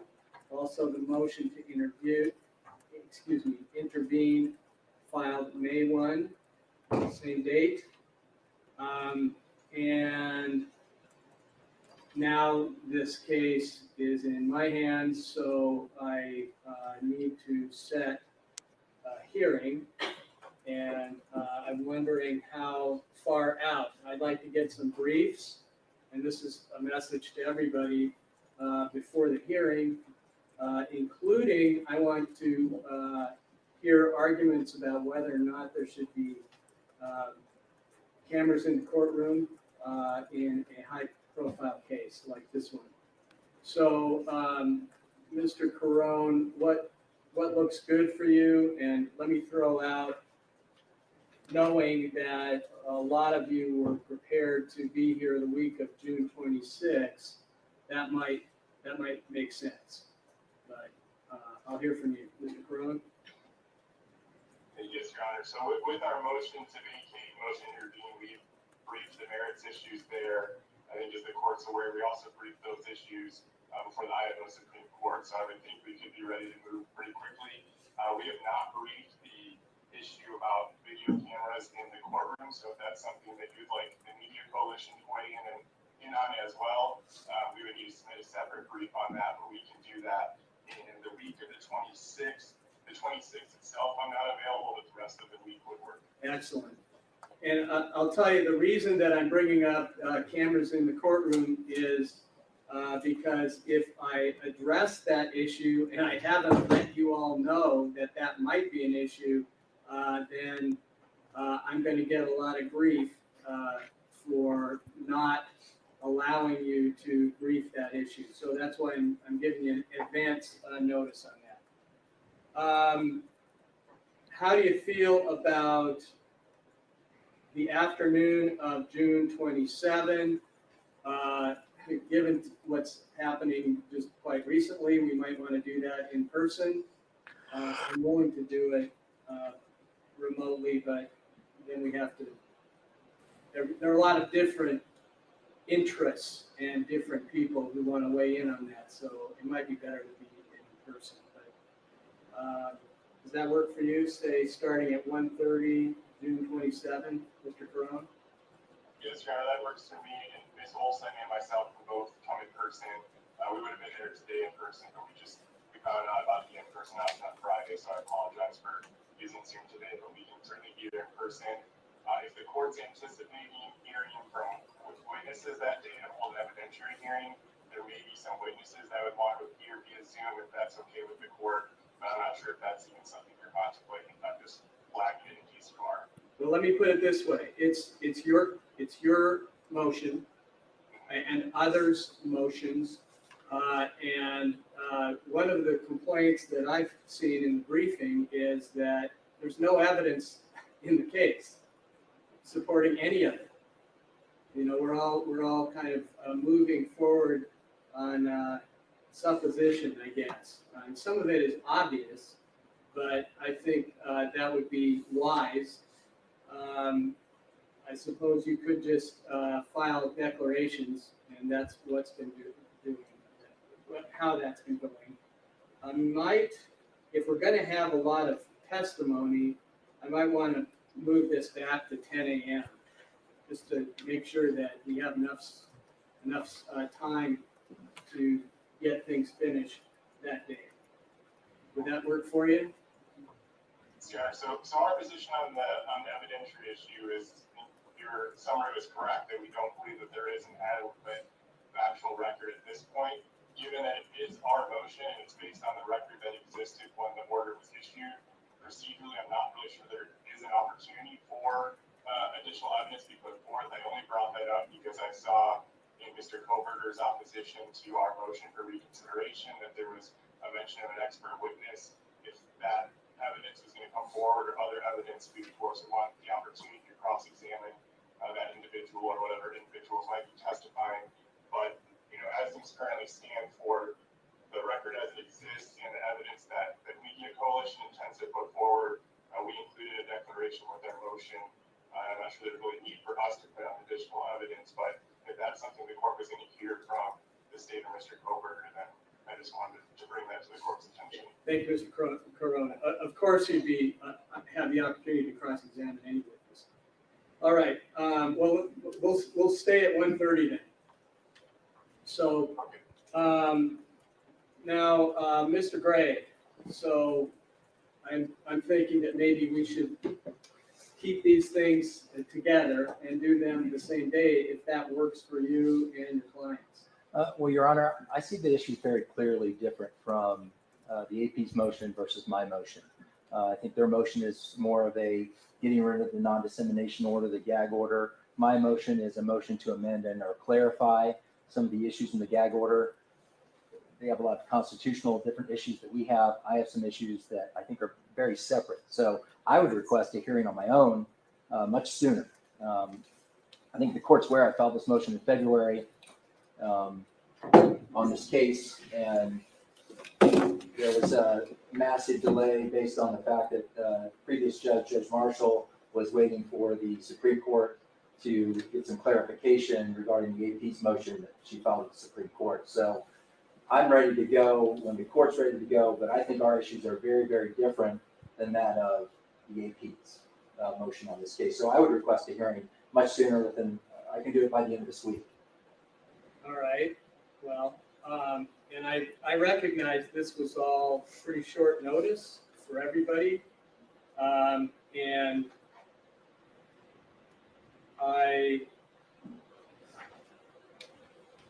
I don't know if, let me go back, let me go to Mr. Rudley and then Mr. Logsdon, because they're going to weigh in on that motion as well, I'm assuming. I'm thinking about maybe June 9th would be the soonest I could do this, but let me go to you, Mr. Logsdon. Your Honor, we'd be ready to go and would expect to put on an evidentiary presentation that week of the 26th. To the extent that Mr. Gray wants to have his motion heard ahead of time, and just based on what I've read in it, I mean, obviously, if the court were to agree with some of the things that he says. Into the mic, I guess. Sorry. Obviously, if the court were to agree with some of the things that he says and winds up amending the order, that could change everything for everybody else. So to some extent, I think it actually is probably better to do them all at the same time, so the court isn't in piecemeal changing what we're all arguing about, but I would be ready for the 9th if the court chose to do it that way. No judge likes to do things piecemeal. But I also understand that Mr. Gray and his clients have been waiting for a long time now.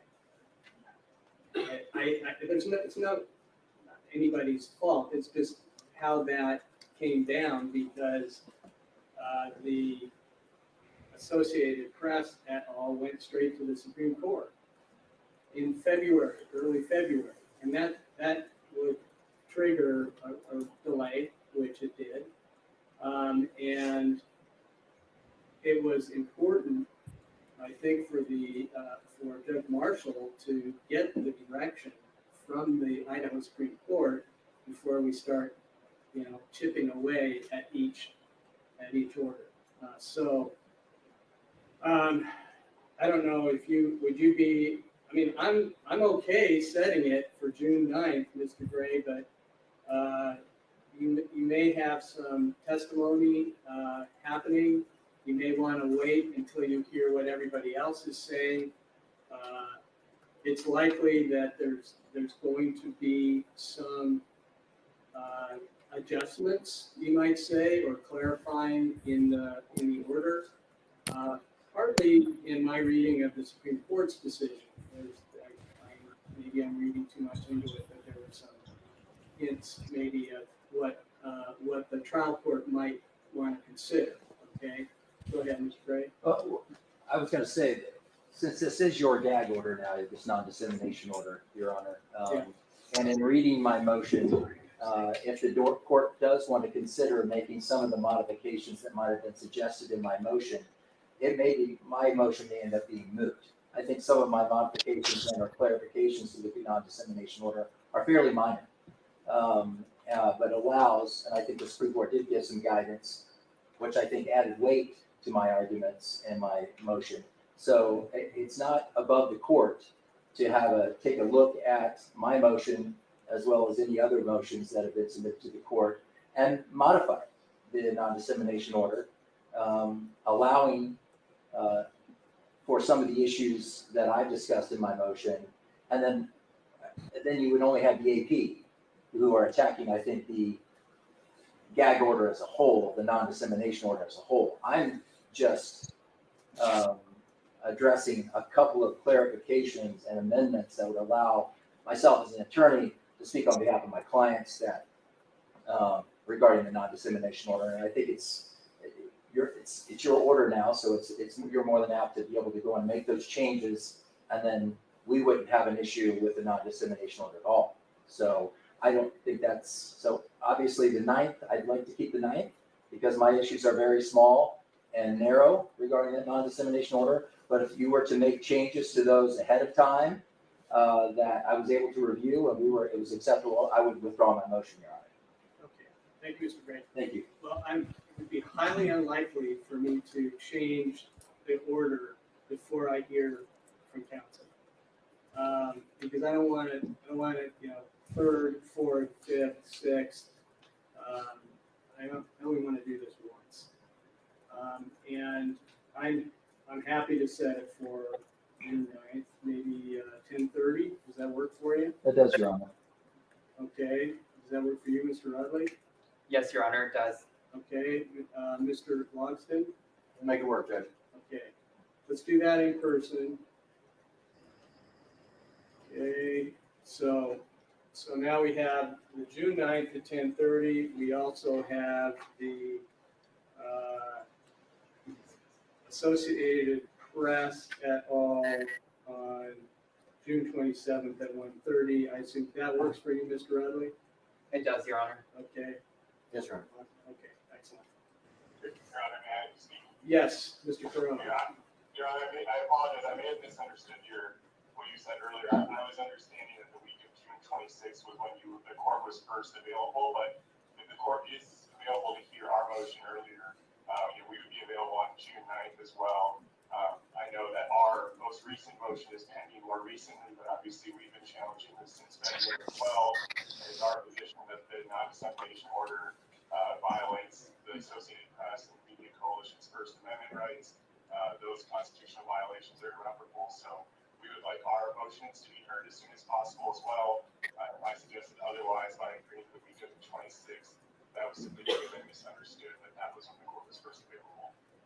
Thank you.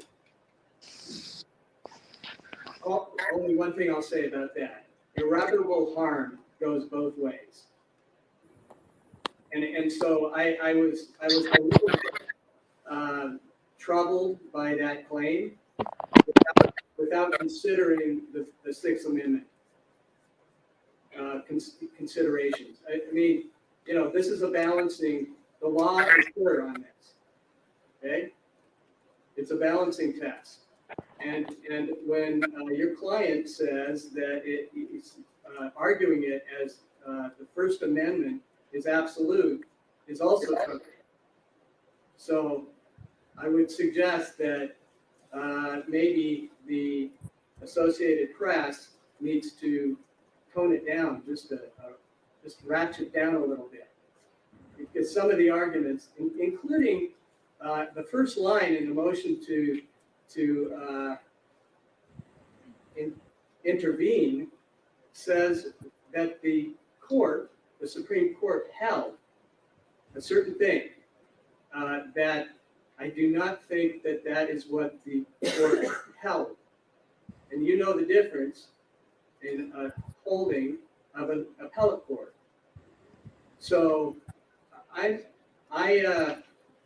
just felt obligated to help you out a little bit in terms of what the Associated Press is asking for. And in the meantime, there's a lot of potential irreparable harm from media that is affecting a fair trial.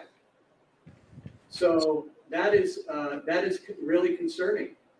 This is a very high-profile case. So I'm happy to set this on June 9th, too. Okay, how about we set yours at 1:30 though, so we don't kind of push them all together. Does that work for you, Mr. Rudley? It does, Your Honor. Okay, does that work for you, Mr. Logston? Your Honor, I don't know if we'll have an evidentiary presentation ready by the 9th. That would be my concern. We can certainly try. But Well, let's see, and if that doesn't work out for you, then we'll talk about it. Okay, I just felt the obligation to talk about irreparable harm.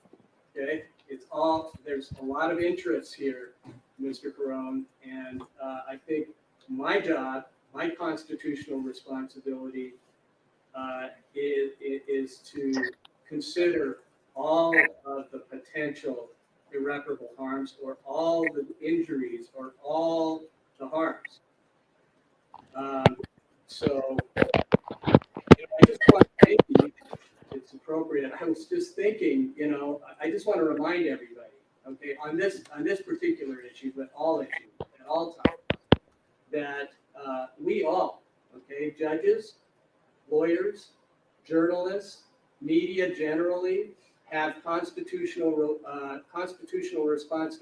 responsibilities to both the First Amendment and the Sixth Amendment. And what I generally am seeing in the newspaper and the media is no discussion about the importance of the Sixth Amendment. It's just the First Amendment, which is very important.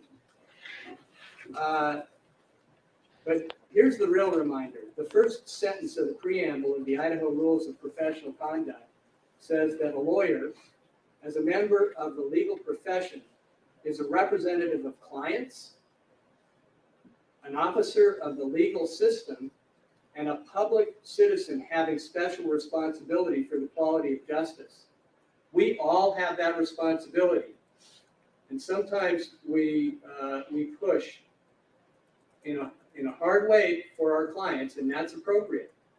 But you have larger responsibilities at the same time. Okay, so we got a hearing 10:30. That's for the Gonzalez family with Mr. Gray. 1:30 is the Associated Press et al. With Mr. Carone. And I think that deals with all the pending motions. For you, Mr. Gray, you articulated what your motion is. So we've addressed that. Thank you, Your Honor. Yes, Okay. yes, Your Honor. You're welcome. And Mr. Carone, those two issues that are still outliers on your clients, I think that's all we have. The motion to vacate the amended non-dissemination order and the motion to intervene. Anything else that we need to address for your clients, Mr. Carone? No, Your Honor, unless you mentioned the broadcasting issue as well. I'm not sure if you're going to set a separate briefing schedule for that. Obviously, the motions don't follow the briefing schedule. Since we haven't followed that, I just didn't know when exactly you wanted that briefing. I'm going to send a briefing schedule out for everybody. And now, okay, if we're going to do it on June 9th, you don't have very much time to do those briefs. So that's why I was thinking it made a lot more sense to do it at the end of June. But if you all think you're ready to do that, I'm willing to hear it. But I want those briefs. We'll say by June 2nd. Response briefs will be due by June 6th, and any reply briefs due by June 8th. So that's going to be rapid briefing. I'm just trying to accommodate everybody. Okay?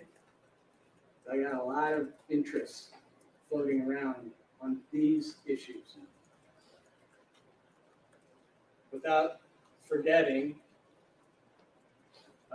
Mr. Kohberger, who's primary in this case right now. All right, so let's move to, and I mean, anybody who's here for Associated Press or Gonzalez family can be excused if you'd like. We're also happy to have you stay. No problem. Thank you, Your Honor. Okay. Thank you. Okay. Thank you, Mr. Farrell. All right. So what we have now between the parties is motion to compel, which we're moving out. That was kind of a on and off hearing. Disclosures of grand jury materials while protecting those materials from the public. Extension time to file pre-trial motions after receiving materials from grand jury. I believe those are the motions that we have outstanding. Is this, are you arguing these or scheduling these, Ms. Taylor? Your Honor, we can schedule all of those hearings. Okay, when do you want me to do this? Your Honor, I think that if the court has June 26th, we can do that.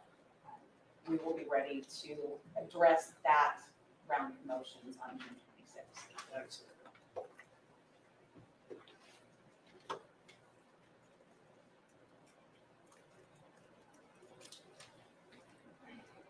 We'll have that 1:30 on June 27th because the Associated Press moved that to the 9th. June 27th is just fine for us. Okay, perfect. Well, 1:30. Okay. Is there anything else we need to address today, Mr. Rudley?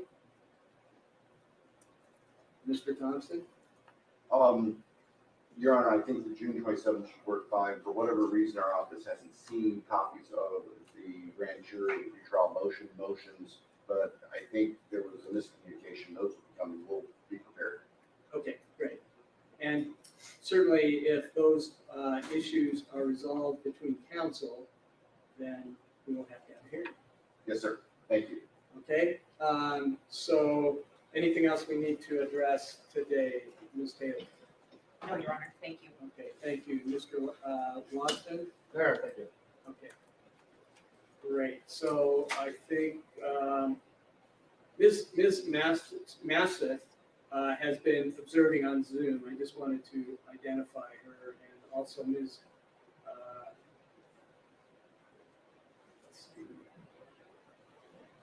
Oh, I guess Ms. Beatty is too. So anyway, there are other people on the Zoom.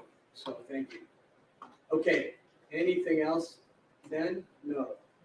Okay, thank you all. We are adjourned.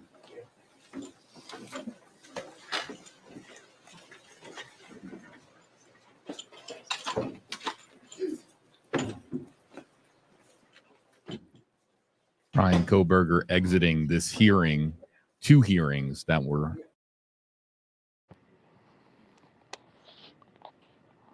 Are you there?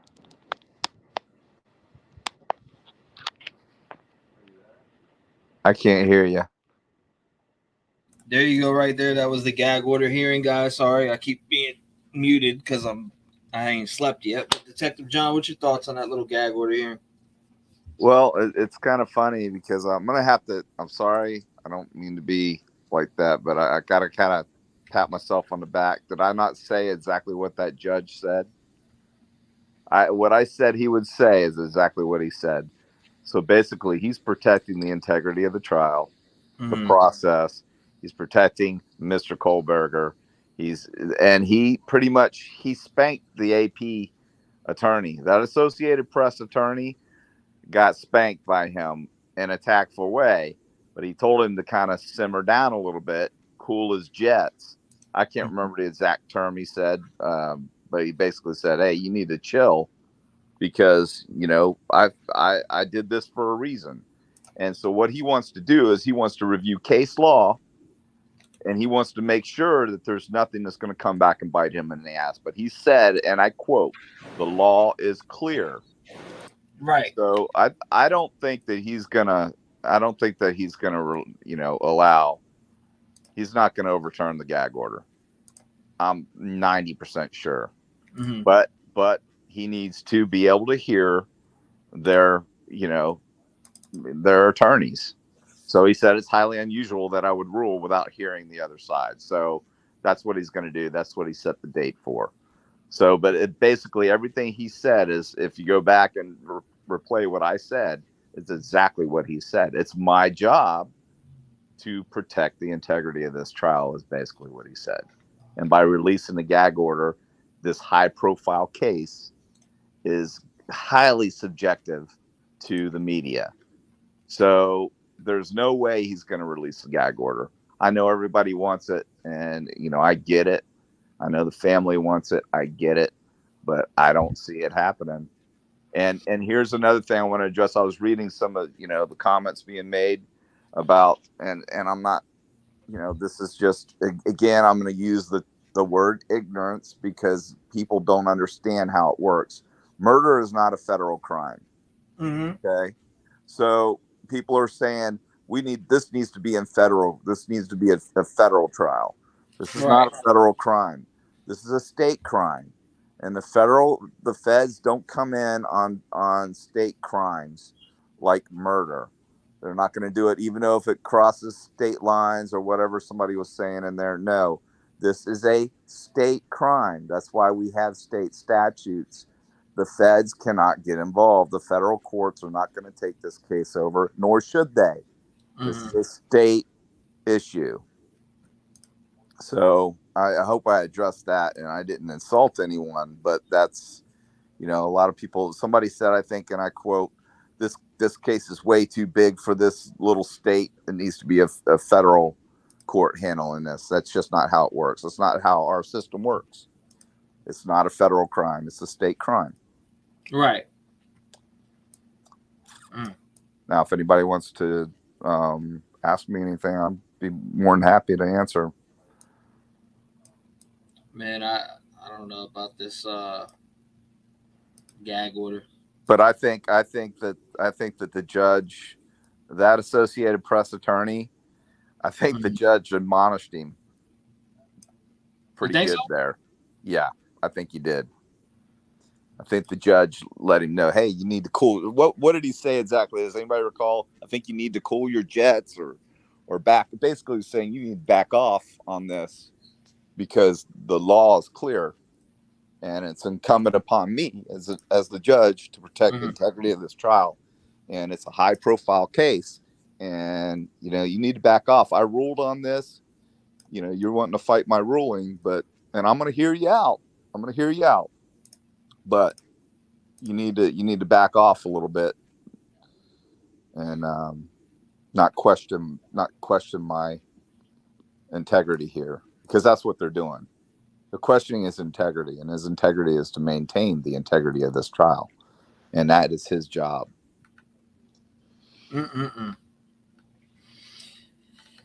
Well, thank you, T, for hosting this live. Treat yourself and so thank you. I appreciate you, CKI. Callie says, interesting, planted with Tracy. That's dumb people doing that. Agree. Been saying that, Detective John. The judge on BTK case was mean to him. He knew he was a sick F and didn't treat him with respect, thankfully. Pearl House says, like I said, they are not going to lift this gag order. We're going to have to wait till trial, and I don't see them putting any cameras in the courtroom. I disagree with that. I think they're going to allow cameras in the courtroom. I think it'll be a give and take scenario. I think they'll allow cameras in the courtroom. I'll be adjusting this. I got some new backdrops coming, but yeah. Thank you guys. I appreciate the compliments. I'm just getting started with the new backdrop.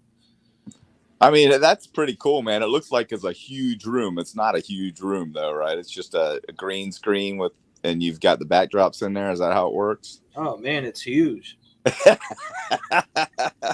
Man, your overhead. Hey, you guys better send T-REV some money because he's got to rent that space now. That's like $8,000 a month. Yeah. This is just I got some really good ones being made, but yeah, this is it fits what I'm doing, and I like what I'm doing. So my impression, the judge will modify the gag order to some degree. He might stipulate. He might give some, but I don't know how much he can do that. I mean, it's a disseminating order, so that means that they can't disseminate any information out to the public. So what are you going to give? I mean, we all want the meat and potatoes, so we're not going to get the meat and potatoes if it's a non-dissemination order. That is, disseminate means to distribute out information. It's just not going to happen. He's not going to allow it. If he does, I'll be very surprised based on what he said. I mean, it seems to me like he's just going through the motions and he's already made his mind up. Yeah, he said, and his words were, it's very concerning. When you hear a judge say it's very concerning, he's not gonna, more I think about it, he's just not going to. It's a win-win for him because he's acting in good faith for the process. He can't cave to pressure from the media on that. He can't. Man, for the huge room. Trish, you're funny. For the huge room. Nice. I'm dead. Appreciate you, but yeah, I'm in my studio. I'm chilling in my studio, obviously. I mean, you can see my chair is you even got a new chair, right? Nah, same one. Oh, is it? I had this chair. I got the red and black one is in my room. The red and black one in my room. I got two of these chairs. This judge does not want to give any more help to the defense. No, I think he's protecting both sides. I don't think it's a double-edged sword for both of them to have this non-disseminate order in place. I mean, so I don't think it helps either side. It could hurt both sides. Which links do you want, Jenny? I missed the Tupac poster though. 9/11 in the stream right now. That's crazy. Trev, you need to have a big lunch and sleep. I haven't slept. I've been up since 5:30 p.m. yesterday. That's what I woke up yesterday. I haven't went to sleep yet, so I had to cover this though. There was no way I was gonna go to sleep this morning and miss this. No way. Will the judge have to be removed? Recorded Kayla when Kaylee was on the live? Huh? I'm not following that one, Kerry. Yeah, I'm not following that one. Resend that one. Hey, you know what I'd be interested to see? You know when they got a big chuckle there, but they couldn't see his face? Both attorneys laughed. I could see movement out of him, and he looked at her. I would love to have seen his face. I couldn't tell whether you don't know whether he's laughing or not. I don't think he was. I'll definitely say that. The judge definitely sounded fair to me. He's by the book. I can tell you that right now. So it's like I said, I don't know if you remember early on, I said that the judges, during these hearings are going to be epic. What did you say, June? What did you say about Detective John? Let me see. If it was disrespectful, that's probably why they removed you. I'm gonna go up and look though. Let me see. I'm gonna look and see what you said just to see if you got removed for no reason, because I want to make sure you didn't get removed for no reason. And June, I've got tough skin. You can't really hurt my feelings. Just don't say something that I didn't say. Well, I mean, Detective John, we're plants, Right. We are plants sent in here by, News Nation and Coffindorfer and right. We're pro Kohberger. I mean, if being pro Kohberger is thinking he's guilty, I guess I'm that. That's just my opinion, though. I'm just somebody in the public. But that doesn't mean that you're closed-minded to hearing other people's opinions. I've been hearing other people's opinions. You've never been that. The only time that you shut people down is when they brought nonsense onto the show. I used to not, though. See? Yeah, but we didn't have anybody in custody. No, but even after I did, I still. But then it came to a point where it's like, man, we're really disrespecting the families, and I got to put a stop to it. Well, yeah, I got pretty pissed about it too. I was like, not that matters, but I was just going over and watching some of these other guys. I just think that, and ladies, I just think that it's irresponsible of them to do that. There's plenty to talk about. We don't have to talk about lies.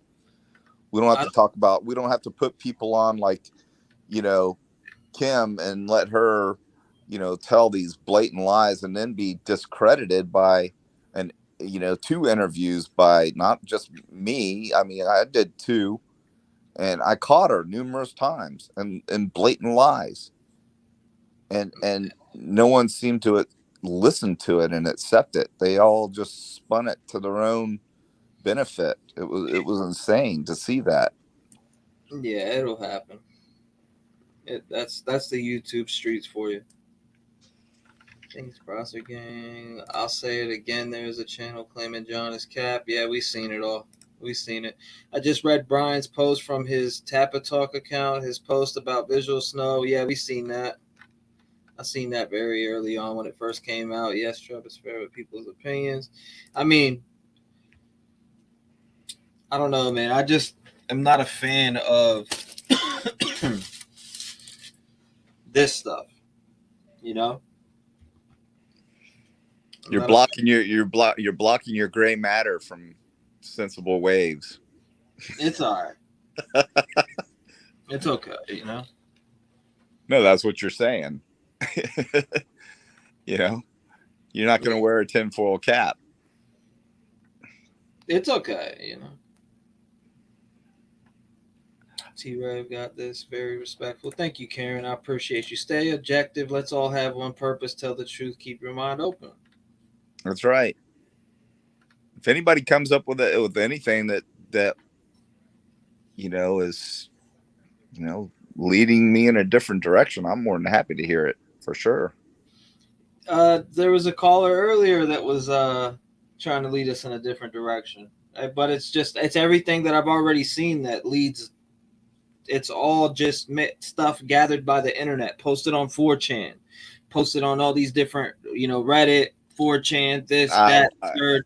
claiming, Brent Kopeka knew this, that, and the third. It's like, man, why are we talking about somebody who's dead, who can't even speak or defend himself?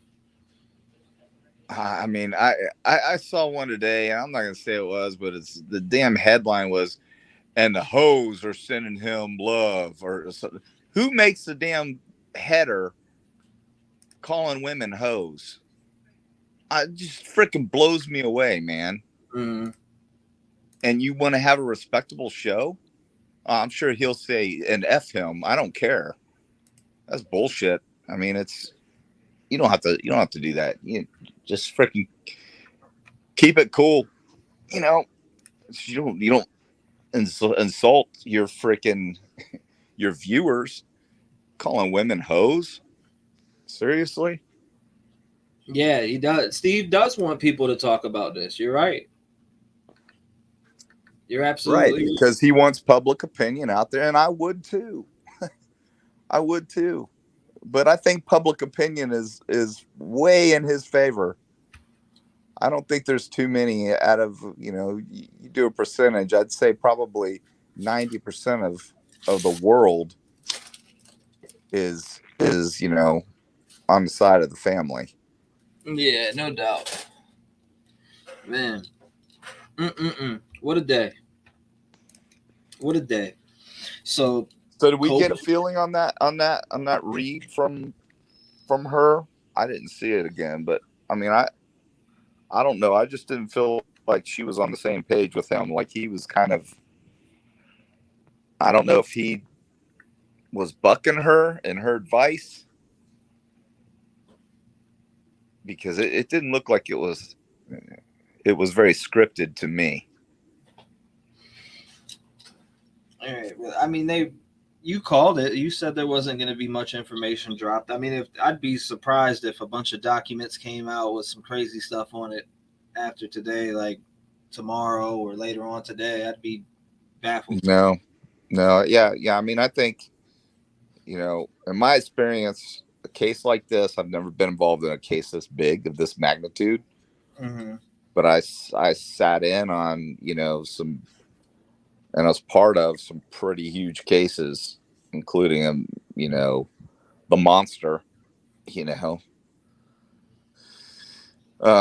So anyway, I just I don't see him lifting the gag order. It's not going to benefit either party to do that, except for the family. And, I get it. He wants to appease the family, but he can't do that. Mm-hmm. Can't do that. And the Gonzalez family, Steve needs to sit back and actually think about it. Yeah, I'll probably do that tomorrow, Devil Dog. Who's that? Brent, ex-military, and is dead. Maybe he was involved. He comes from that era. I doubt it. I doubt Brent had anything to do with this. What was the one before that, T-REV? That's my opinion after seeing it, everything. That was just about Spirit Boxer. Oh. She looks like she wanted to keep a distance from him. For your information, in 1849, on this date of history, Abe Lincoln, only president ever to receive it. You're getting a bubbly voice for some reason. I don't know if everybody else is hearing it. I'm hearing that from you.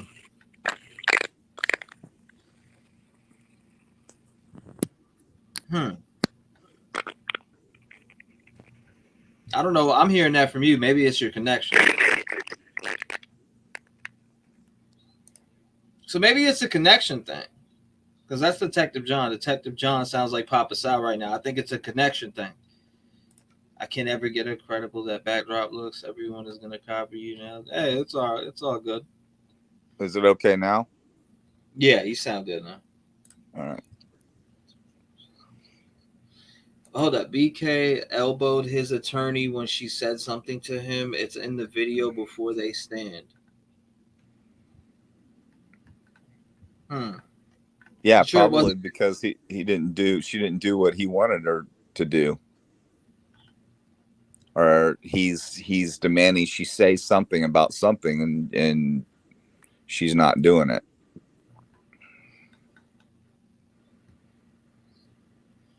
Mm-hmm.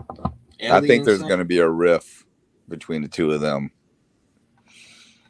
Now, and let me say this too. She's a badass attorney. She doesn't give two shits about what any of us think. I can promise you that. She doesn't care what the public is saying. She doesn't care about anyone's opinion of her. She's got her accolades.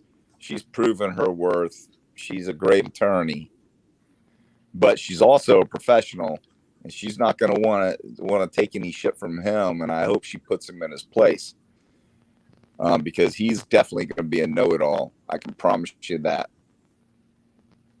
You know, he's fighting for his life.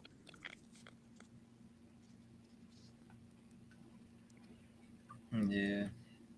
It's wild, man. Let me see if Brian Ensign said anything. I want to see if he follows up with any. Nope, nothing. 1 hour ago. So I'm pretty sure the gag order was that. He might be getting a few interviews in with the parents. I got a note says she's going to quit. As much as I want to see the evidence, the trial is more important. I agree. As much as I want to see the evidence, the trial is more important. And if they got to protect it in any way to make sure the trial is fair in his way, so they can't come back and if, you know, whether guilty or not guilty, they, you know what I mean? They need to get this right. I agree. She can't quit. She can't quit. She's not a private attorney.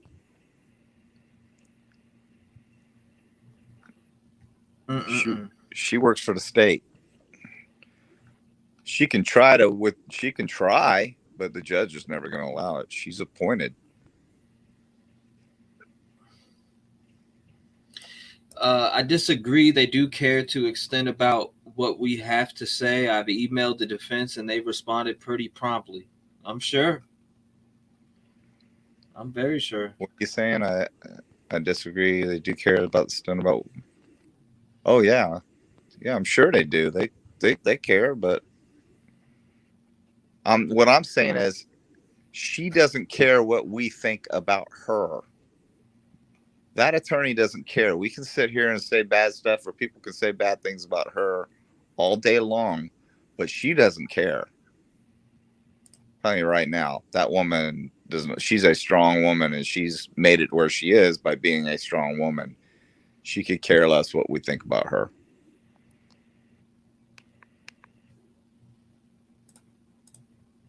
Yeah. Man. This is just exactly what? Oh my God, dogs almost got eaten. My next door neighbor's dog. Oh, good. Where were we? Damn. Hopefully they're all right. Isn't she getting paid $600 or something an hour? I think $200, something around that. But I mean, how long was she in court today? I mean, a couple hours. About 600 maybe. We don't need to see the evidence. We just need some factual information into the public domain to fill the void of emptiness being filled with conspiracies. Agreed. I'm surprised that he's not representing himself. Let's all face it. VK is used to slipping through the cracks of society. He believed he would never get caught. Well, I agree with one of those comments, which was, I'm surprised he's not representing himself, because we speculated that early on, that he would try to represent himself. Mm-hmm. But I think he's smart enough to know that he can't navigate through the courts. He doesn't have his law degree. But, look at the, case with the guy. What's that guy's name that hit all those people in a parade? That was absolutely the most tragic travesty of a court trial that I've ever seen. I can't believe that judge in that case deserves an absolute gold medal to have that kind of patience to avoid an appeal. She allowed that to avoid an appeal, and she was awesome. That guy's name, T-REV. Which one? The one that drove his SUV into the. Daryl Brooks. Yes.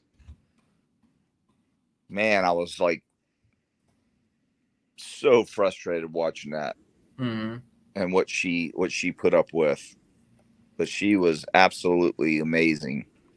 That judge was amazing. Let's see. Yes, he's a Scorpion.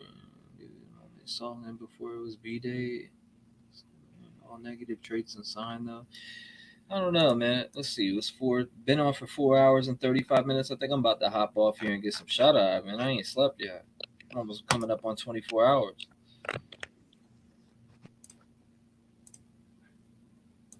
Coming up on 24 hours. I think Detective John just dropped out, too. I'm coming up on 24 hours of being awake. I appreciate you guys being here with me today. At least I got to catch it. I wasn't going to miss it for nothing. I appreciate you all being here. I love you. Thank you. Come on, T. Let's go take a nap together. Get some rest. I'm about to go watch this Dateline episode again. Demanding evidence to feed your own hunger. I'm about to go watch this Dateline episode and relax. I love you guys. Thank you all. Thank you all. I see everybody showing love. Oh, damn. What was that for? Huge room. Okay. Man, it's been a day, though. It's sad that it's you know, that's him 100%. I mean, without me hearing his voice, I'm like, it's unconfirmed. But if you got friends that knew him and grew up with him saying it's confirmed, then I gotta say, hey, this is probably Bryan Kohberger. But I did send it into the FBI. I did clip that. I also went through 80,000 phone calls, found the number, sent it into the FBI as well, and they have that, and hopefully they get down to that information. Good. Do you know that in receipt of it? Did they come back to you at all? I know they have it. I've never got an email back yet. All right. It's sad that it's you know that's him 100%. G-ball. You gotta stop doing this.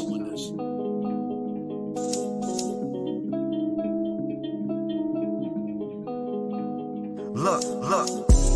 All my life has been neglected. I never pick up the pen and use it as a weapon. You can see that I'm a vet. People getting killed for nothing but a session. You need to look at your reflection. Decide who you are. Stop back and disconnected. Not mothers killing kids. People couldn't live. I be on the mic. Speaking how I live. Every day I wake up, it's another person that's dead. And YouTube has to solve it because the law is filling kids. I'm disgusted at the evil in the end. And if you connect the dots, you'll see the vision in your head. Why do people die as victims to the streets? They wonder why I'm up all night and can't sleep. I'll be the voice for everyone who can't speak. L.E.L. Kylie, and now Sammy is free. G-ball. You gotta stop doing this.